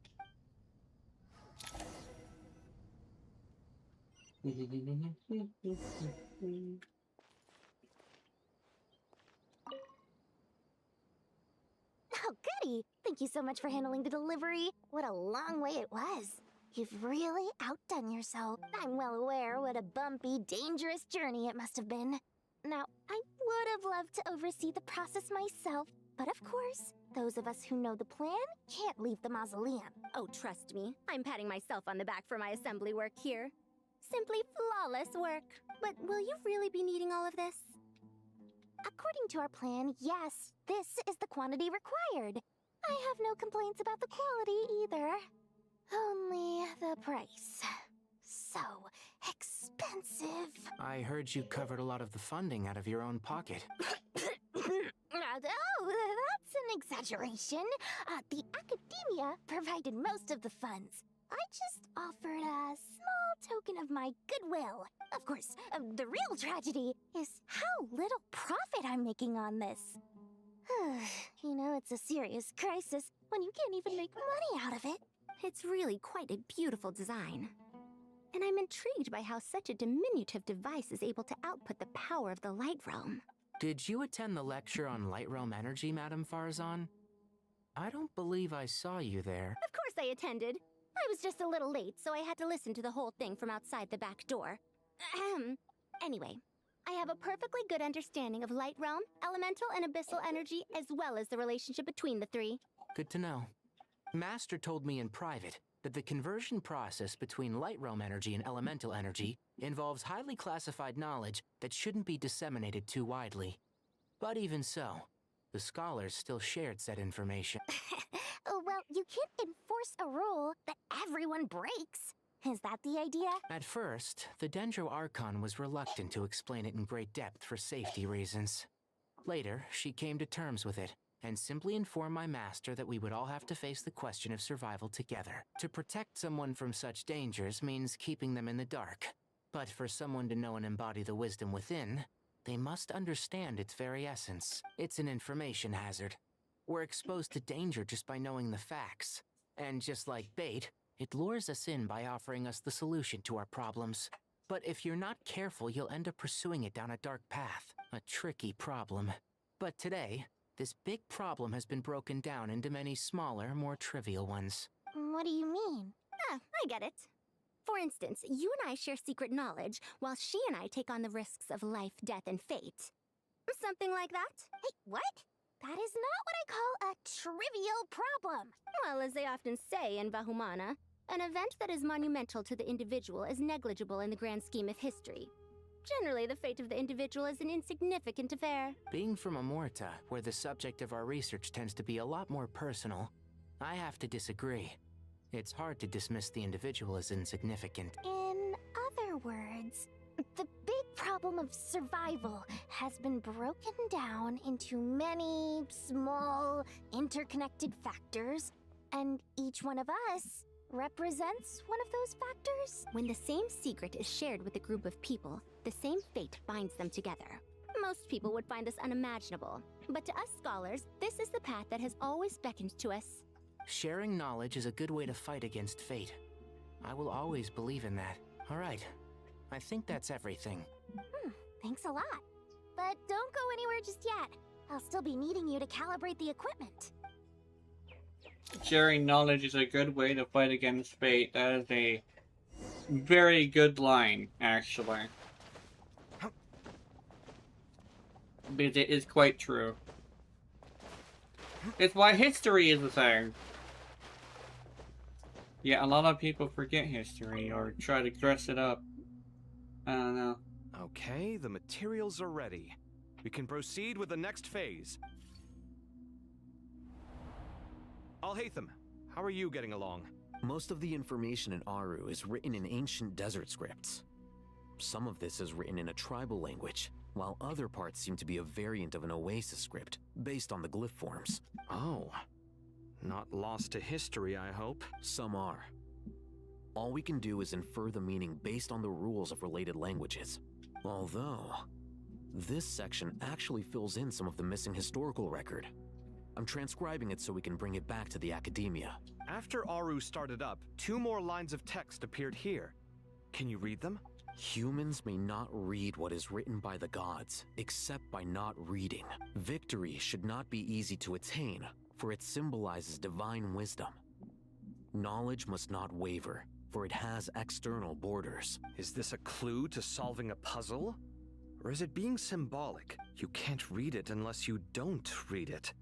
Victory is wisdom. Knowledge is confined by borders. Wait, I think I've got it. It's a metaphor, isn't it? It's talking about a chessboard.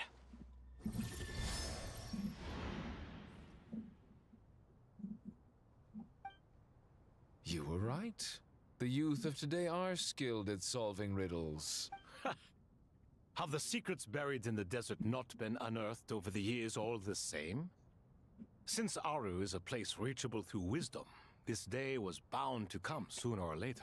Oh, I've always been against overly cryptic sentences. Don't you get tired of reading and writing all that?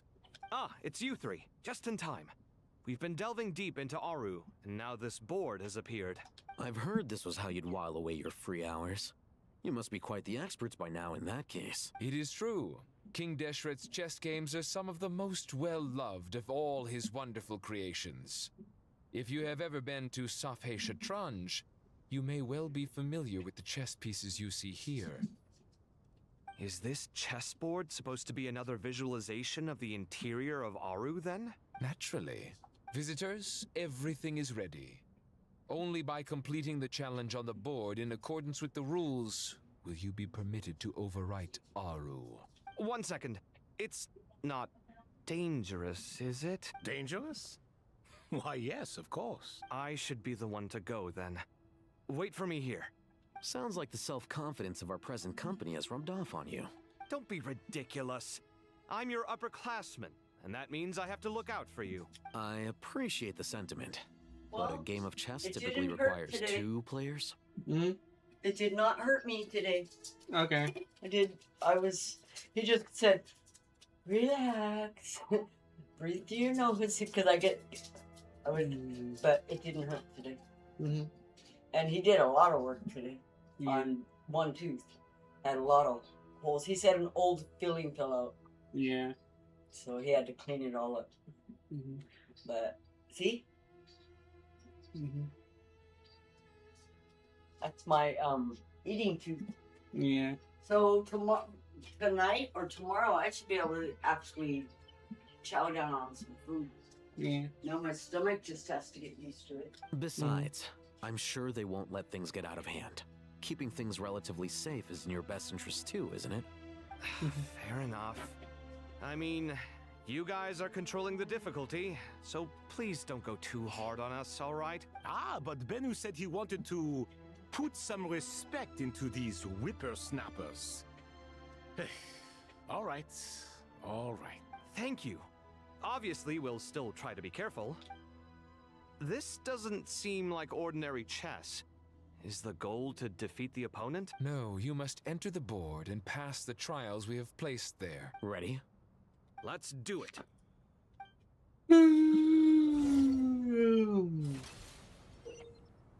Fuck! This is a chess. The first trial is posed by me. I don't think this is gonna stop us. Ah, but the key to this game lies in working together. Otherwise, you will be deemed to have broken the rules. Looks like it's up to me. Marak, can you open it? King Deshret's favorite primal construct. Living on in suitcase form, of all things. Amusing. Oh, excellent work.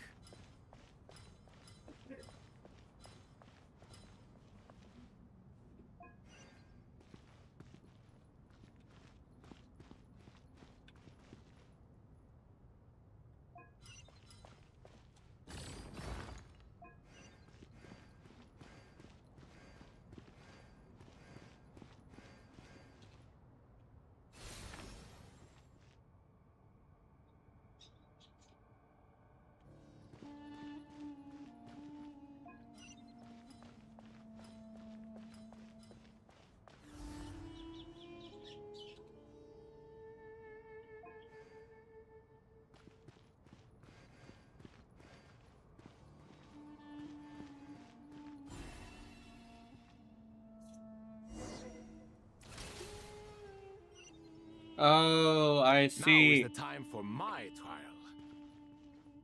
Now, don't be nervous. I'll make it nice and easy for you. Really?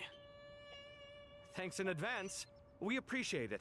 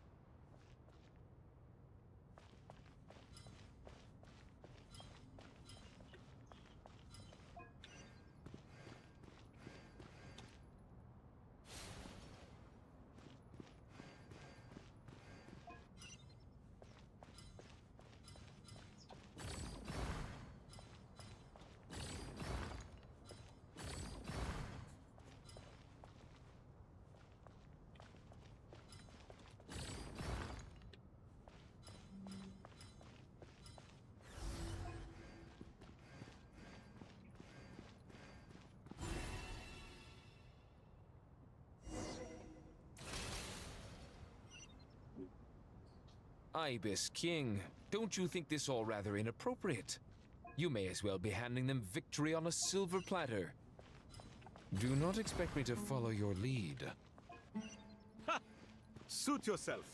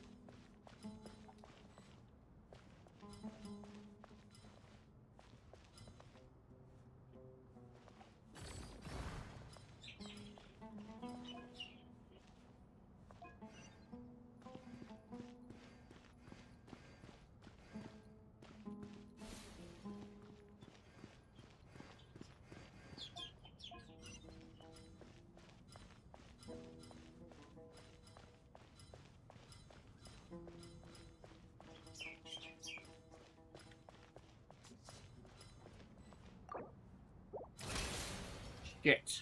Okay. Ibis King, don't you think this all rather inappropriate?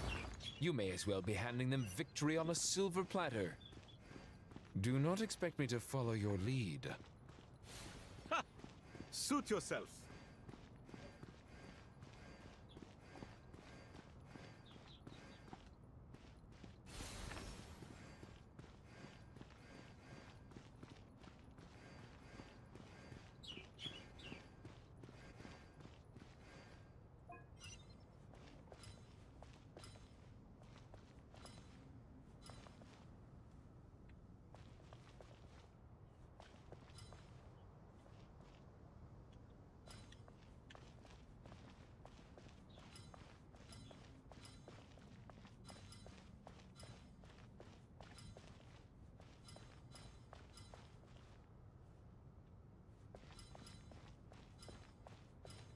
Wait. Strange time to catch up on sleep. I'm not sleeping, I'm thinking. It's not that simple, you know.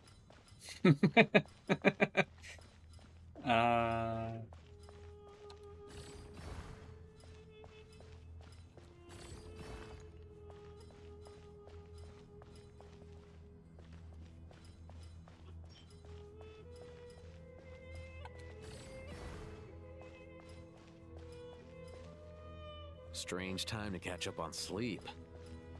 I'm not sleeping, I'm thinking. It's not that simple, you know.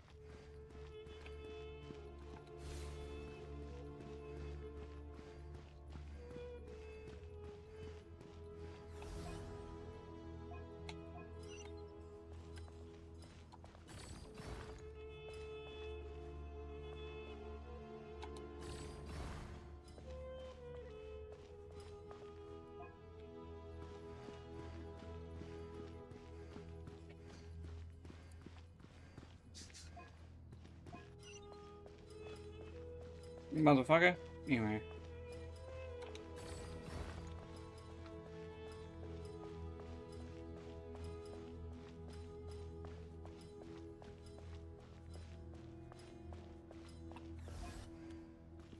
Yeah.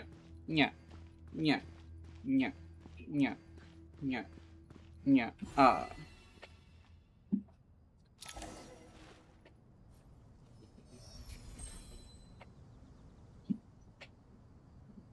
Done.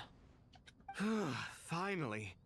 It's over. But seriously, that was incredible. Standing on the chessboard felt completely different from standing on solid ground. And also... Oh, sorry. I'll save my thoughts for later. Thanks to the three of you for helping us out with this. Is it just me, or were you giving us quite a lot of guidance along the way? We made but a humble contribution. You lived up to our expectations. Bravo! Our aid was not given for naught. In addition to the existing functions, I'd like to ask you for another favor. Since Aru's interference shield can cover the entirety of the mausoleum, it should be possible to extend its range even further. Perhaps you can find a way. So, building upon the existing functions to... I'm with you! Imagine for a moment. What would the ideal outcome look like if this function were compatible with the devices? I agree. This is the best solution possible. Please, everyone, we beg you to help us. Me, oh my! Well, since you ask so very nicely, I suppose... Goti? Croco? What do you say? Naturally. Naturally, he says. Let's go find Nahida. There we go. Don't worry about it. Nahida! There you are. Miss Nicole truly is an angel. She shows great wisdom in guiding others, and she has already sent word to Natlan on our behalf. She said that while the other members of the Hexen Circle are busy with important work, she is quite free, and she is more than willing to accompany the people of Sumeru for the entire journey. Oh, yes, Nicole, all right. Always super patient and loves to help everyone out. She's the best. She is. So kind and enthusiastic. Well, time for us to get going. Oops, let's head out.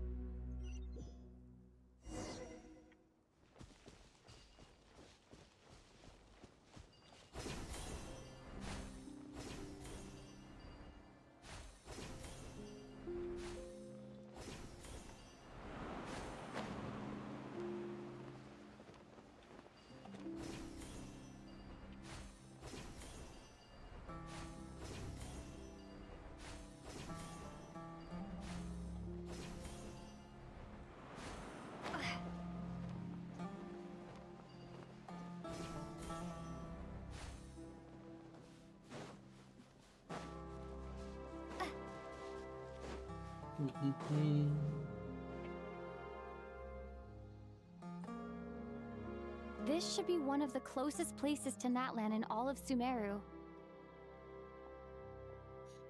There's the barrier Nicole and Nefer mentioned. It completely cuts this nation off from the others. But why? Why separate you from the rest of the world now specifically? And if I'm not mistaken, Irminsul was polluted once before, wasn't it?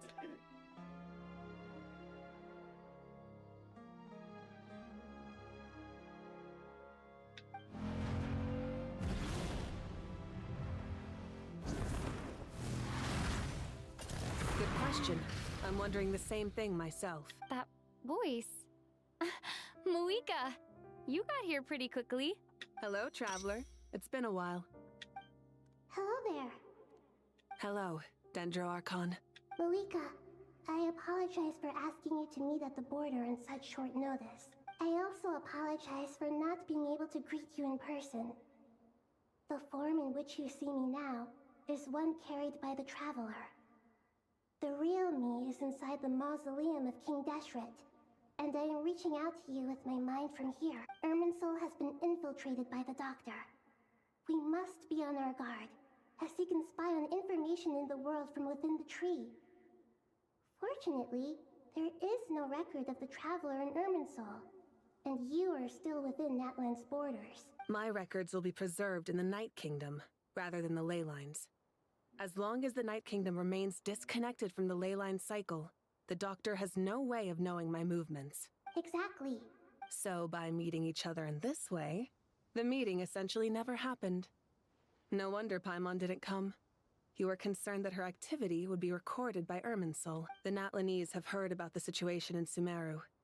With the borders sealed off, merchants have been forced to stop their shipments.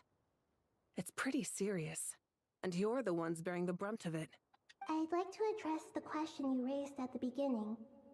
I can offer a brief explanation, although it will sound rather cruel.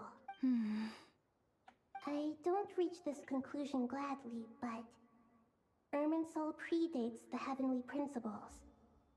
It existed long ago, when the dragons of Natlan were at the height of their power. So even when the people of Sumeru became ill because of pollution, it was not a critical issue from the perspective of Irminsul itself.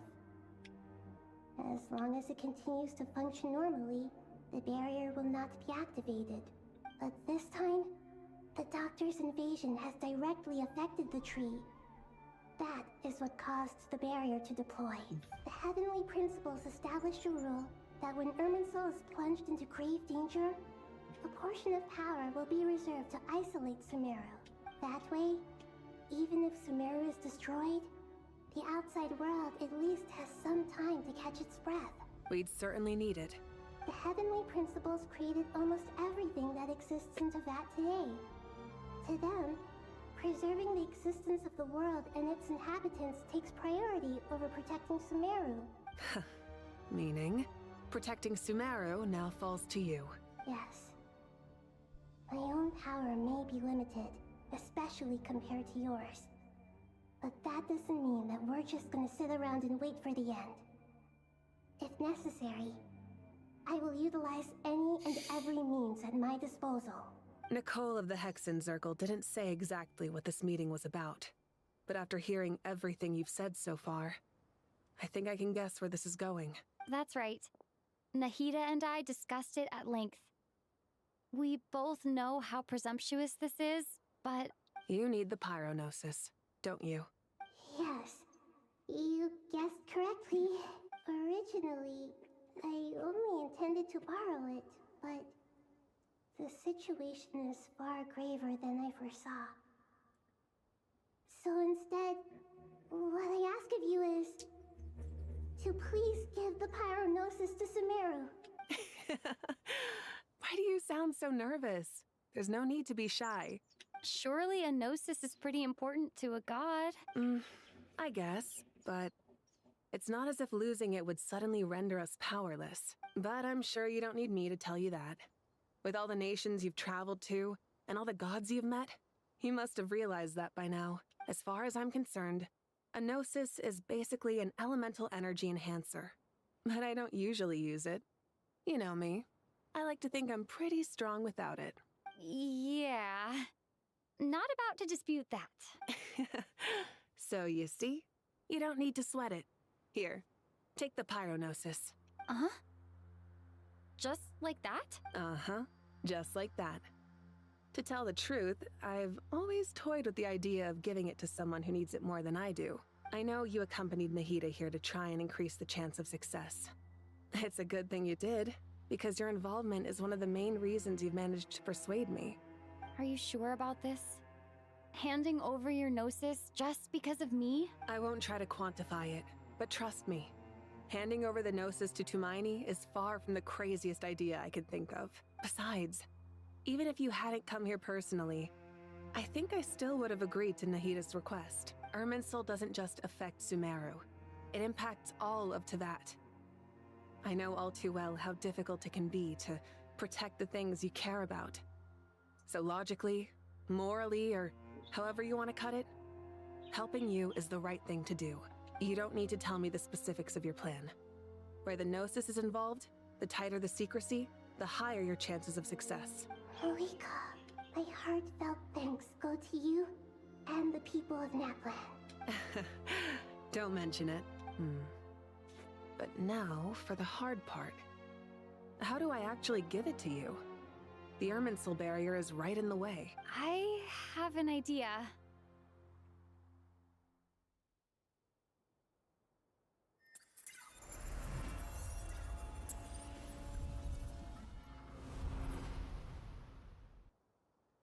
Just as I thought. Incredible. What did you do? Just made a lucky guess. This seems to happen quite a lot. Things that apply to everyone else don't seem to apply to me. I figured the same might be true here. Irminsul usually produces effects based on the records it holds. Since the Traveler is a descender, Irminsul contains no records of her, and thus has no way to impede her. Is that right? You really are full of surprises. Catch. Whoa! Thank you, Moika. Thank you for trusting us with something so important. All right. No need to get so formal. It's not like we're strangers. Besides, there's still one problem. You might be able to pass through the barrier, but I don't know about the Gnosis. Any other surprises for us, Traveler? Let me try something. I have the Pyronosis in my hand. It feels strangely ordinary. Not particularly heavy. And yet, this tiny thing symbolizes the mighty authority of a god. I need to think hard about my memories of Pyro. My memories of journeying through Natlan. All those important experiences I've had. The Gnosis disappeared. Traveler, are you alright? I'm fine. The Pyronosis disappeared into my body. Just like... phlogiston. Maybe it resonates with you because you've mastered the power of phlogiston. You might not be recorded in the ley lines, but you're still our Tumaini. Whew.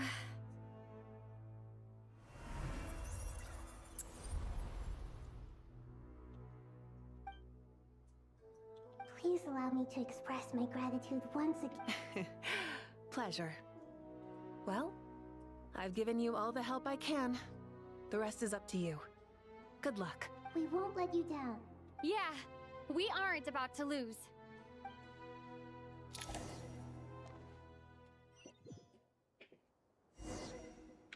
No. Bitch. Traveler, Paimon, how are you feeling?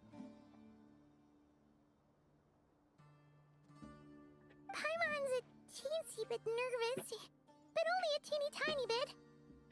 Seems like she's gotten way braver over the last few years, huh?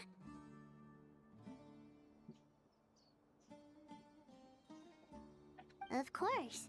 After all the adventures you've had with the Traveler, I'm sure you've gained a lot of experience and grown as a person. I'm doing all right. What about you, Nahida? How are you holding up? With the negative effects of Irminsul, I am a bit like a piece of fruit that's been burrowed into by hungry insects and left to rot. I'd be lying if I said it was nothing. But please don't worry. We all know what we're getting into, and we've prepared as well as we can. I believe in everyone. I believe in you. And I believe in myself.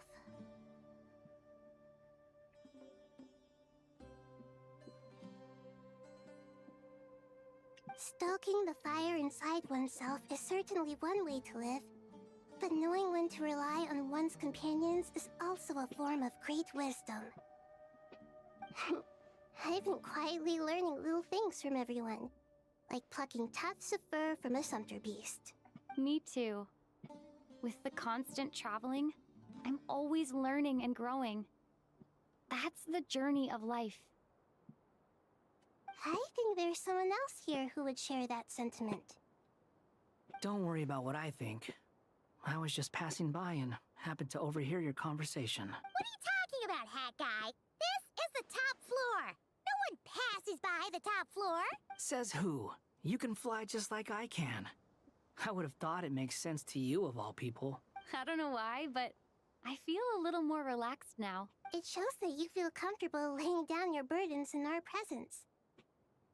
It means that Sumeru is a place you can trust, where you know we have your back. And we feel exactly the same way around you. That's what it means to be friends.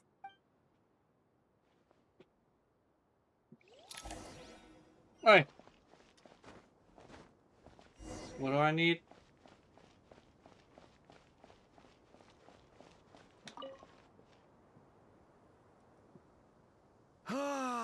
It's finally done. Ugh, but I have a nagging feeling that there's something I've forgotten. Oh, there you are. Everything wrapped up on your end? Okay, fair enough. That was a pointless question. We were working in tandem, after all. You must really be exhausted. Well, it's been a busy day for both of us. When work ends, you clock out. No looking back. Yeah, we're definitely due a break. Probably a little late to start drinking now, though. I'll stick with water. Here, this one's for you. Thanks. You want a bite to eat? I can grab us something. Or wait, I think there's a stove nearby. Let me take a look. Are you nervous? A little, yeah. Unlike you, it seems. How are you not feeling at all nervous? Because everything that happens next is beyond my individual control. I don't worry about things I cannot influence. What do you mean, cannot influence? You're the one who came up with half of the strategies we ended up using. There's only so much I can do. I was only doing my duty. Was it like this last time, too? You mean with Azar and his accomplices? Yes and no. The situation back then was easier to control, but we weren't as prepared as we are this time. So the enemy is stronger, but so are we. I still vividly remember the way you interrogated me in the library after the fact. Where were you when Sumeru needed you most? If your memory is so vivid, you might also recall that it was you who came looking for an argument. You're often the one who initiates these things, you know. I came for a conversation! I didn't know it was gonna turn into an argument! Anyway, at least I showed up this time. So, what do you think? What do I think? I think we're certainly better off for it. It's good having me around to help out, huh? Absolutely. As a citizen of Sumeru, you displayed a remarkable sense of responsibility in the face of disaster. Certainly feels that way. I just shudder to think how the world would have ended up if we hadn't gotten control of the situation. So, do you think this is what impending disaster looks like?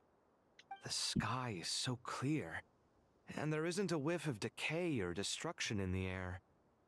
It's hard to imagine that the fall of humanity could happen on an ordinary day like this. Awful things happen all the time. Sometimes people can stop them. Oh, my heart just restarted. What you and I have done is increase our chances of stopping this one. Lofty ideals may provide no defense at all against nihilism, but perhaps little decisions can. Hmm? Oh, nothing. It's nothing. I hope everything works out tomorrow. It will.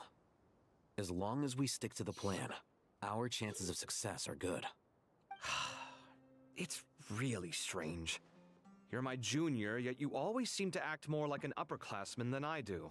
I think it's mostly a matter of temperament. Ugh. Walked right into that one, didn't I?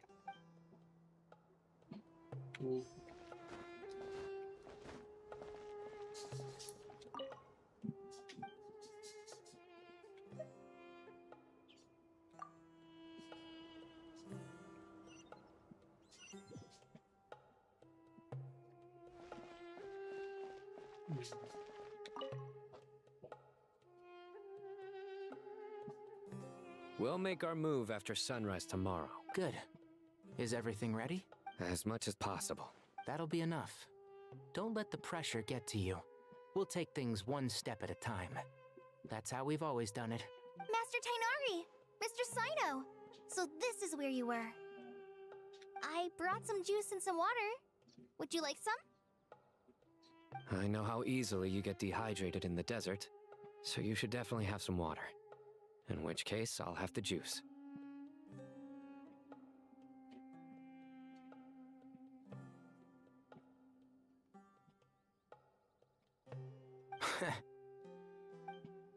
I gotta ask, though. Who's on juice-making duty at a time like this? Madame Farazan said she was feeling a little nervous, so I told her about the automatic juicer my friend invented. She took it right off me and started making carton after carton of juice. A juicer? Did Sucrose send that to you? Yeah. I hadn't had the chance to try it out before this incident occurred, but I couldn't bear to leave it behind in Gandharville. The juice is very sweet. I think so too. Kale, how are you feeling? Physically, I'm okay, but it just still feels strange to me. Why would a great power like this come to someone like me? I know the feeling well.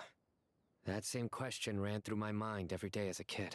At least now, you have someone who can relate to you. All the more reason that you should apply for Spontamod. Tainari fiercely opposes the idea, though. Those two things are completely unrelated. What are we all chatting about, Would anyone like any juice? Oh, you have some already. I had some earlier, ma'am. Maybe give the extra to someone else? Very well, very well. I shall be off then. Miku! There's this enormous power, and then there's little old you. You feel like there's no connection between the two. And that sense of dissonance is difficult to get used to. Yeah. But after all this time, I can't believe this stuff still gets to me sometimes. Makes me feel a little childish. Kale, just because we normally keep the conversation light doesn't mean we can't discuss deeper issues. I don't think it's childish at all. You were the victim of a terrible crime. It's normal to struggle with the fallout from it. You have absolutely nothing to be ashamed of. My professor once told me that no incident can be considered truly resolved until the victim says it's over. Your rage and your pain are completely justified. Thanks. Miss Nicole said that the same god remains which were once used to inflict so much pain upon me have now become a weapon with which I can protect everyone.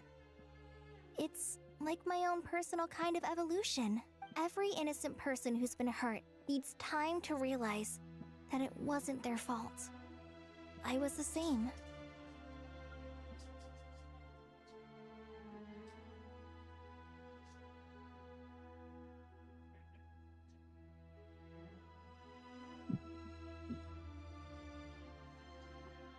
I wish it was that easy for me.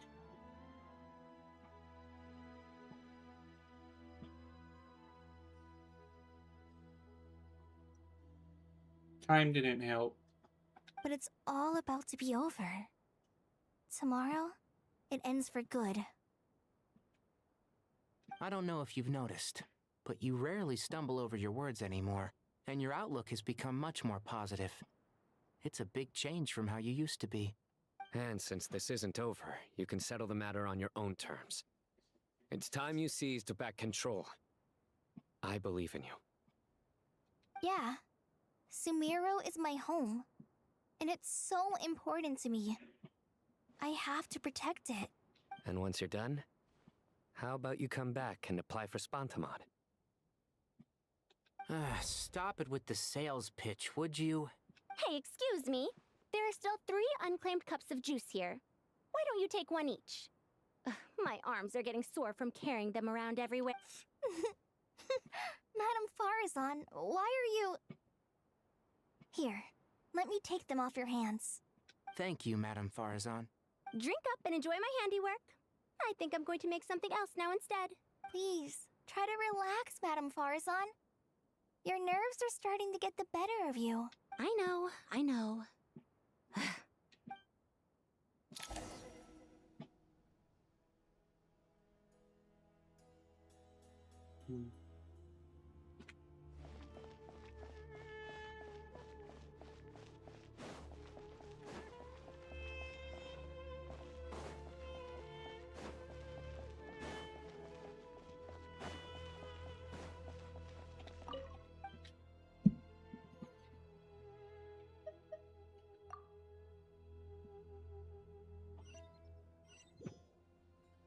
That was a conversation I don't know about hearing.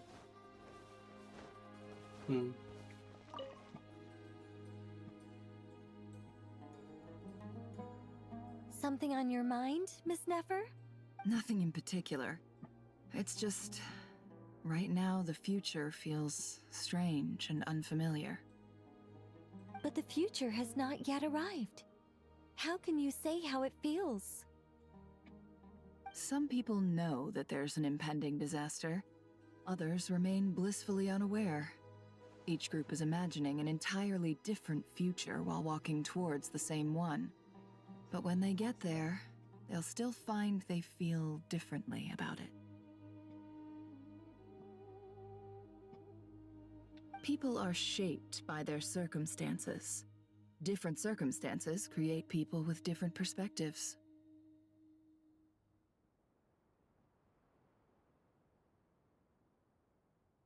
I've always found the perspective of the Vahumana Darshan to be a particularly incisive one. Even at the height of the crisis in Nodcry, people held diverging opinions. But things are different this time. Indeed. Regardless of faith, gender, wealth, skin color, or eye color, everyone in Sumeru knows what will happen tomorrow. The world has never been an especially fair place. Yet now, against all odds, a moment of unprecedented unity and equality is about to take place. It's fascinating. If only my father could have lived to see this era. Era. To me, that term represents a much greater span of time. It can be an unsettling word.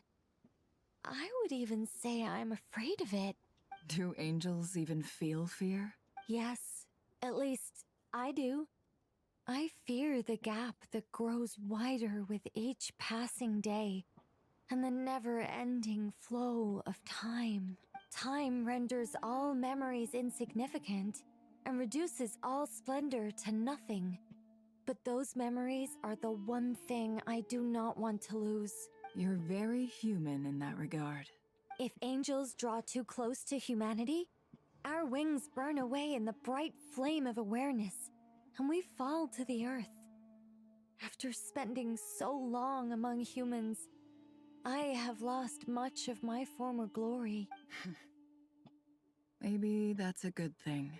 You're more human than some humans are. I've been talking to Kale a lot in recent days. We seem to be in completely opposite situations. I suppose that makes us good case studies for comparison. Case studies for who? Myself, I suppose. After comparing the two of us, I suddenly discovered that I desired more than before. It was a gentle, pleasant sensation. Just as most people pursue glory and miracles, I too am pursuing miracles of my own, guiding humans to make the miracles in their hearts a reality. That is my miracle. It doesn't sound so bad, does it?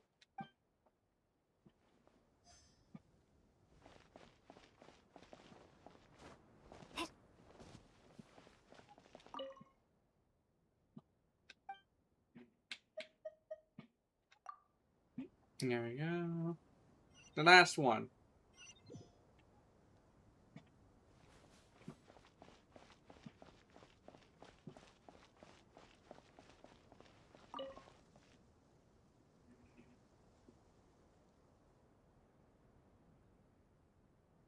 Look at the time. I should head back.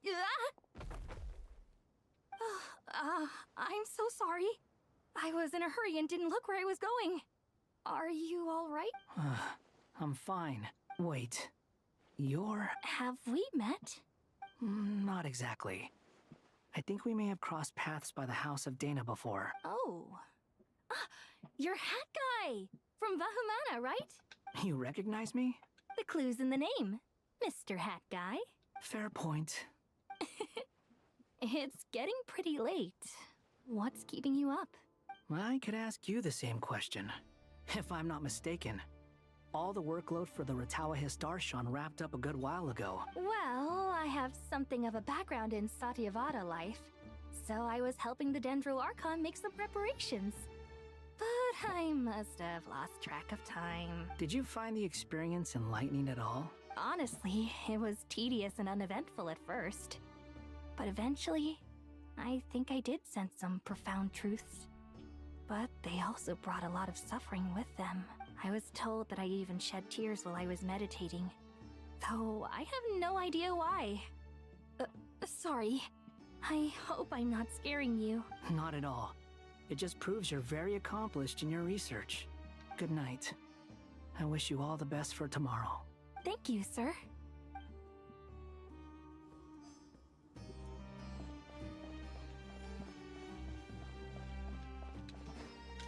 Oh!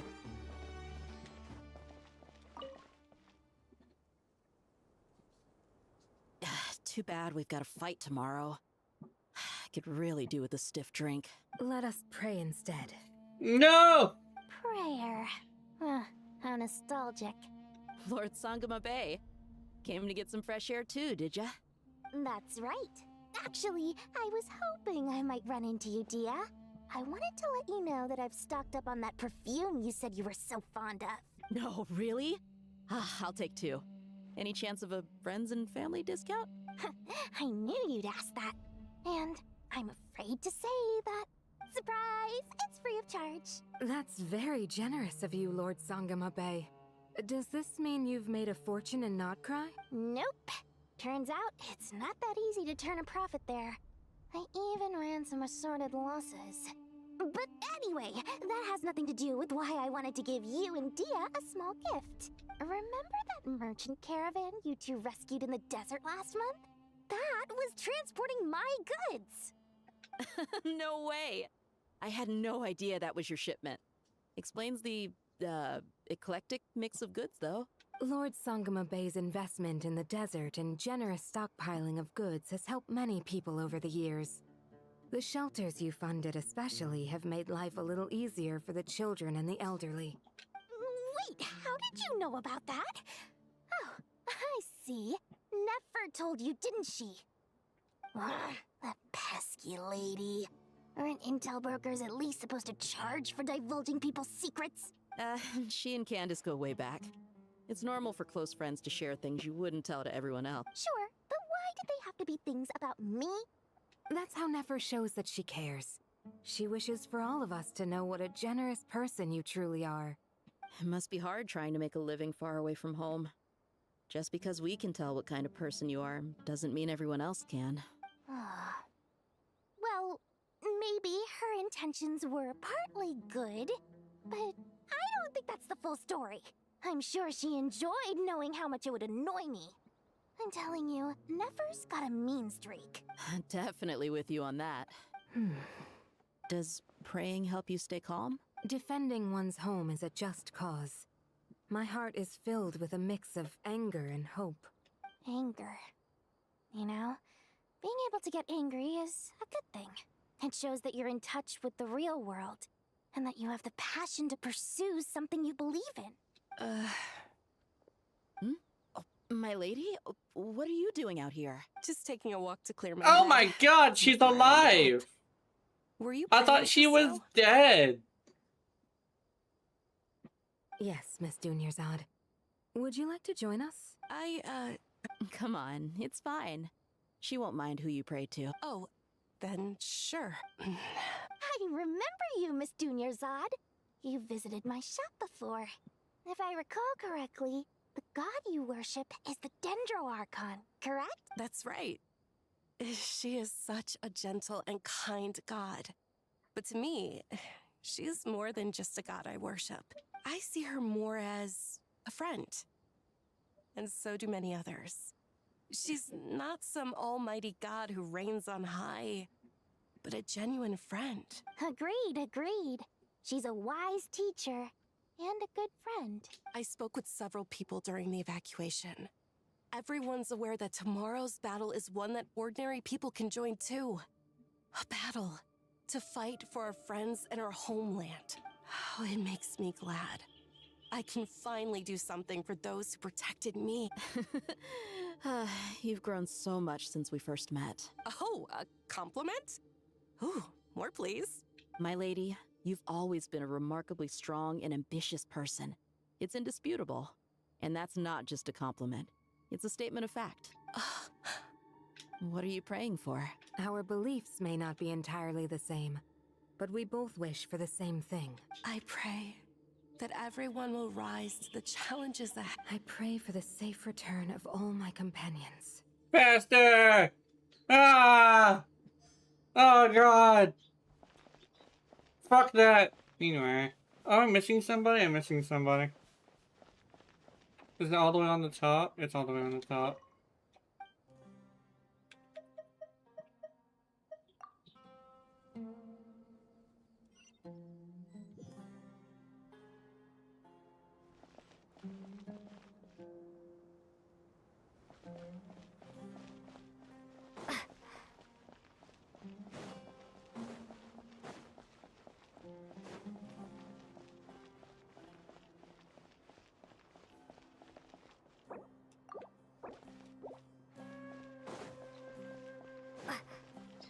I'm not missing anybody, I don't think. I think I got everybody.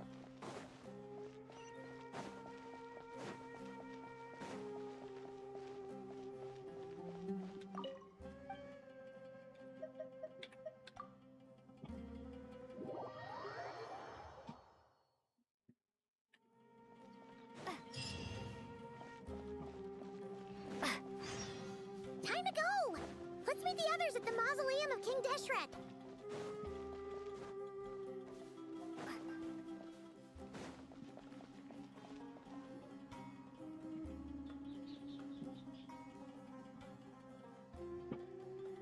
Oh, I have not felt this way in a long time. Standing up high, gazing out at the rolling dunes, one cannot know what freedom truly means without first losing it.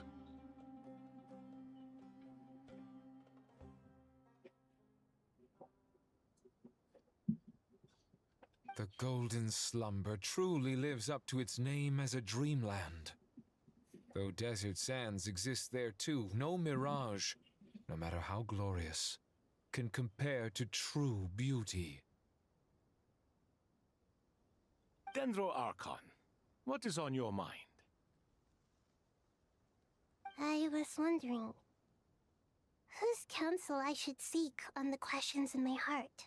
What kind of questions? So many. More than can be put into words. As I once said to a friend, we look, we see, and we comprehend. But the question still troubles us. What are the many disasters that this world faces, but the sum of all irresolvable questions? The biggest question you should be asking is how to seize victory. Yes. Although, I would express it differently. I must not fail. And so the question I am most curious about now is whether the path to victory will be an arduous one.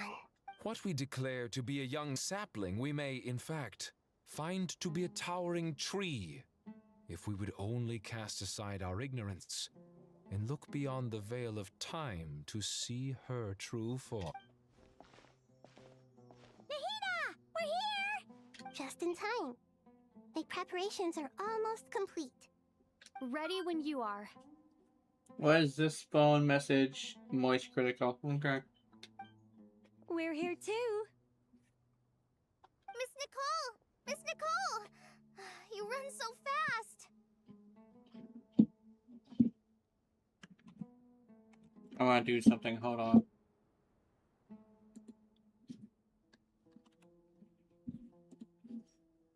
There we go. It should be center now.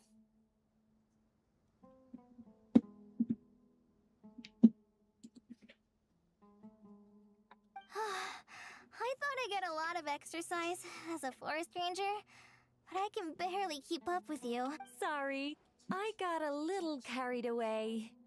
Lesser Lord Kusanali, the equipment is ready, and the modifications to Aru are all complete.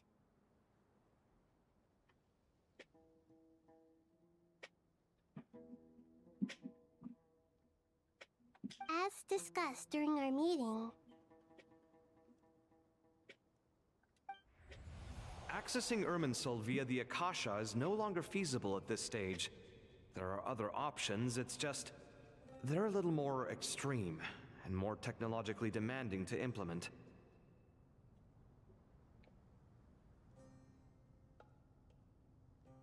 Maybe you should take it from here.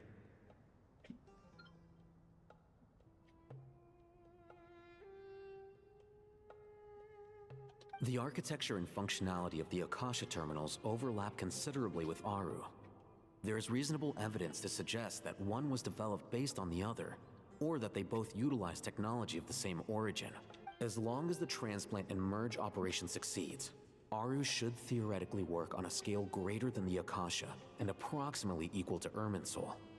It will become the largest active computing device in all of Teyvat. A system this powerful is capable of a lot of different things. In the past, the Akasha was primarily used for one-way information transmission, but I suspect it could also serve as a central bridging hub. In the pursuit of greater knowledge, some scholars have attempted to connect their consciousness to Irminsul through the use of terminals, incense, and meditation. Correct. In academic language, scholars who reach that stage are said to have entered Satyavada life. Hypatia has performed this practice many times in the past, and she was once under my care for a period of time. Right. And this at least proves that there is a zone within Irminsul that can be connected to. that's right. Providing wisdom to the people is one of the very reasons for Irminsul's existence. I think I understand where you're going. Please, continue. In that case, I'll skip to the conclusion then. We need to further modify Aru, merge it with the Akasha, manufacture terminals, and distribute them to every single person we can reach. Every person? Even the desert folk? Yes, everyone. I've already calculated the amount of raw materials we need. So you mean we're going to get new Akasha terminals? Yes, but this time the people of Sumeru won't be using them to acquire knowledge, just to connect to Irminsul. That's the key. When we evacuated the city, we brought all the important assets from the House of Dana, in case we ended up needing them. Fortunately, this included the Akasha system's main terminal. We've checked all the relevant records, and one thing is certain. Nothing like this has ever been done on this scale before, so... Everyone in Sumeru is part of the plan. Whoever controls the people controls the situation. Since this function of Irminsul was introduced, it has only ever been made available to scholars, who don't constitute a particularly large group of people. But by expanding the scale to include all the people of Sumeru, all the individual connections will stack up to create a significant load on the system. Under normal circumstances, Irminsul would be able to cope with the additional load. But with it already being under strain from other activities, its remaining capacity is limited. Thus, it might be possible to shut it down completely by overloading it.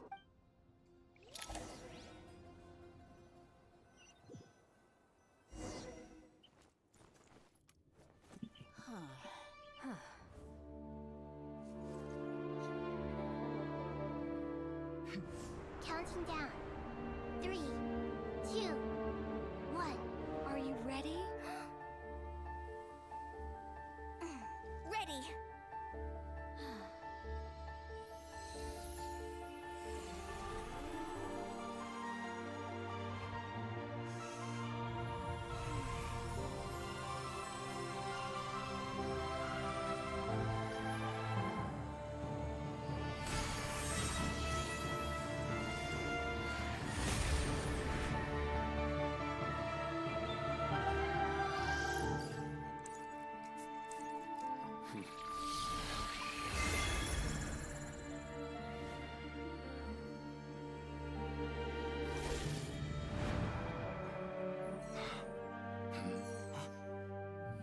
In the past, when people sought knowledge, they turned to the Tree of Wisdom.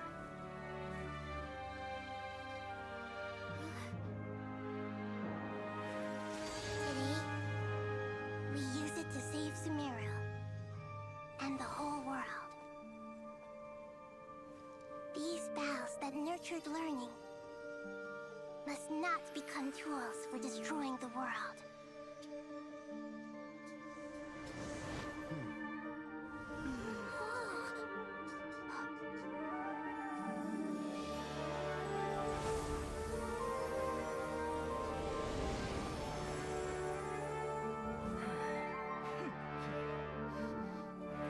Stop.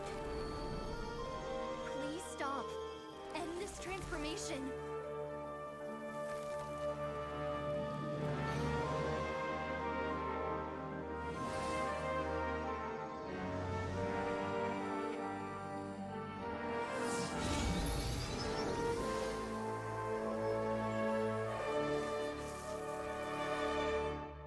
You would shut down Irminsul just to stop me? You fools. I have all the time in the world.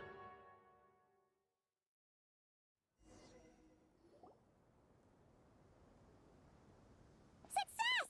The evil Irminsul tree has stopped growing! Great!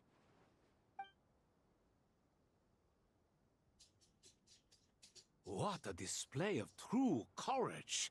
The courage to think and the courage to act. I never thought I would witness the shutdown of Irminsul with my own eyes. Perhaps this is human wisdom in action? Indeed, only humans could do such a thing.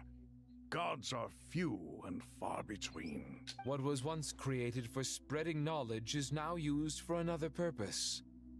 A rather ingenious plan. I am grateful to you three for your help.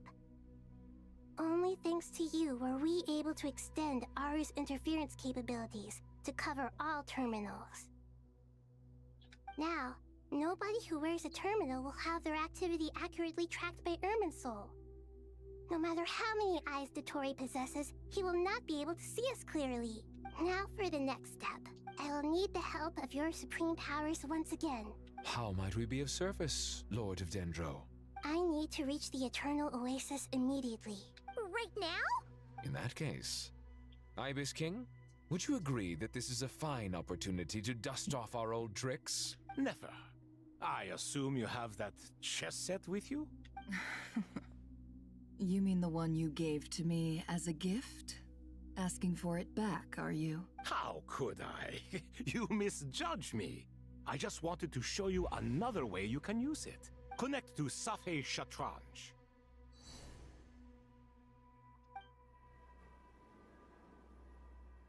Safei Shatranj?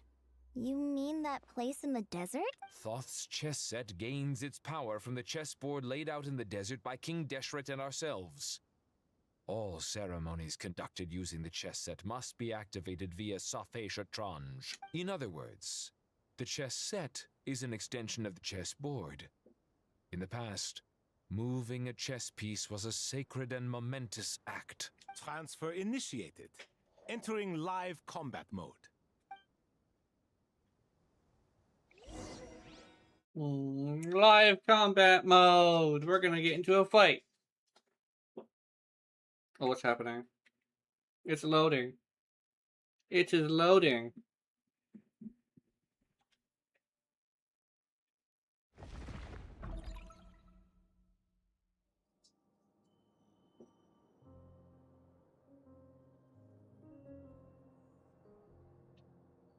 We haven't heard a single word from our spy in the desert.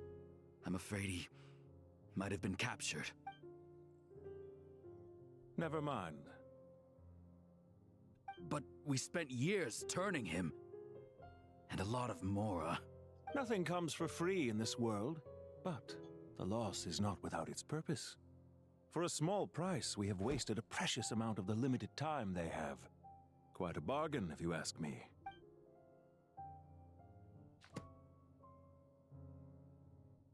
Understood. Weighing profit against loss is a necessary part of life. But to tell the truth, I have been operating at a loss since this all began. Since many centuries ago, in fact. For instance, why would a banker act as the executor of a will? If you hadn't deposited your personal belongings at Northland Bank, I would have no reason to be here right now.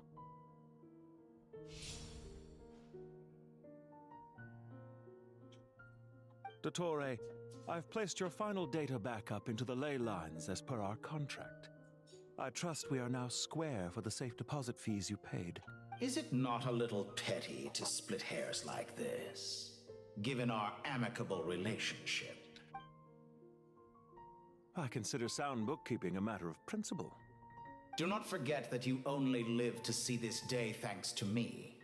In fact, every day of your life since you met me, you've been living on borrowed time. Why, that's hardly a fair assessment. I will concede that my survival was perhaps at your whim, but I became a harbinger on my own merits. Managing money is not like other professions. Mine is not a role I could have acquired based on your recommendation alone, and certainly not one I could have lasted so long in without genuine ability. The information stored in the ley lines is quite comprehensive. Rest assured, I have not forgotten how strong your pride is. Well, I presume you have no sense of fragmentation while talking with me. How could anything possibly go wrong with such strict measures in place? The remainder of your soul was split in two, with one half sent to Nodcry and the other stored in the most secure vault of the Northland Bank. Though I must say, your disdain for the other segments is quite amusing. Zandik is you, and you are Zandik. Zandik created the segments, yet you, a segment yourself, reject him.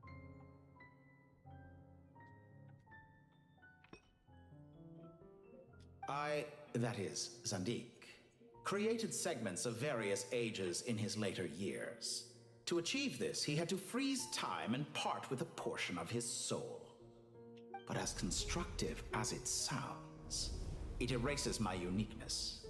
If each segment is equally me, then by the same token, none of them are truly me. A soul living forever in the past inevitably holds different views than he did in his later years. The same thing that completes me also restricts me. You too might ask yourself which stage of your life you want to be preserved at. The day your business failed? Or the day you were framed by a gang and sold off to a medical lab as a test subject? We needn't dredge up the past. This undesirable plan was eventually scrapped. Lesser Lord Kusanali was quite right. I needed an opportunity to eliminate myself. And after that, I concluded that there was no more effective plan than directly splitting the soul. Once the soul is transferred out, you will find that creating a physical body is far simpler than creating a puppet. The other half of your soul suffered a crushing defeat in Nodcry, you know. And yet in the process, I obtained the information I always wanted, did I not? Because now we finally know where the best testing ground truly lies. I once thought your ultimate goal was to ascend to godhood. But as it turns out, that was merely one of your experiments. Experiments take many forms. Most people are too eager for success, too fixated on the end goal. They forget that the experimental process itself is just as important. A suspiciously vacant seat, a new face. I trust you can put two and two together. The reason it doesn't exist is because someone tampered with the record. What can I say? After all your efforts, you really did uncover the world's secrets. So, is the new world you promised a lie? No, it never was. I am glad to be able to control Irmin's soul from within. Now I shall attempt to create a new world inside the existing one. Almost everyone faces the prospect of death, but not a single person has ever been able to experiment unrestrained in the afterlife through sheer force of will. I am the only one to have overcome this enormous challenge. Would I not be letting the world down if I didn't make the most of the opportunity to experiment? Clearly, the dividing of your soul did not affect the magnitude of your ego. Out of all the versions of you that have ever existed, this you is the most insane and the most radical. Is that why you chose to work with me? Which was it then? My insanity? Or my radicalism? Could I call myself a venture capitalist without a suitably ambitious plan to invest in? Yours happened to fit the bill quite perfectly. Well then, I must say, while I am surprised enough that you showed up at all, what surprises me more is that you chose to present yourself as my former subordinate, and not as the banker Pantalone. What? Why make things harder than they need to be? Exposing my true identity in a situation like this would only serve to destroy diplomatic relations between Snezhnaya and Sumeru. I daren't imagine the consequences. Showing up in the name of the original antagonist gives Oh no, you the robot's you name was deserve, Palomia. while also being sensitive to This is Snezhnaya's Pantalone. predicament. It was an easy win.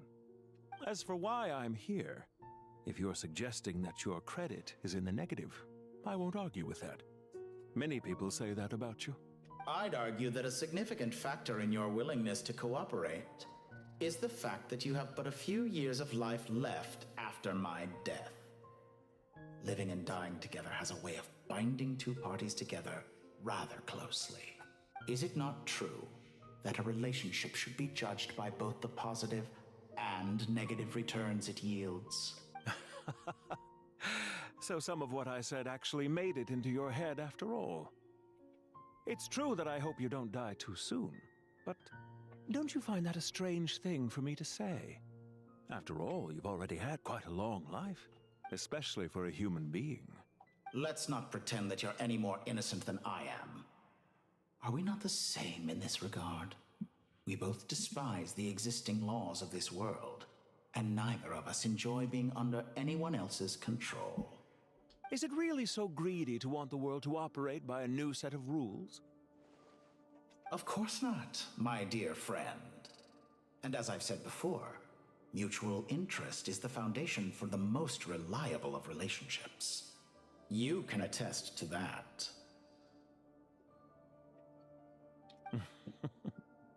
I just hope there never comes a day when I have to work too hard to prove that.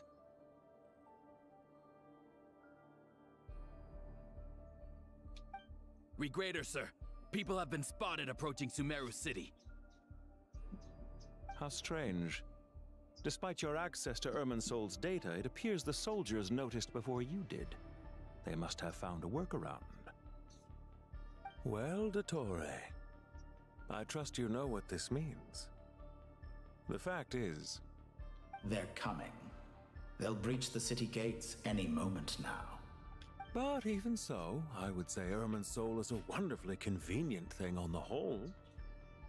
If you do manage to create a new world, perhaps you could plant one outside my office, too.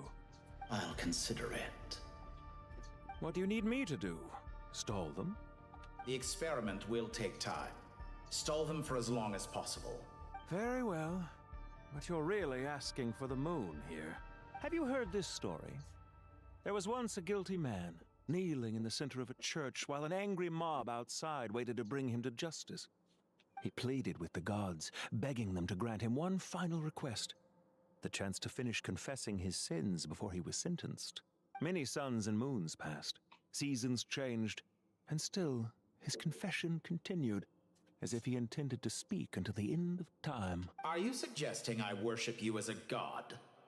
Or were you hoping that I might confess my sins to you? Certainly not the latter. That would make my life miserable indeed.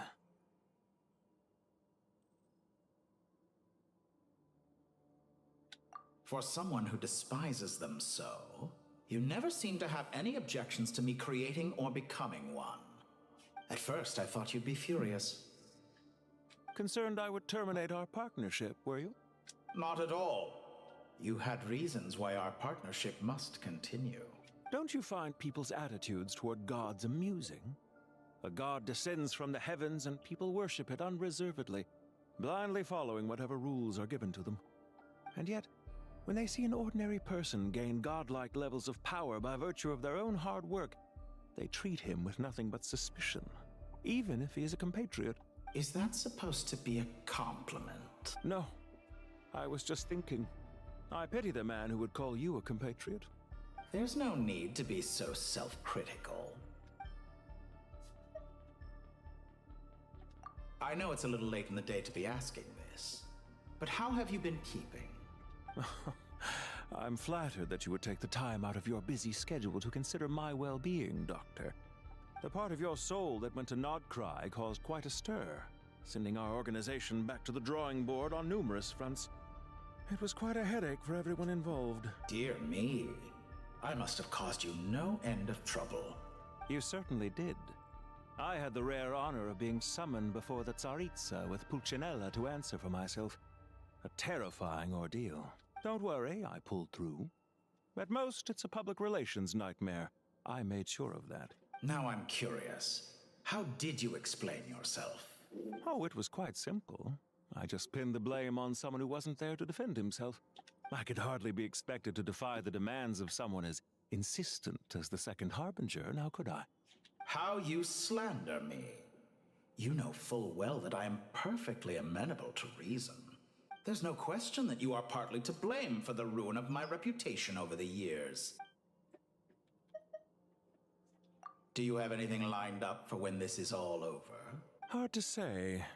Fieldwork always takes quite a toll on me, as you know. Once I'm back at Snezhnaya, I'll start with a well-earned cigarette. Why are you so eager to ruin your lungs after I went to the trouble of replacing them for you? If you have an issue with it, feel free to try to stop me. What's on your mind? The limits of humanity. It's a pity. Despite running countless calculations, I find there is simply no way to reduce any further the amount of one's soul required to sustain an individual. It's rare to hear you admit to being unable to achieve something. I beg to differ. For instance, as I've told you before, the original me was prone to motion sickness and couldn't make long train rides. Ah, yes, of course. One of the reasons you often sent yourself out on errands. What are you thinking about now? A new experiment. In the event that my soul was depleted, say we extracted my data from someone else's memories, yours for instance, and then combined it with your intact soul as the base material. What would we create? Such a scenario would be impossible. Oh? As long as your current soul survives, there will be no need to create a new individual. Don't forget, you were the one who approved of the present situation wherein only one Dottore remains. And if you ceased to exist, who would be capable of performing this experiment? Since the day I met you, you've always excelled at talking your way out of a quandary. Isn't it a little too early to be saying goodbye? Not that I wish to keep you from your business, of course. Very well. Let's leave the conversation there for now.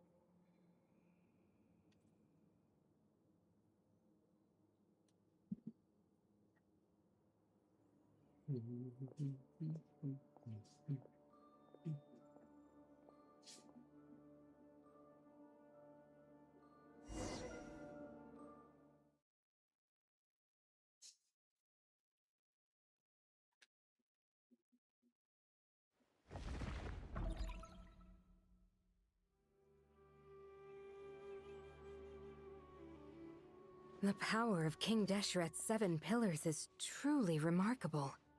With just a chessboard, you can move an entire unit across the material plane. Yeah, sets us up for a much easier fight. Really makes my day. The last time we stormed the city, it involved a lot more running around. I wonder how many people can say they stormed a city twice in their lifetime. I was just thinking that. I've definitely had more than my fair share of unusual experiences in my life. This is my first time here, actually. We never usually leave Gandharvaville. Oh, Rana! I hope this will be my last time. Wait! She's still in a coma. Does everyone have to chime in? Can't we just fight? What an amusing comment, my dear lady. Yet humans often alleviate tension via small talk, do they not? Whoa! Why is Candace's shield talking? Because the image on her shield is one of me. And I, of course, can appear wherever I wish to. Huh. Well, la-dee-da. Isn't that fancy? Could I get in on this? You wish for your gauntlet to speak? Why, certainly. Ahem. I think you'll find that it is I whose image is carved hereupon. Thanks. Definitely feel stronger now. You're welcome, my lady. I am glad to lend you my power. Sino, what's the situation? There are troops stationed at every entrance. As we expected. A frontal assault will suffice. Everyone, stick to the plan. We'll take the main entrance. You head for the House of Dana's side door. Move out. It's bonking time. I am dog. Dog man. Man dog.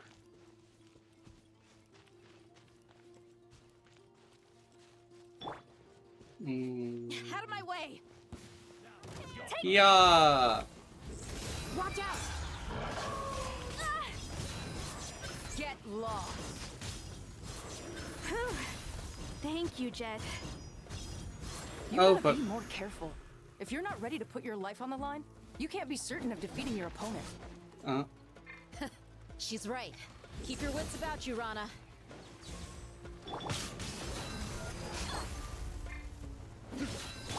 Yield.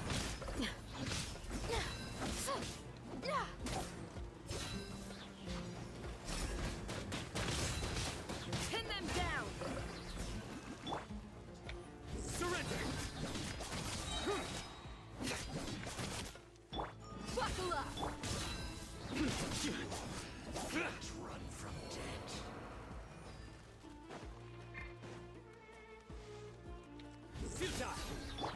Fleet! Take them out and secure the harbor. Reinforcements will arrive by water. Consider it done. Show no mercy. Bonking time.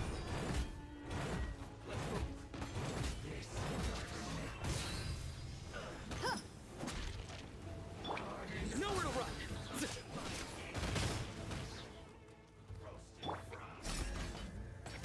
You're exposed. Surrender! Judgment is upon you. This bitch. White Pinky.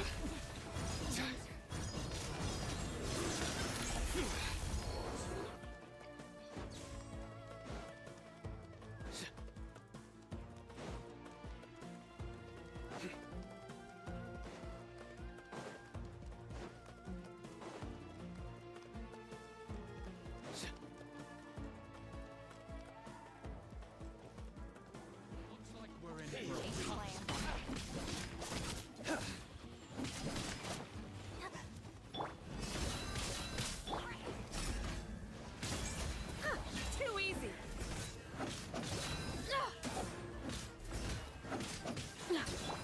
Nowhere to run!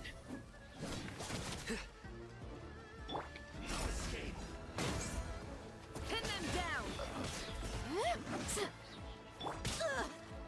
Let's get it on. You asked for it.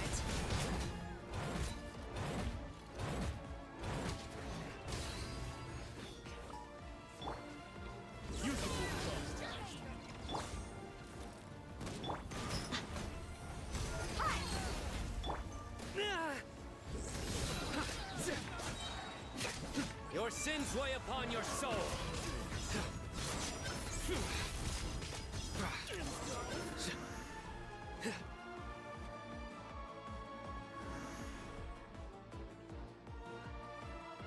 Waterway secured. Brothers! Sisters! Perfect. Just in time. Welcome.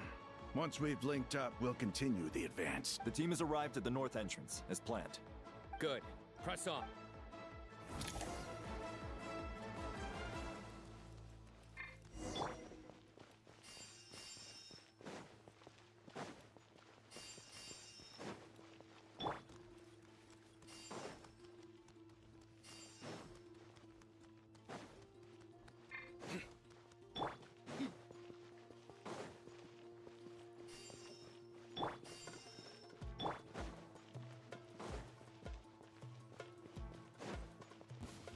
There you are. Buckle up. Futile! You're exposed! A tough crowd. Nowhere to run!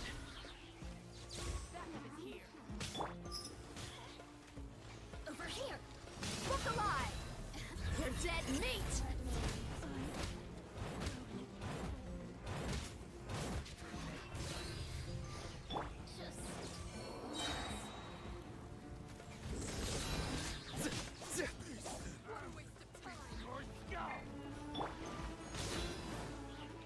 Let's get it on! Through me, justice is served. There you go.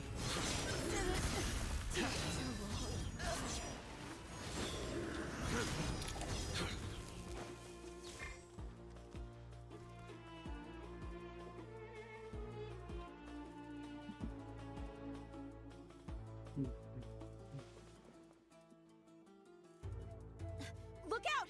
It's an ambush! Finally. We need to hurry. Take the middle road now. Mahamacha Sino, area clear. Don't relax just yet. More Fatui approaching from the right.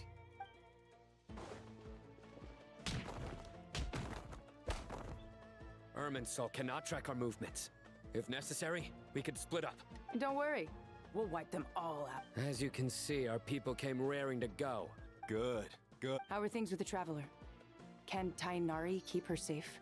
Don't underestimate Tainari just because he's a forest watcher. He can handle it. All right. You know that's not what I meant.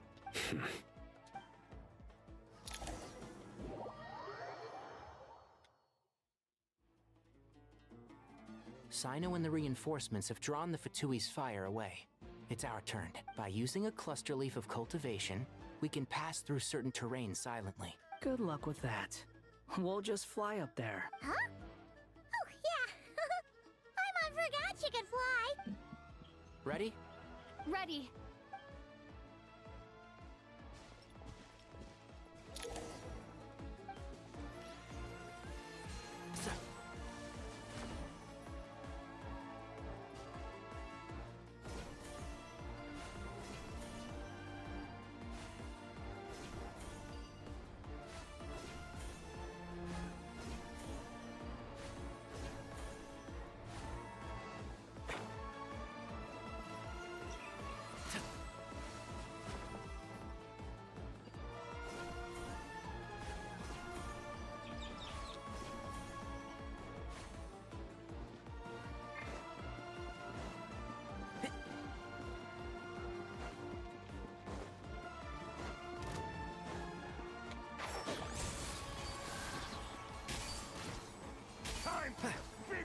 I lost control.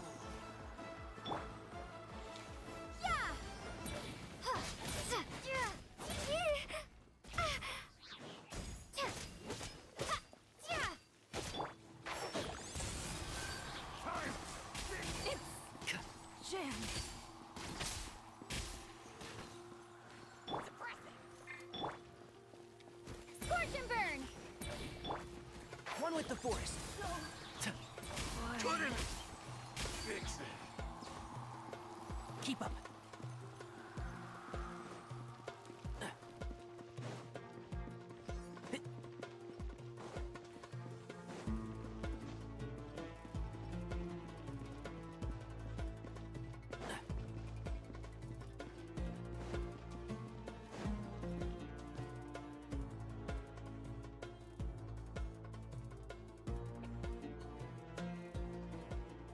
Fatui soldiers up ahead.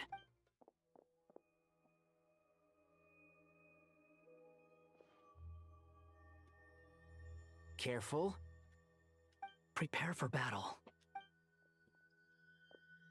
Hey! There's people over there! You have some nerve showing your faces here in the center of Sumeru City.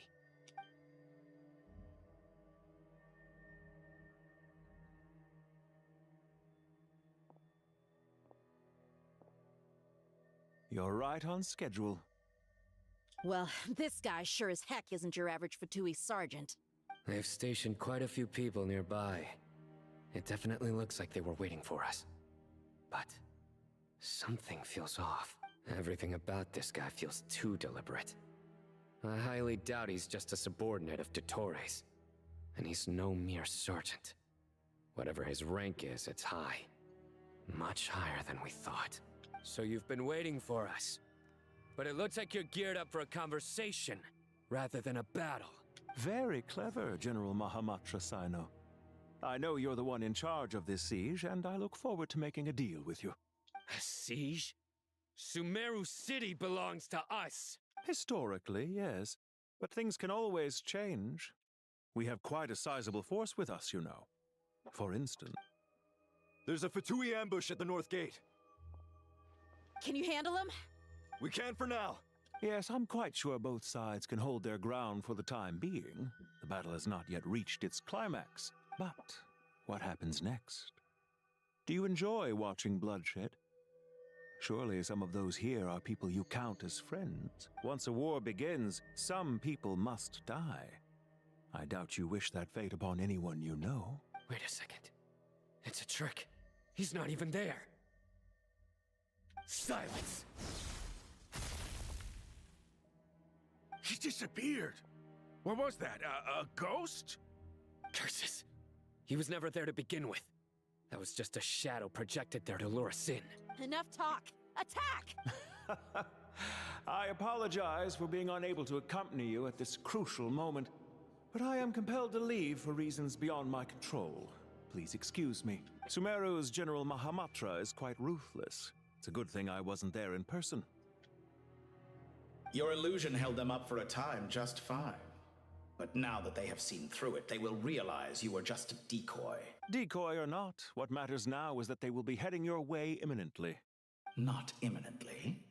They are already here.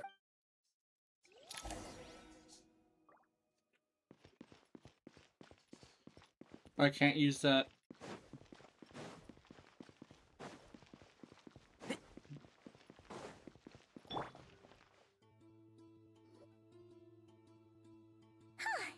We made it!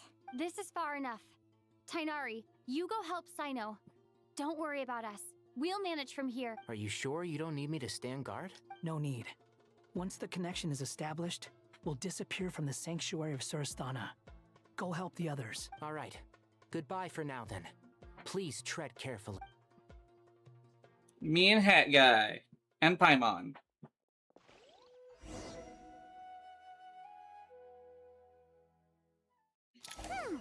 Now where's the interface Nahida mentioned? Come on, where's it hiding? Found it. It's over here.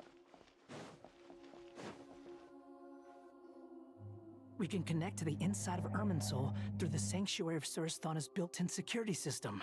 You should be pretty familiar with the process. Is it the same route as last time? For the most part. We don't need to adjust any of the parameters. Then I should be fine. And Paimon? Once you're both ready, we'll set off. Wait! The stakes are way higher this time, right? Maybe Paimon should stay outside and help the others. Then, you can focus on the fight without having to worry about Paimon. Huh? Why are you staring at me like that? It's nothing. I just suddenly realized how much you've grown. Hey, you've grown quite a lot yourself. Don't you two start getting into it again. Well, anyway, Paimon thinks she's pretty knowledgeable. Who's the best guide in Teyvat again? And don't forget, Paimon's a college student now. If we say Alhatham's not a weirdo, it's hard to explain how he came up with the idea of you applying to the academia.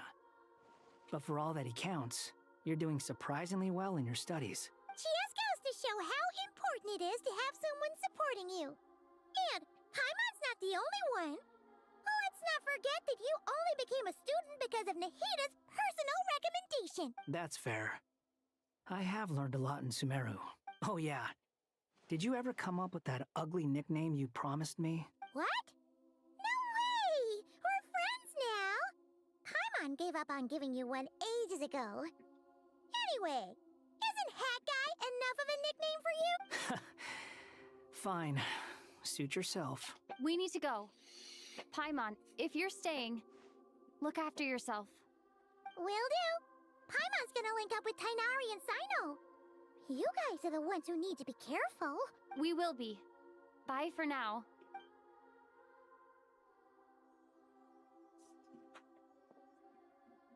Initiating connection.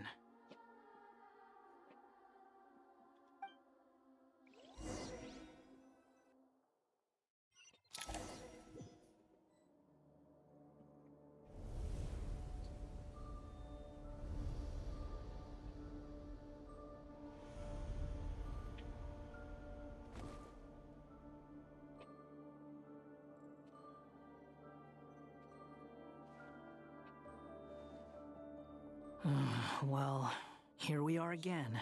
Come to think of it, I still don't even know where we're going. Thanks to our terminals, it should be impossible for Irminsul to read. I can... Don't tell me. Only you need to know. That way, whatever happens to me next, it won't affect your progress. Listen to me. Your safety is just as important as mine. Don't even think about sacrificing yourself for the greater good. We came here together, and we're leaving together. All right, if you insist. I won't argue with you. Yeah, don't argue with me, fucking Hat Guy. Swords! Sword-shaped trees.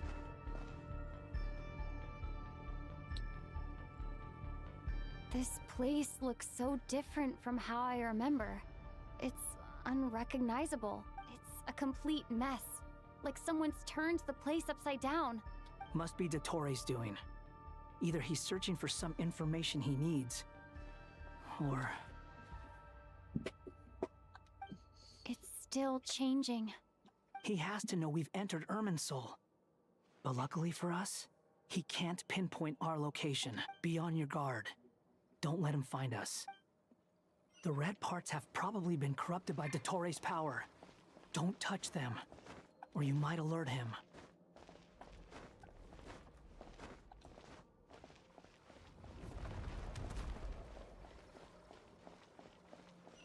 He's looking for us. Tread carefully. That wall could be a problem. Fortunately, it looks breakable. Give it a shot.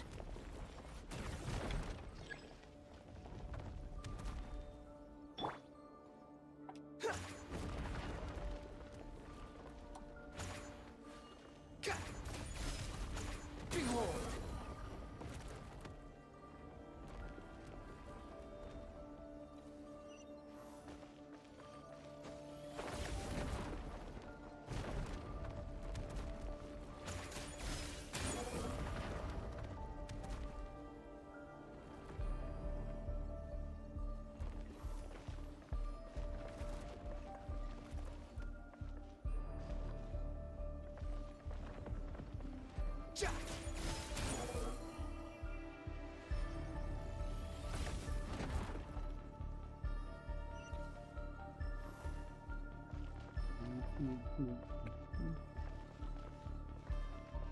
Squall and Fury.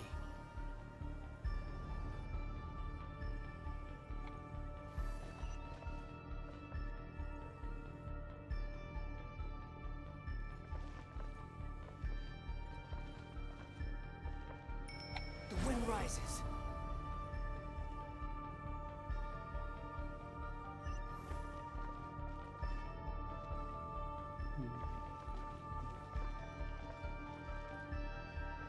I'm gonna wait for it to come closer again.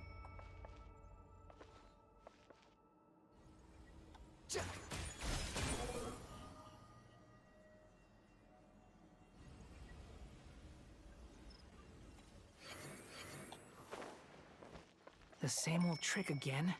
Are you kidding me? Let's handle it just like we did before. This cheap trick isn't gonna stop us.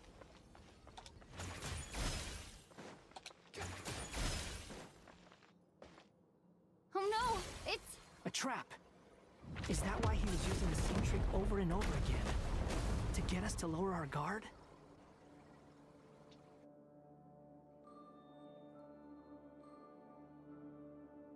Oh fuck, it's a maze. I'm trapped!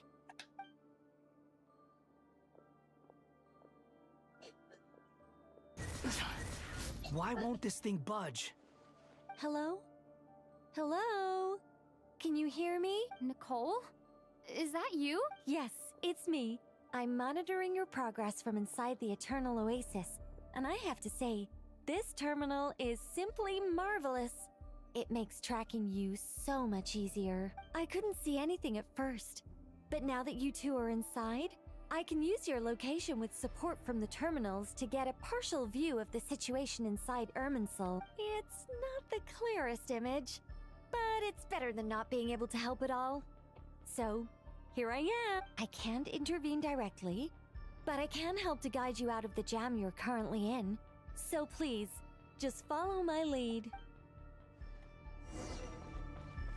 Dottore in his current form is a blight upon both Irminsul and the ley lines. Pay attention to your surroundings. There must be sources of his contamination. Is that one of them? Precisely. Take it out. Good work. But we're not done yet. Stay close, and let's see if we can find any others like it nearby.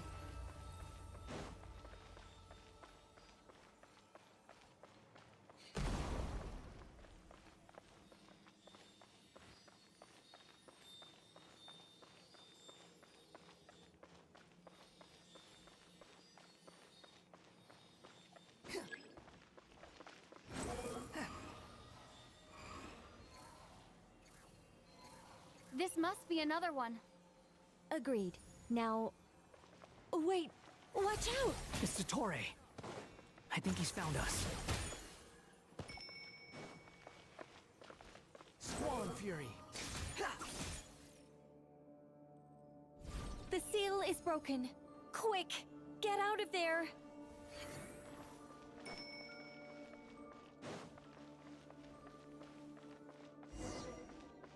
And where exactly do you think you can run to? Wait, what is that? Pursuers! That's gotta be it! Run! Don't let that thing touch you! Dodge that attack!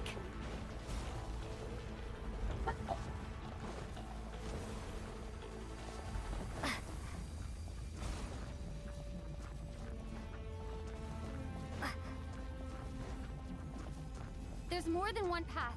Which way do we go? To the left. Trust me.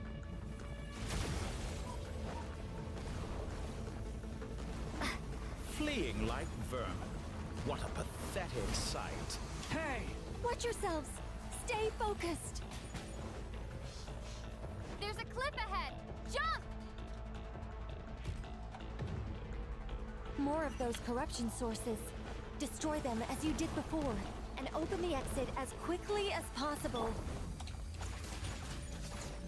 They're relentless. Is he trying to wear us down? You'll just have to destroy these too.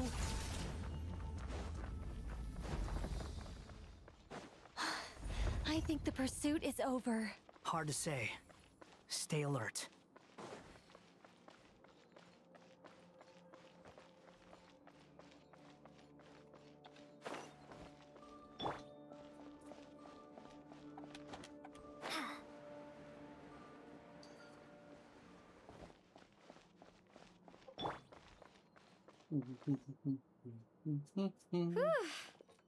I think we've made it to relative safety. Goodness, that was tough. You doing okay? I'll be fine. Don't worry. Take a short rest, and then... Nicole?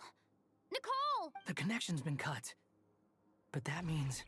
Look at you supporting one another. How very touching.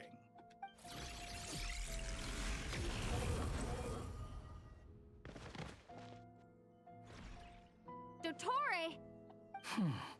Took you long enough to find us. You're more useless than I thought. Oh, really? I think I deserve a little more credit for my methods than that. Rather than hunting you down, I chose to let you roam free. I indulged your presumption that I was unable to track your movements, played along with your clever little plan. Fleeing is for animals, but I rather enjoy watching you flee. Some things lose the will to run altogether as soon as you put them in a cage. If that's true, then why did you come looking for us? Because I wanted to observe you up close, of course. Don't misunderstand me, I'm not here for a fight. Is it so unusual that I wish to greet my old acquaintances in person? After all, it's been a while. Scaramouche. Why are you so afraid? I have done nothing unprecedented in discovering the truth. Nor did I go to any great lengths to uncover your story. You made a bold series of moves in deciding to erase yourself. And with the power of this great chronicling device called Ermin's Soul, you were able to achieve something quite remarkable. Once most people form an opinion about someone, it tends to imprison their mind. Yet you managed to erase every trace of your existence. A novel take on death indeed. However, this meant that you stood out to me all the more when I saw you in Nodcry. I didn't even have to go looking for you. Just the sight of you was enough for me to intuit the truth. For someone in my position, connecting the dots was a trivial affair. It would have been more surprising if I hadn't managed to piece it together. You seem very pleased with yourself for figuring it out. I'm sure you'd even be more delighted to learn the full extent of your crimes. That would hardly be necessary. Besides, isn't there something that concerns you more right now? Something that fills you with dread? Let me put your mind at ease. I have no intention whatsoever of restoring any of the records you deleted. For one thing, it would be exceptionally difficult. But more to the point, I doubt that the prospect of losing your current life is all that frightening to you. Because in your case... the cruelest twist of fate is that you'll never again have the chance to make up for any of your mistakes. Isn't it? Dottore?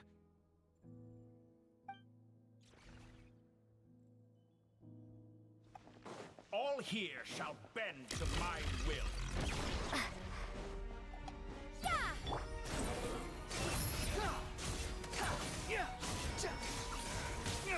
You're dead.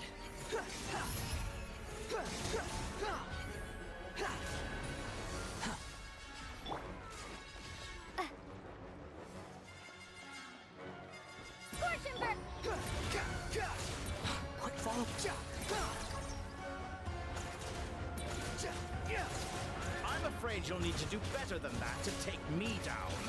I expected you to have grown stronger. Ah, how foolish of me. I forgot that you lack any means to increase your power. You will pay for everything you've done. Oh, will I now?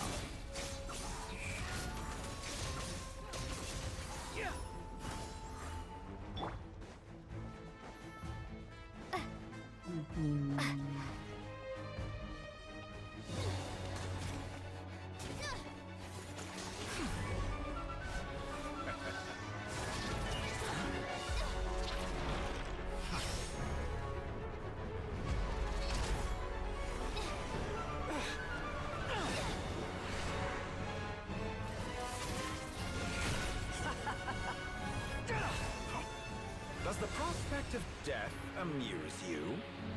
I could ask you the same question! I'll distract Dottore. You focus on the mission. Got it.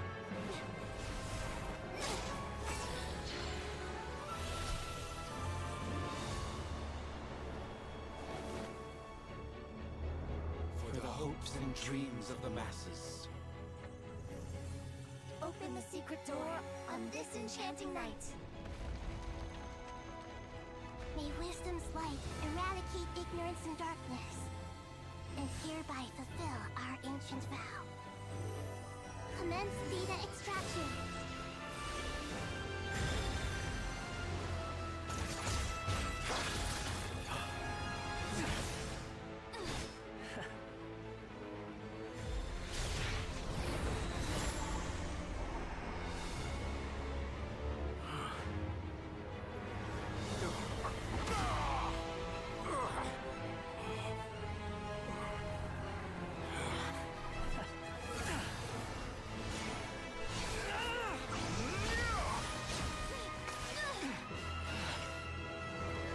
You cling to outdated ideals and stand in the way of progress.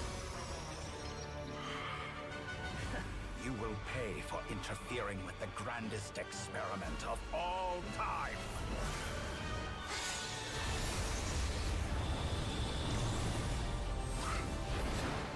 Nahida!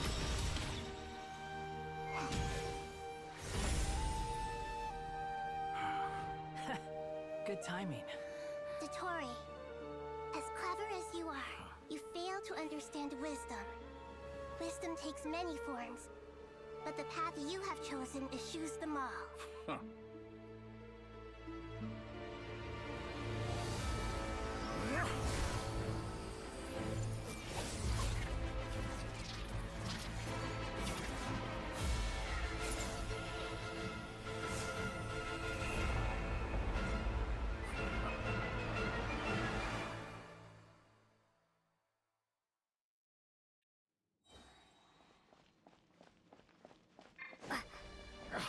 My strength is fading!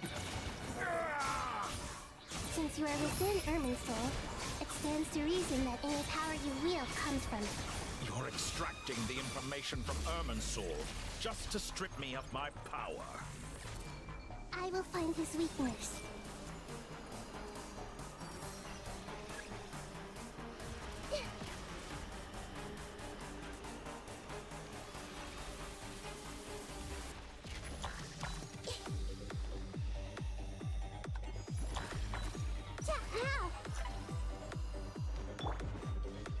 I admire your attempt to introduce a new variable, but it's nowhere near enough.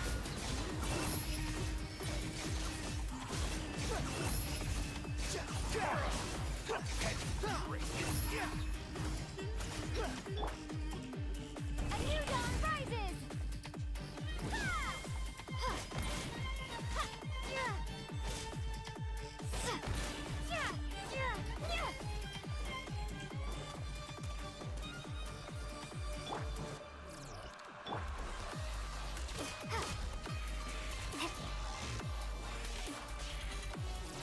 Motherfucker!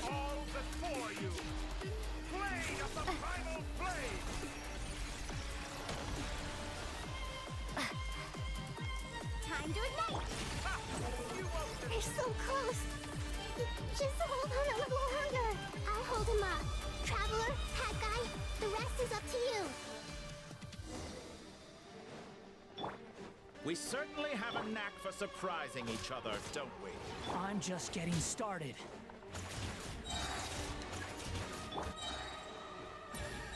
Behold!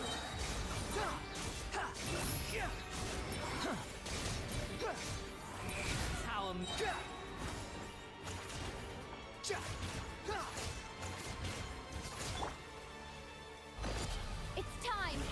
Say your prayers! Stay on the offensive, but watch your back.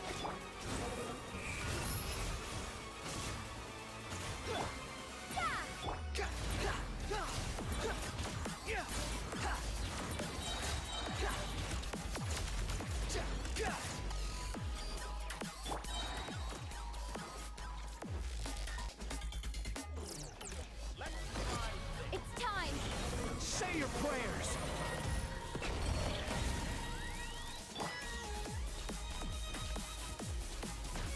Squall Fury!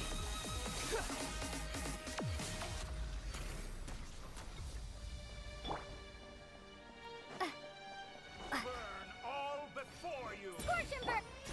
That's far enough!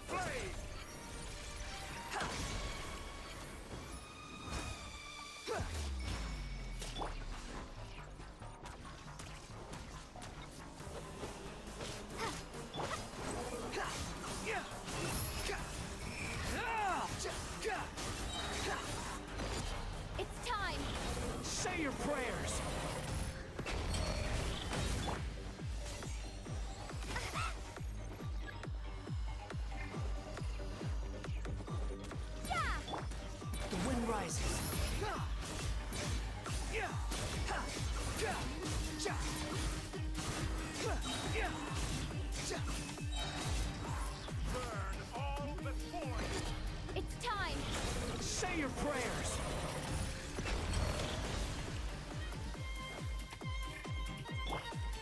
Time to ignite!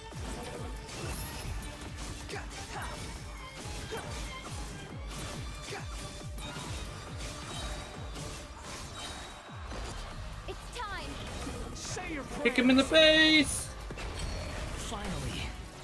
Time for you to die. Excited? Time for me to die? How could I have reached this place if death were something I feared? The last gasp struggle of a dying man is a pretty pathetic sight. It's time! Say your prayers. Primal flame!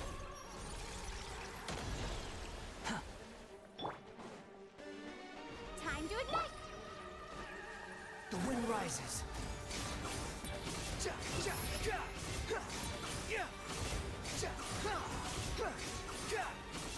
Upon the gale. That's enough!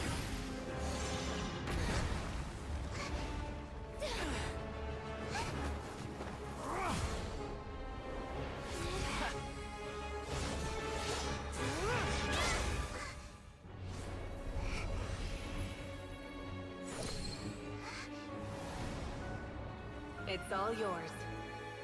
Do with it as you see fit.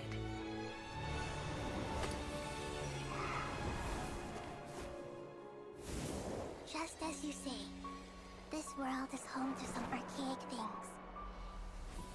And as you suppose, you are a formidable opponent. You have long coveted the secrets of wisdom. So now, I will demonstrate true wisdom in action. I invoke my supreme authority as the keeper of Irminsul. Commend me or condemn me. But give your verdict now!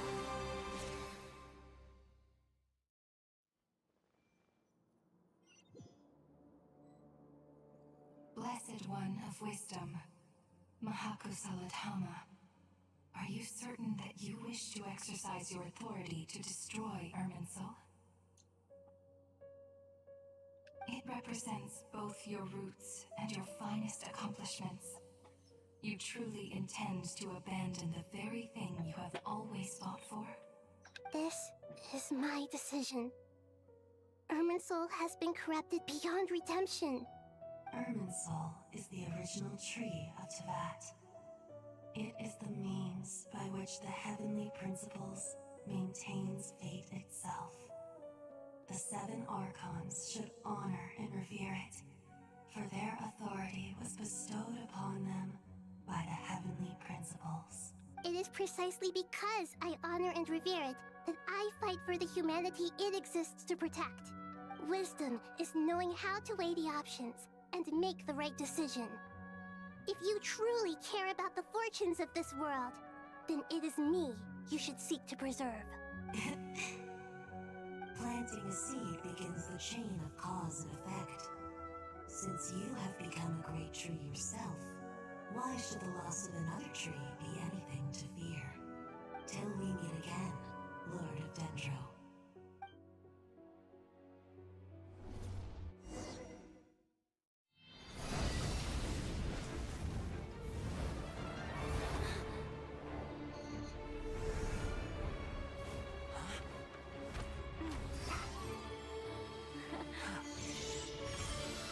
The first flame.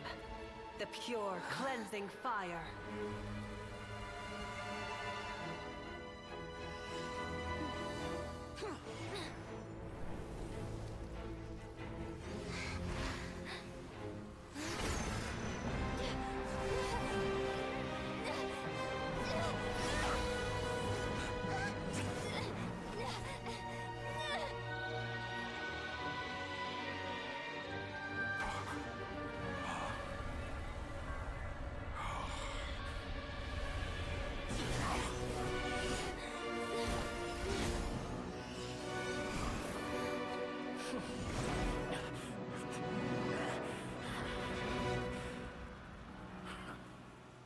Dragged his ass to fucking hell. Alright.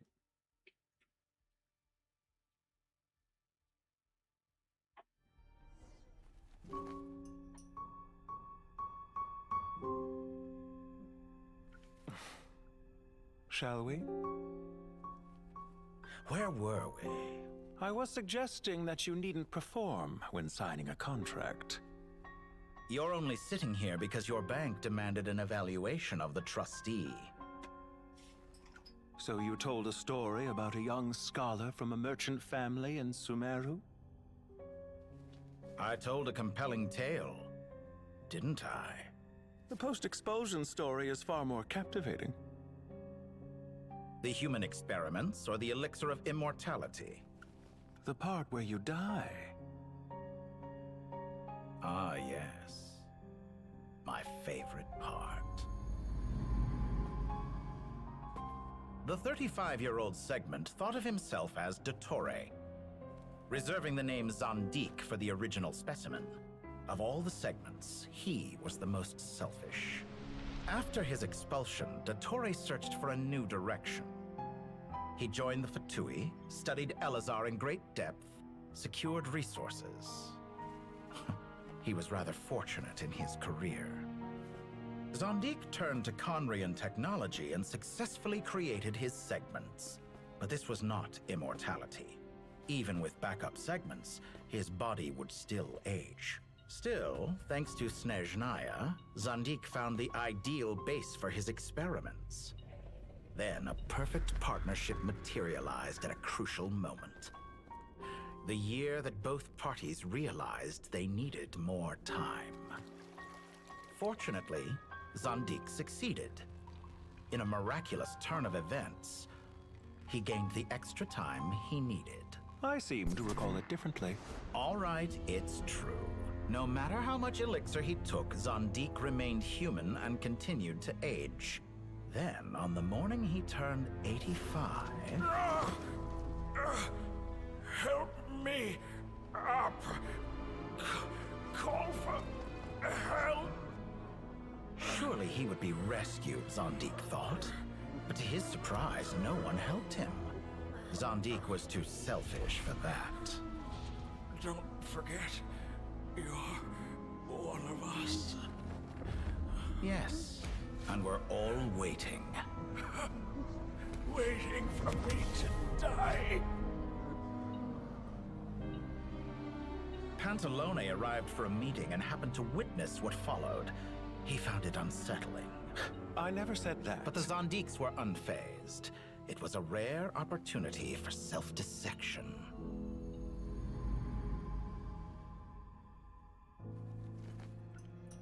What does all that have to do with you depositing your data at Northland Bank? It has made me cherish my time in this world all the more. Fair enough. So you do have a sense of self-preservation.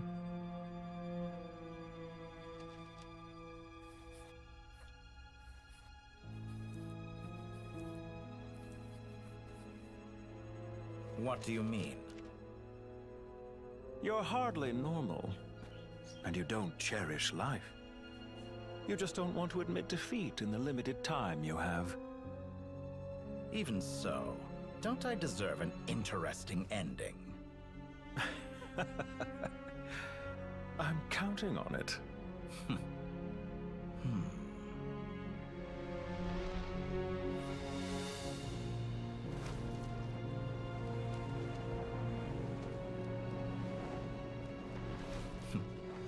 If nothing else, I expect my funeral will be a grand affair indeed.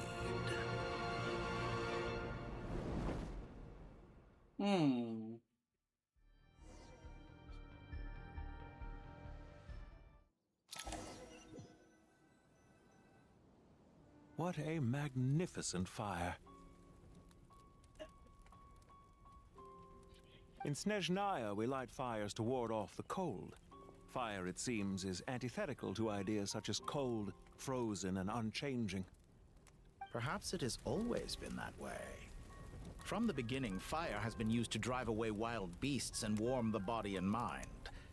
You could say it's a form of treatment. One that cures the human heart of mortal fear. Mortal fear? Something you haven't been acquainted with in a long time, by the sounds of it.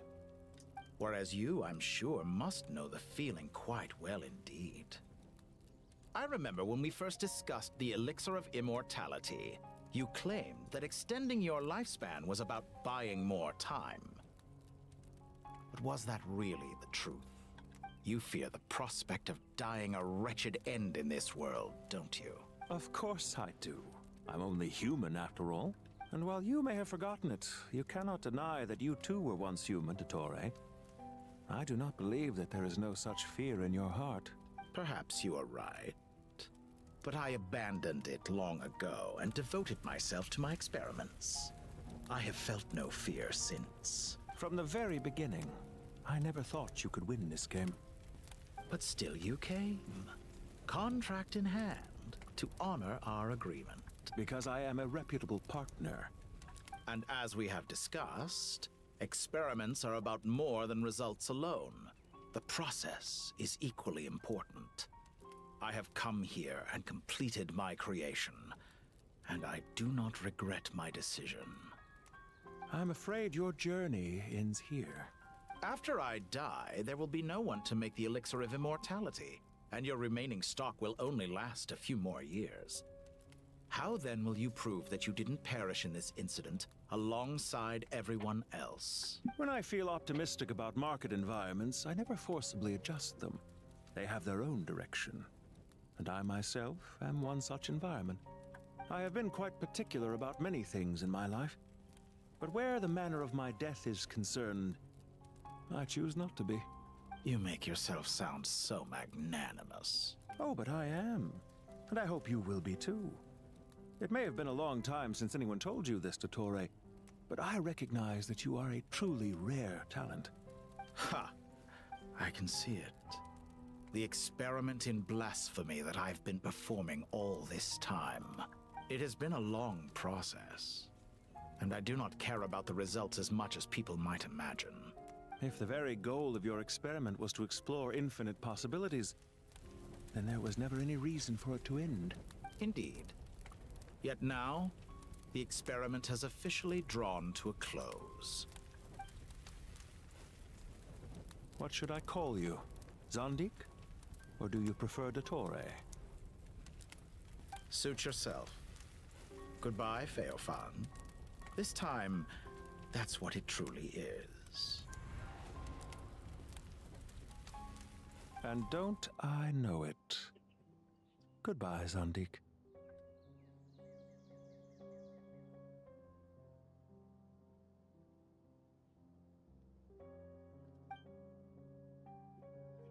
I could have carried out many more experiments, but to me, Lord of Dendro, this outcome is certainly not the worst. I believe you.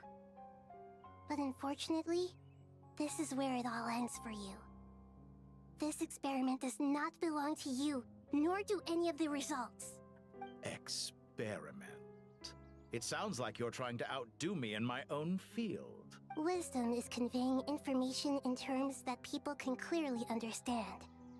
You know exactly what I mean. Indeed. I can see no further outcomes. Ha!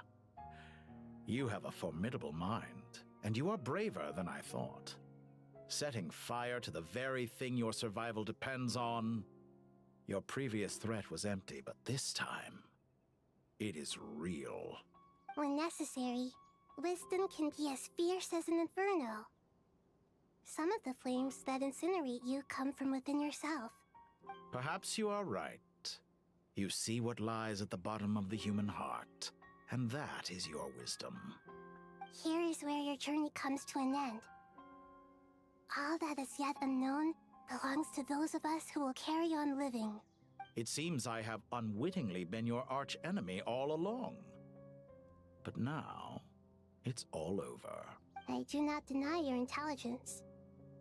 But what you refer to as experiments, I would never describe in those terms. They are events that take place in the real world, and they are so much more than mere data. Goodbye. We will never meet again.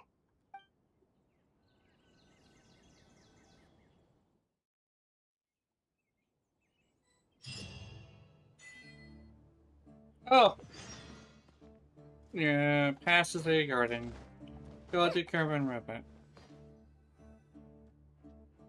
Well, that's the last of them. Everyone on the list is already back where they should be. It was a long, hard road, but we finally finished escorting everyone back. I just pray that we'll never need to leave again.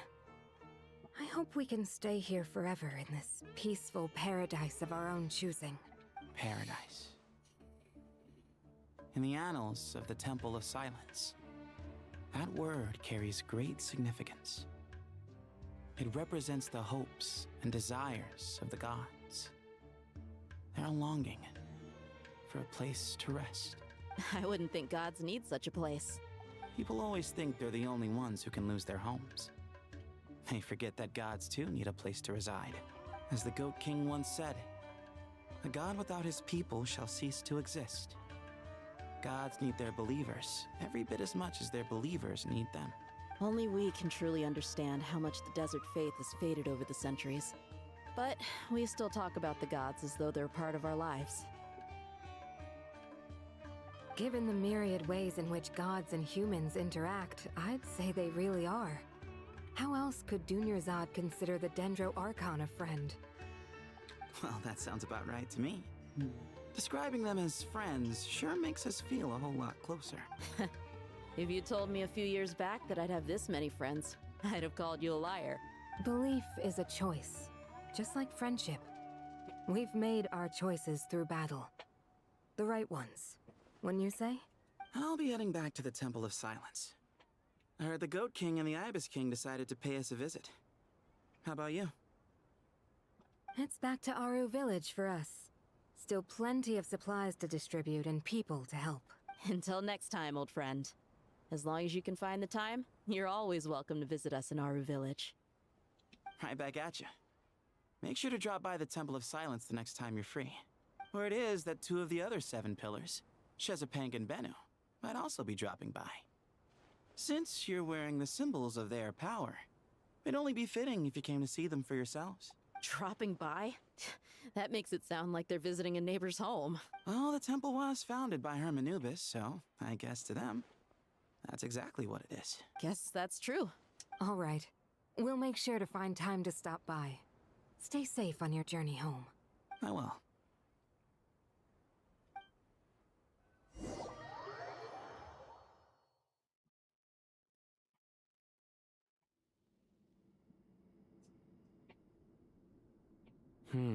You do have a point. See?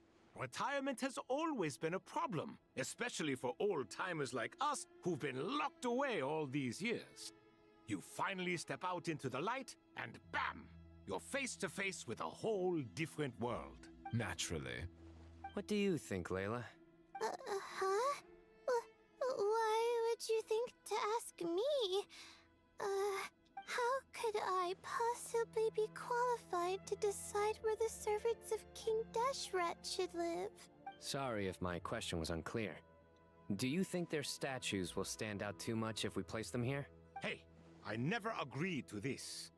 How could we possibly allow our statues to be left in Hermanubis' home? That would be like breaking into someone's house, then pretending it belonged to you in the first place. Different beliefs can coexist. We still need to respect one another. By which you mean, you two plan to stay at the Temple of Silence, for a while at least. But you have no intention of relocating your statues here. So, you see this as sort of a family visit? Is that correct? Family. You could say that. In a sense, Hermanubis would view this as his home. Just look at this place. Magnificent, is it not? The sad truth is, in the past, all 3 of us invested so much into misguided ventures. We failed to build what we should have, and wasted so much time instead. And what do you mean by that? I mean that for the most part, time spent associating with the likes of Sobek, and, let's say, Thoth, might reasonably be considered wasted. Why does that not surprise me? Go on. Anyway, given how much time we'll all be spending together, I'd say that the bonds we built will end up proving to have been a sound investment. Once Sethos, the current leader of the Temple of Silence, returns, you can discuss the matter of staying here with him. But judging by the expressions of everyone here, I imagine you'll receive a very warm welcome. This sacred ground houses untold knowledge, after all. What better place for the servants of King Deshret to appear in the mortal world? How about we share a meal together first? I imagine it's been many years since you last tasted fresh food. Oh, that sounds wonderful! After so many hundreds of years, I can only surmise that desert cuisine has become a lot more varied. Are we having a get-together? If you'd like, I can help prepare some food. After all, Lord Thoth, you helped me so much in the desert, and I still haven't properly thanked you. Oh, my, that would be wonderful. I'm touched that you still remember. How the times have changed. To the people of today, it seems the Ibis King has become a kind and passionate god. And you, Mr. Herreshoff? What kind of god do you wish to be? To be honest, I haven't given it much thought. How about you, Dendro Archon? Do you have any hopes for your future? Me? I'm very happy with my current life. Forgive my bluntness, but you do not seem to derive your authority from majesty and might, like Lord Al-Ahmar. Clearly your approach has its advantages, but also its dangers, don't you think? I do, but projecting a majestic front doesn't really suit me. Besides, my relationship with others isn't simply one of a god and her people. Not putting on airs might earn you more adoration. Exactly. Besides, I really like parties where everyone brings their own food, and we all come together to share. You should join us. I'm sure you'll find it fun. Last time when we got together for a picnic near the Avidia Forest, it was quite the occasion. Seeing as you're already here, how about we hold the next one in the desert? Can we do that? Wouldn't Tainari have to transport a ton of drinking water? Don't worry, I can help out. Layla, would you like to join us next time? Me? Sure. The more the merrier. That way we... Don't take this the wrong way. I just think you should know. When it comes to passing the time, chess is more our thing. In that case, Dendro Archon, what do you say? If I were to compete against you, I can't say with certainty I'd win, but I certainly wouldn't mind giving it a shot. Where's Sobek? I'm sure he'd be good for a few rounds. Cards, cards, cards! I'll always prefer chess. I wonder what variant of chess we're talking here. Mr. Thoth, is there some sort of astrological significance to this game? Oh, I'm glad you brought that up.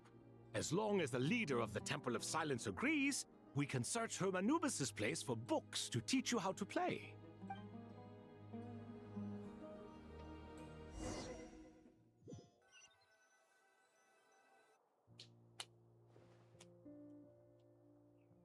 Such devastation visited on Sumeru City. So many houses destroyed or damaged in the fighting. Who could have foreseen this? Look at all of this. It's going to take me forever to tidy up. I suppose living below the academia doesn't always work out to your advantage. I would have thought a little appreciation of my sincerity and effort in helping to clean up this mess might be in order. Helping? Effort? This is your house! Of course you should be putting in the effort! If anything, I'm the one who's helping! So you see yourself as just a helper in this situation. I must admit, I'm rather shocked. If you're trying to say that since I live here too, I have an obligation to tidy up, fine. I suppose I do. Wait a second, stop changing the subject! Nevertheless, in the wake of a great storm, a missing roof is a predictable inconvenience. Can you stop making it seem like I care more about this house than you do? Doesn't it upset you at all to see your home in this state? I won't pretend it's ideal, but that's no reason to be upset. This is the roof over your head, your shelter from the cold. The furniture is scattered, the paintings have fallen off the walls, the windows are shattered. Don't you feel even a little disheartened? The way I see it, these problems are easily solved. Ugh, this is precisely why I hate talking to you about sentimental things. It's like banging my head against a wall. You simply don't understand just how much work goes into making a proper home. It sounds like this is causing you a lot of anguish. You mean the house or the paintings? I mean your sentimentality. Oh, well, yes. But I'd rather not dwell on such things right now. Generally speaking, when anguish becomes the norm, people usually make an attempt to improve their situation. But there are so many people and things in life that are difficult to change. It's not like you can force them. Besides, anguish can be a source of inspiration. And I'm not sure I could break my reliance on it. I'm glad you're able to make yourself think like that. What kind of a response is that? I was stating a profound truth about the very nature of art. Suffering is the cradle of all creation. Even you can't deny that. And I wasn't trying to. I'm just happy for you. Pure and simple. Can't you tell? Happy about what? Happy that you can always find an answer that backs up your views. You... More often than not, life is a process of running into problems and then searching for answers. Yours more than most. Not everyone's so good at justifying things to themselves. It's something that you've been steadily mastering. Huh. What about you, then? What skills have you been mastering lately? Pass me that box. Huh? Okay. You may consider this my progress on the path to mastery. What? Wait a second. Isn't that box mine? Hey, it is! It must have fallen off that shelf. I'll hate them. Those are my paints and inks. Would you like me to put it in your bedroom for you? Huh? I mean, sure, if you don't mind. What kind of progress is this? Does he think he can bribe me? Not that giving me back my own things is much of a bribe. These books on the floor, they're a complete mess. And this one, didn't he say it was an out-of-print collectible? It's completely covered in dust, and some of its pages have even fallen out. Ugh, guess I should help him repair it. This one too. And this one.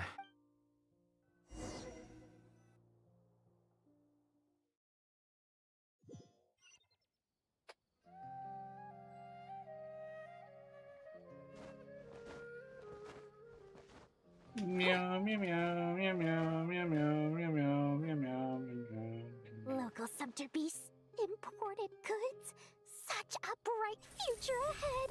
I can picture the Mora just rolling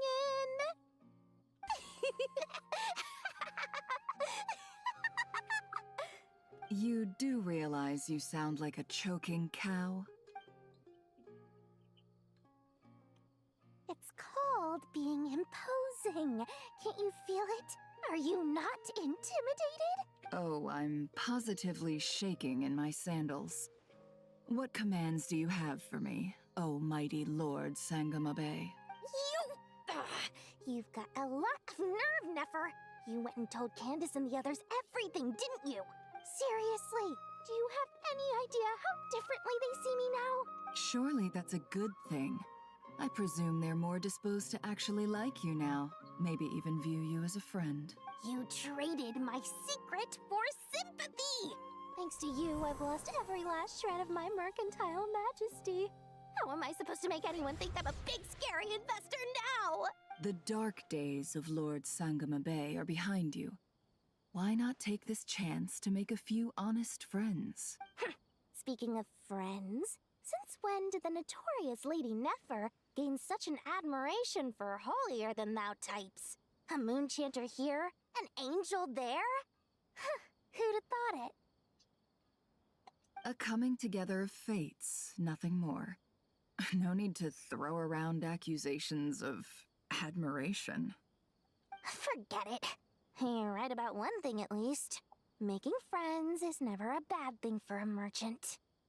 So, I really took a loss this time.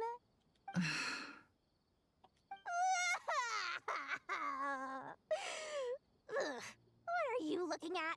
I'm trying to see if you're really crying or if those are just crocodile tears. A little birdie told me that when Lord Sangamabe makes money, the tears flow from the center of her eyes.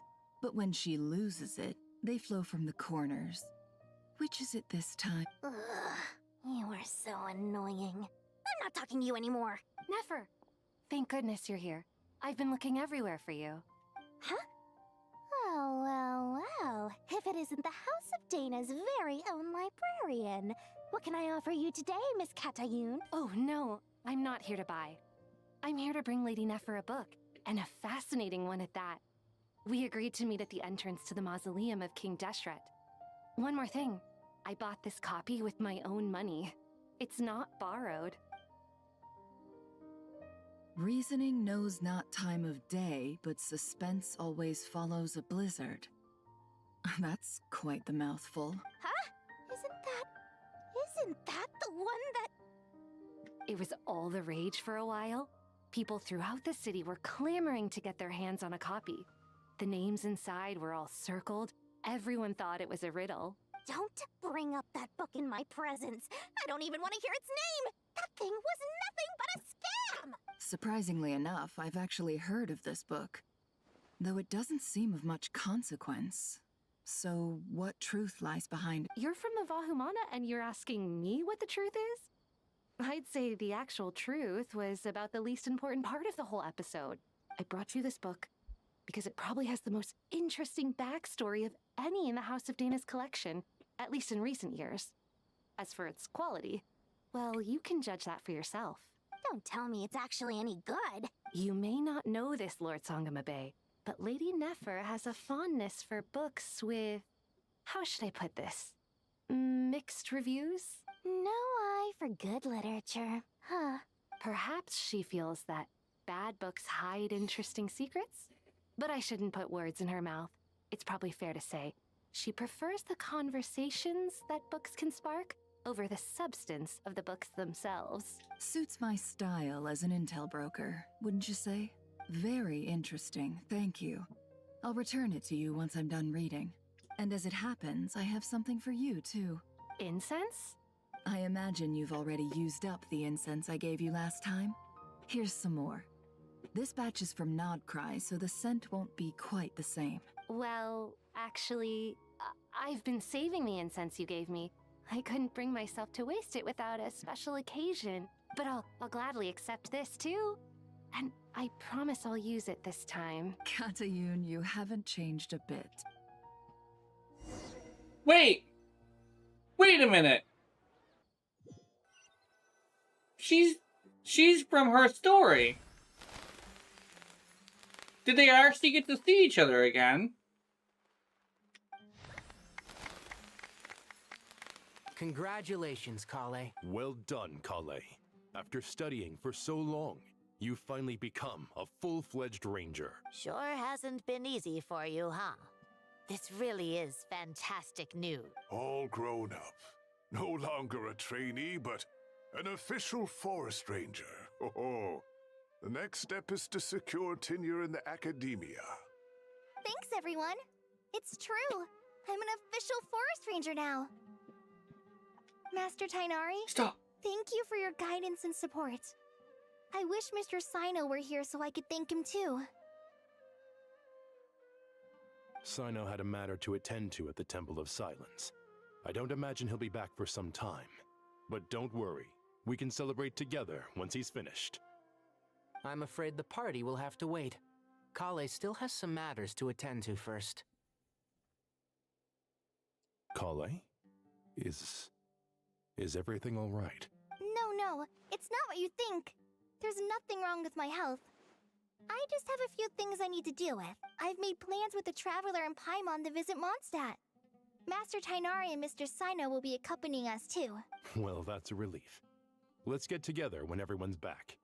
I'm sure you'll be doing even better by then. Of course. I have a feeling you're right.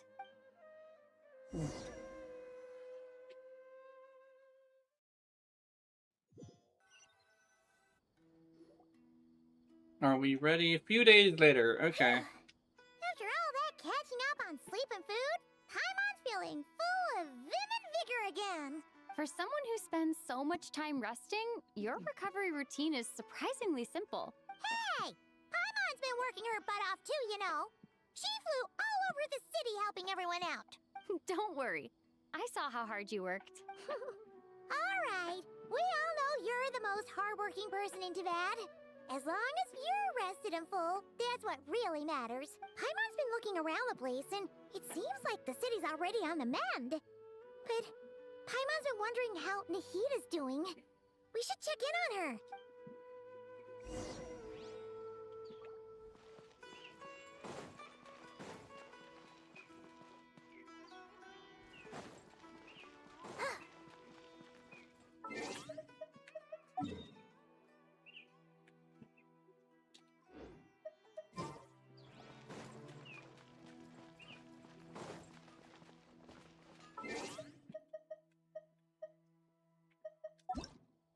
There you go.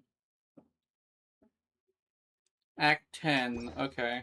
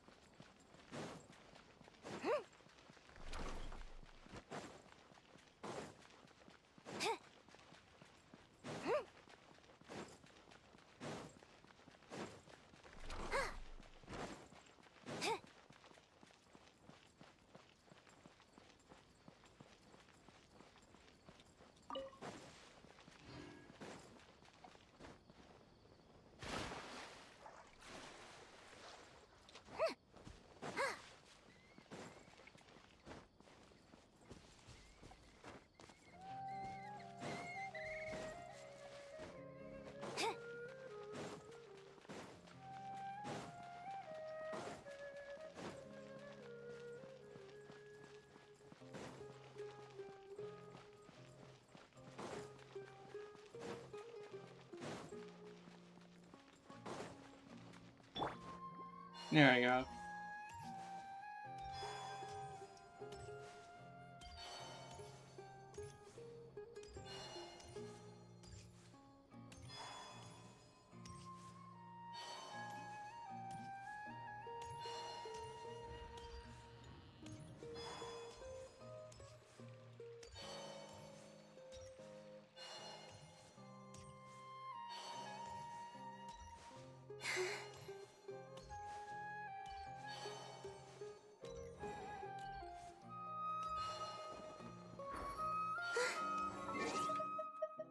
Where is this? Oh, it's on the other side of town. Okay. Or is it outside somewhere? I do not know where this is.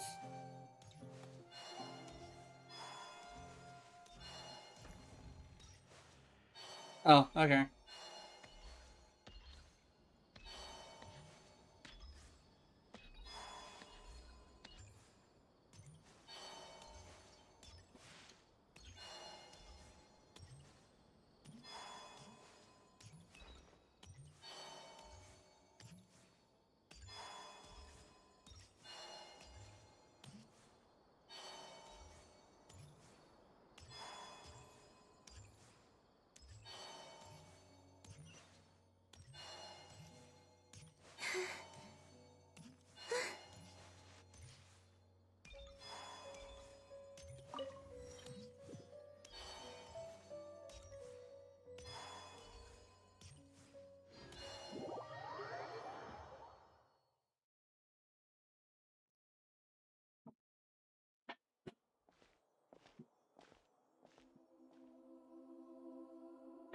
Hey, Nahida! And Hat Guy's here too! Traveler, Paimon! What's going on here? Nothing much. Nahida was just expressing concern for my physical and mental well-being. Oh, the Traveler told Paimon all about that. We've both been very worried about you. Are you feeling alright? You make it sound like I'm on the brink of some kind of breakdown. Truth is, I'm doing much better than you might imagine. If we can just get to the bottom of Dottoro's intentions, we can minimize his negative influence. That's the sort of thing I excel at. Just listen to that newfound optimism. It seems like having you enroll in the Bahumana was a truly inspired move. I can really see the positive influence. Observe, a classic Sumeru specialty. Chalking everything up to education and learning. To be honest, even I can sense the change in you. Everything Dottori said to you was a way to manipulate your mind. Fortunately, you're no longer under his sway. Can someone as old as me really continue to grow? If it helps, just think of yourself as a late bloomer. It's all a matter of phrasing, and it comes down to what standards you measure yourself by. For a puppet, developing at such an age is perfectly normal. But if you choose to call yourself a late bloomer, it sounds more like you consider yourself human. However you see yourself. Well done. All right, I see what you mean. Anyway, what's your next step? What else can I do but complete my current courses? Everything else can wait. Anyway, that's enough chit-chat. There are still things in the city I need to help out with. I'll be heading there now.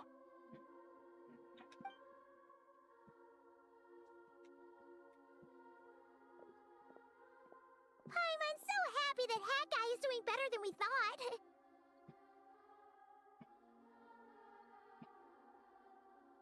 But what about you, Nahida? How are you holding up? The pyronosis burned down the corrupted Irminsul. The flames blazed for 7 days and 7 nights before they finally subsided. All that was left were the parts underground. Now, Aru shoulders the responsibilities that once belonged to Irminsul. The situation was contained before it got out of hand, so Tevat's most vital information has largely been preserved. Irminsul has a strong influence over you, doesn't it? How will you cope now that it's gone? There's no need to worry. Thanks to Nicole's extraordinary talents, my connection to Irminsul has been severed and transposed onto Aru. Angels can do things like that? They can.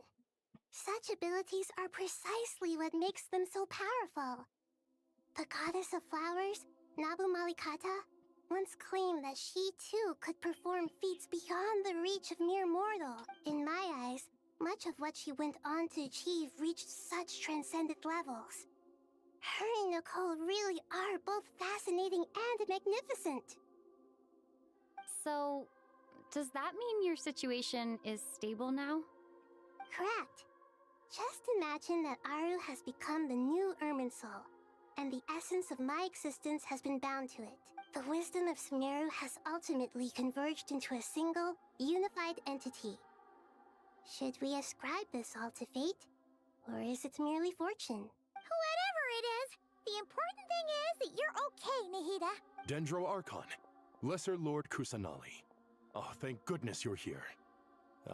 Greetings, Traveler and Paimon. Sir Nevis, do you have something urgent to say?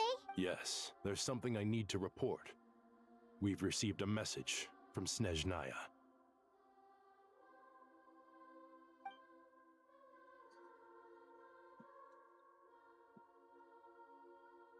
The Fatui Harbinger, the Rooster, sends us his sympathies, along with all the usual pleasantries. His stance is that, following the unrest and Nod Cry, Dottori was subjected to internal censure. This madness was the act of a rogue element, one who cannot be seen to represent the Zapoliarni Palace. No less than can be expected. Snezhnaya paid a heavy price working to stop him.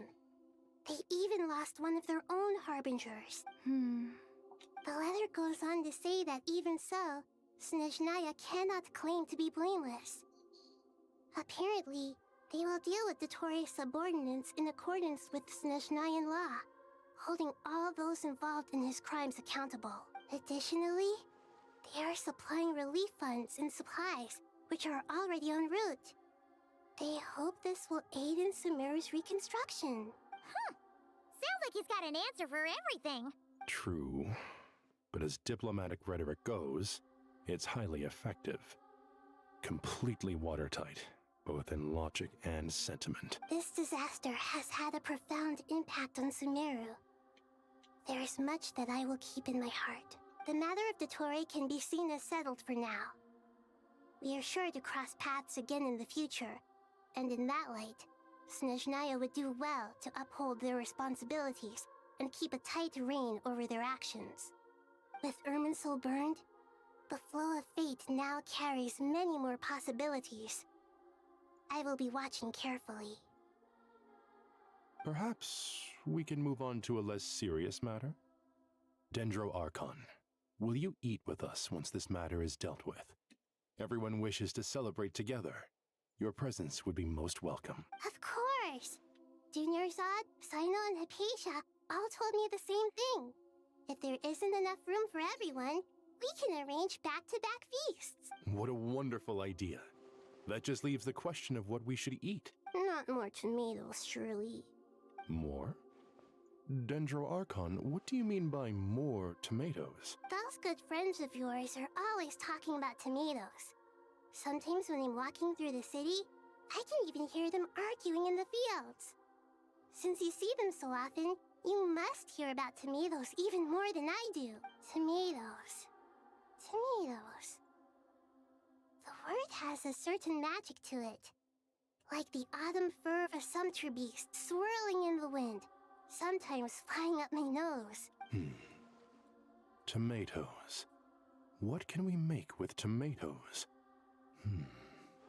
Wait, why tomatoes? Take your time, there's no need to rush.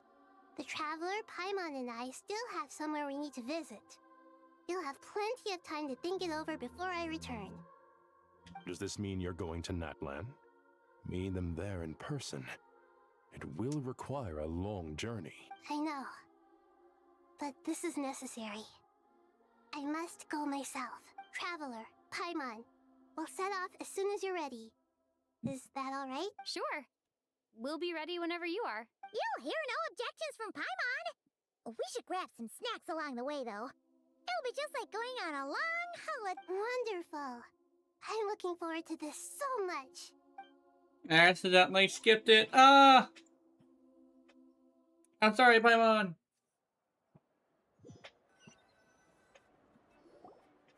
Natlan is such a lively place. It's super cheerful and positive. I can see that. You came. Welcome, Oh. welcome. You must be hungry from your journey. Would you like something to eat? Oh, thanks, but no thanks. We've been eating the whole way here. We had a mushroom platter, Sab's meat stew, butter braised chicken, Hadasara pudding. Paimon's positively stuffed. All right, all right. No need for all that detail. I'm starting to get hungry myself. Maybe later then. We can wait till everyone's got an appetite. Then I'll head out for a meal together. Sounds like a plan. Let's find somewhere to sit down.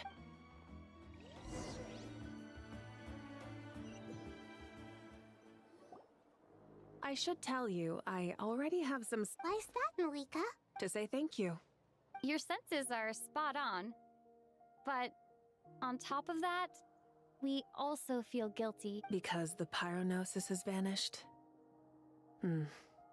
I sensed its loss. Despite scouring through the remnants of Irminsul, we couldn't find any sign of the pyronosis.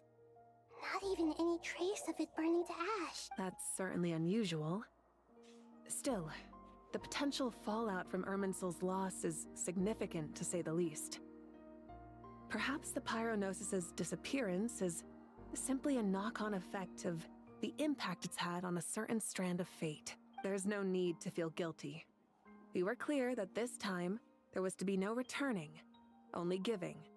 Pure and simple. Thank you really is a fascinating phrase. We use it to express gratitude for the smallest of things. Yet, when faced with a kindness too immense to describe, we use exactly the same words. It's not that we lack other means of expression. It's that when we truly need to express our feelings, the simplest and purest words are always the most powerful. You're right. In Natlan, we prefer simple expressions too. Companionship, friendship, support. They might not sound fancy, but the sentiment behind them is sincere. That's wonderful to hear. Sincere feelings are often a vehicle for the deepest wisdom of all. Irminsul's destruction doesn't seem to have done you much harm. I'm glad to see you're doing well. There's still a lot of work to do, but before we begin, we felt it was important to come here and speak with you. Partly to express our gratitude, but also because we felt that seeing you, in a sense, is like basking in warm sunlight. That's a nice way of putting it. I like that. To tell you the truth, though, I'm not a fan of somber meetings. So, since there's nothing more to say, why don't we go bask in some actual sunlight? The weather's beautiful today. What a great idea! Paimon's gonna lie back and soak up some rays!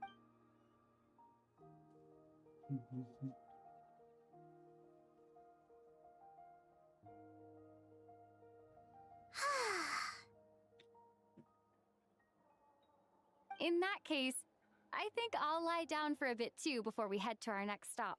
And where might that be? Mondstadt. Paimon and I are gonna head back there with Kale and the gang. Long ago, I sensed that the god remains inside Kali had come from the goddess of flowers, but I kept it a secret. Those remains weren't hurting Kali, not as she is now. They simply exist. Besides, I could sense a deep yearning within her, a yearning for an ordinary life. A yearning to hold on to the hard-won happiness she now enjoys. With someone like her, I have a responsibility to keep her secret. She should be ready to face the truth by now.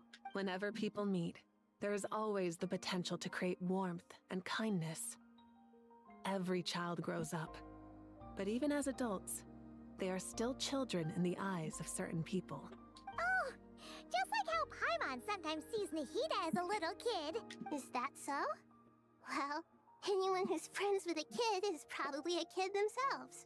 Of course! And there's nothing wrong with that. When we get back, we'll actually be hanging out with another of our friends who happens to be a kid. Or more like looking after, in her case. Anyway, we'll always be there to watch out for our friends. Dear Sucrose, when you receive this letter, I'll probably be as busy as always. But busy with wonderful things. That's because I'm no longer a trainee. I'm now an official forest ranger. Wait, isn't she pen pals with Amber? Impressive, right? Sino said that official rangers sound much tougher than trainees. Though he did say it was already pretty tough to start out with. You probably heard that something big happened in Sumeru recently. Don't worry, it's all been taken care of.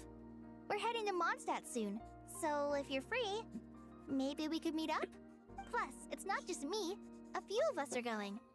Hey, do you still remember that time we all got together? You know, when we all went to the Windbloom Festival? It'll be just like that. Sakuros.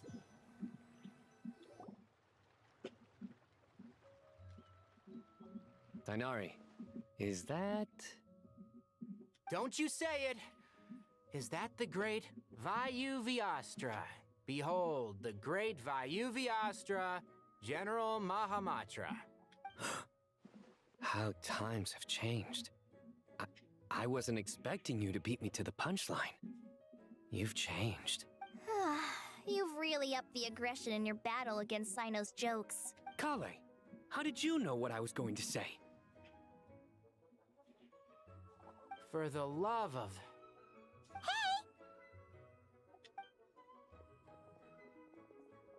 Traveler! Paimon! You're right on time! I hope we haven't kept you waiting. Kale! Sakuros! She's blushing. Sucrose! It's been That's so adorable. long! How have you been? I've been well. Everything's going great. What about you? Not at the moment. Oh, right.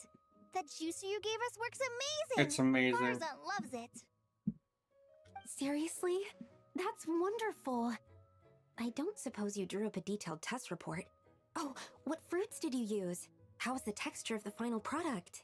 Sucrose, you might want to try asking your questions one at a time. Albedo! Paimon didn't see you there! It's been a while since all of us were together like this. How about we follow the same plan as last time? Good idea, my friend. You never disappoint. So, what are your identities this time? Don't remind him. First things first. Allow me to introduce our very own official Forest Ranger Kale. The rest of us are simply her humble travel companion. This sounds like one of those mushy stories that gets people hooked on some corny, heartwarming premise. Oh, is our story not heartwarming? If I recall correctly, there was even a scene like this in King of Invocations. Besides being heartwarming, our story's also about tough, impressive-sounding job titles. At least that's what I think.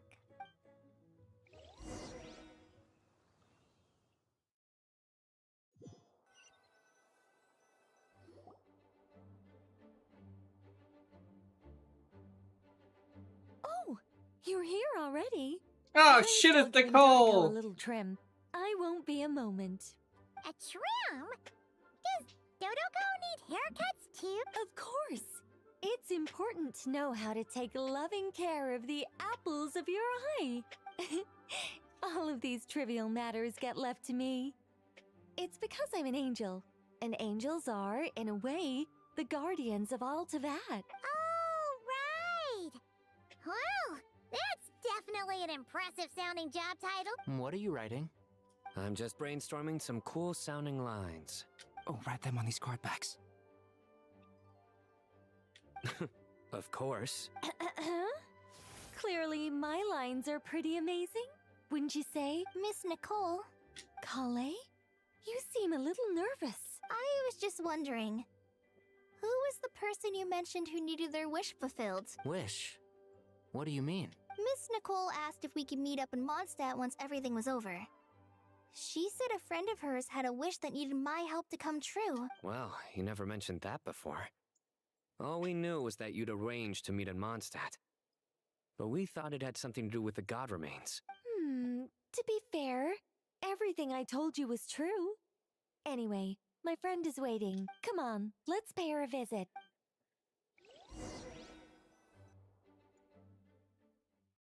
Who's the friend?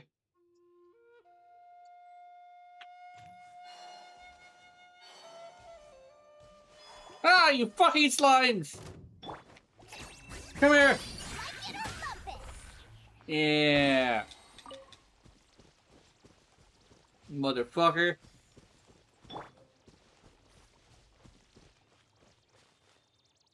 Who is... Huh? You're... Surprised? I bet you weren't expecting to meet a woman like me beneath this beautiful tree in a faraway land. An oasis will spring from the place where a djinn resides. That saying falls somewhat flat here in Mondstadt, given that everywhere is already so lush and green. Lilupar, what are you doing here? I made friends with Miss Nicole. I asked her to bring me here and then invite Kale to come. The prologue to this story is that I have a wish. It has stirred within my heart for centuries. Millennia, even. Originally, it was merely Al-Akhmar's lie, but now it has become reality. Could this be related to the goddess of flowers? My dear young lady, my mistress left her final trace in this world upon you. I can't tell you how glad I am to see you here. And now I have seen you, and peered into your heart. You have experienced hardships and suffered setbacks. The torment an ordinary person might expect to face has befallen you threefold. This is the source of your resilience. But, beneath all this, I've witnessed the seeds of desire.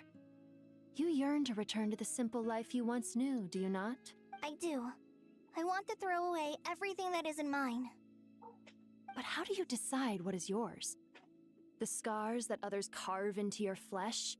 The kindness and love they inscribe? Are these things not yours as well? They are. This is something I've talked about with Miss Nicole. Miss Nicole said I should learn how to adjust my standards.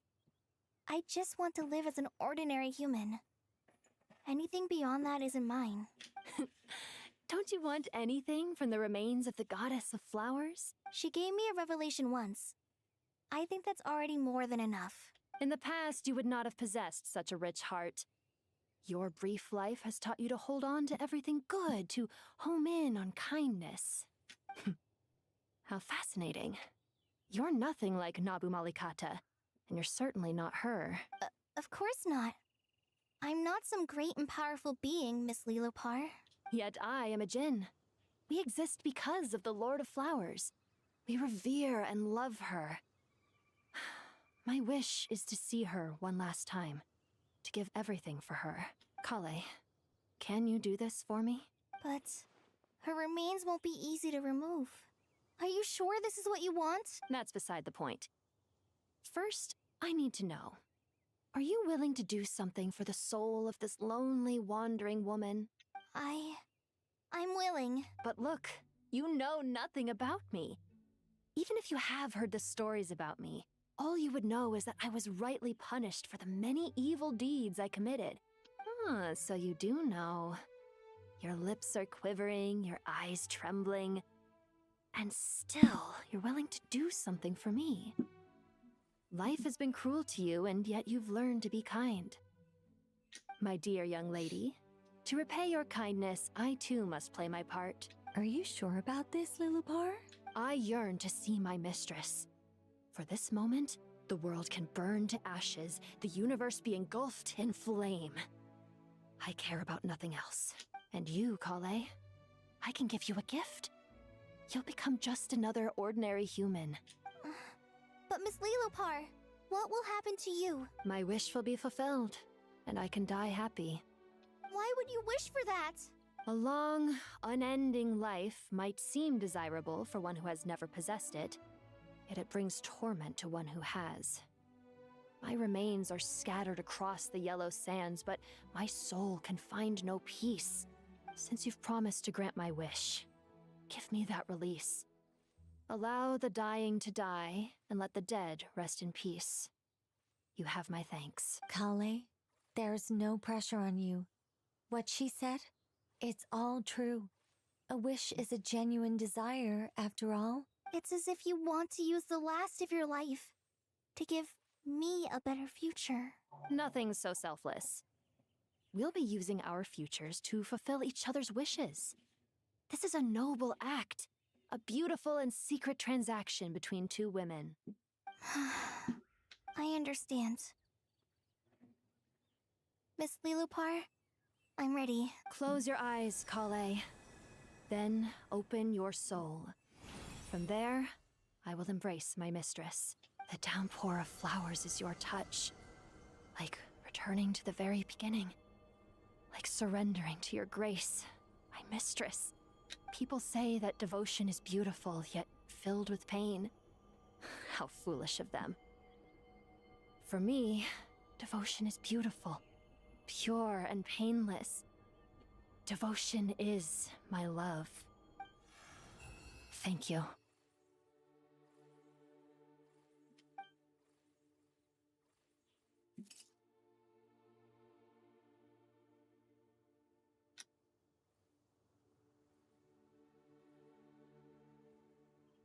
Lilopar! She disappeared? She left, carrying the blessing of flowers. Kale, are you alright? I'm fine. Now that the remains are gone, I don't actually feel any different at all. Those remains weren't hurting Kale. Not as she is now. They simply exist. Besides, I could sense a deep yearning within her. Kale must have already received what she was yearning for. I'm doing fine. I feel relaxed. There's really no need to worry. Then my wish has come true, too. To become ordinary? That's just one of my wishes.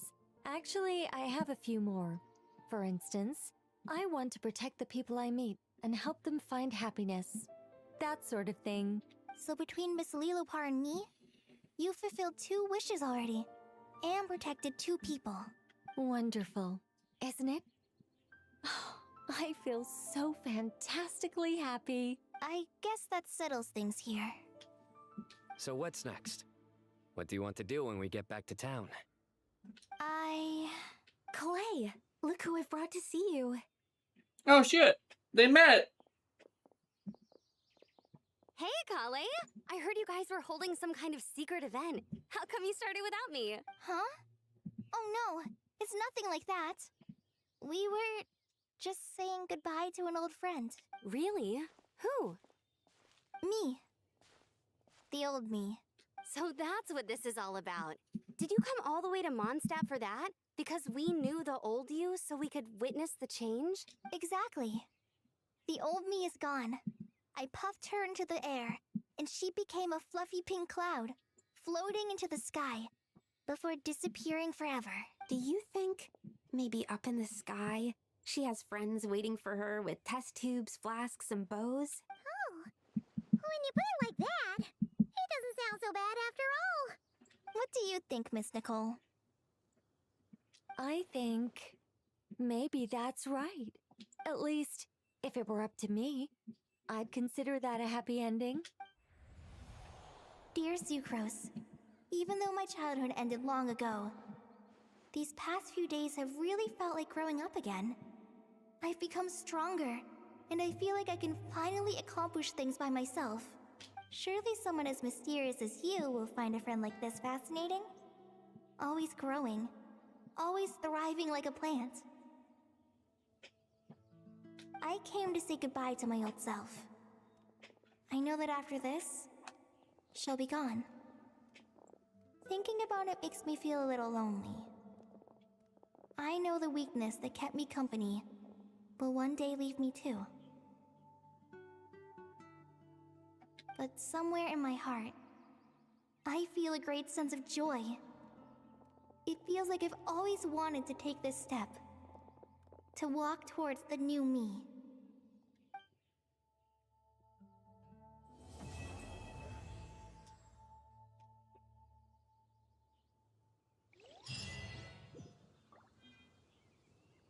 Okay. Let me go. Quest overview. Travel log.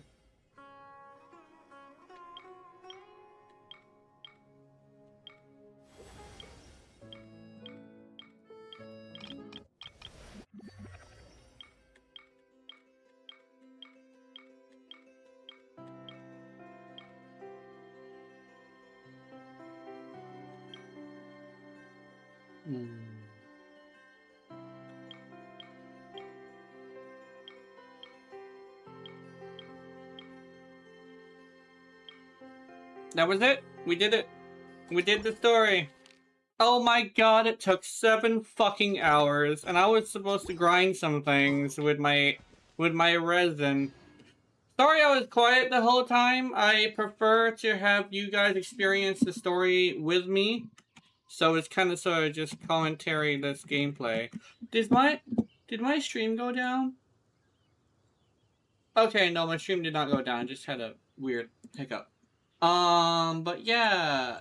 There's a lot of story. I'm probably gonna wait to do this again. But, yeah, I don't really do commentary as much. But I'm done for today. We don't have anybody here, so I'm just gonna end it. Have wonderful, wonderful nightmares. I will see you in them. And remember, for watching my content, I know you're into it. Honey, honey. Good night.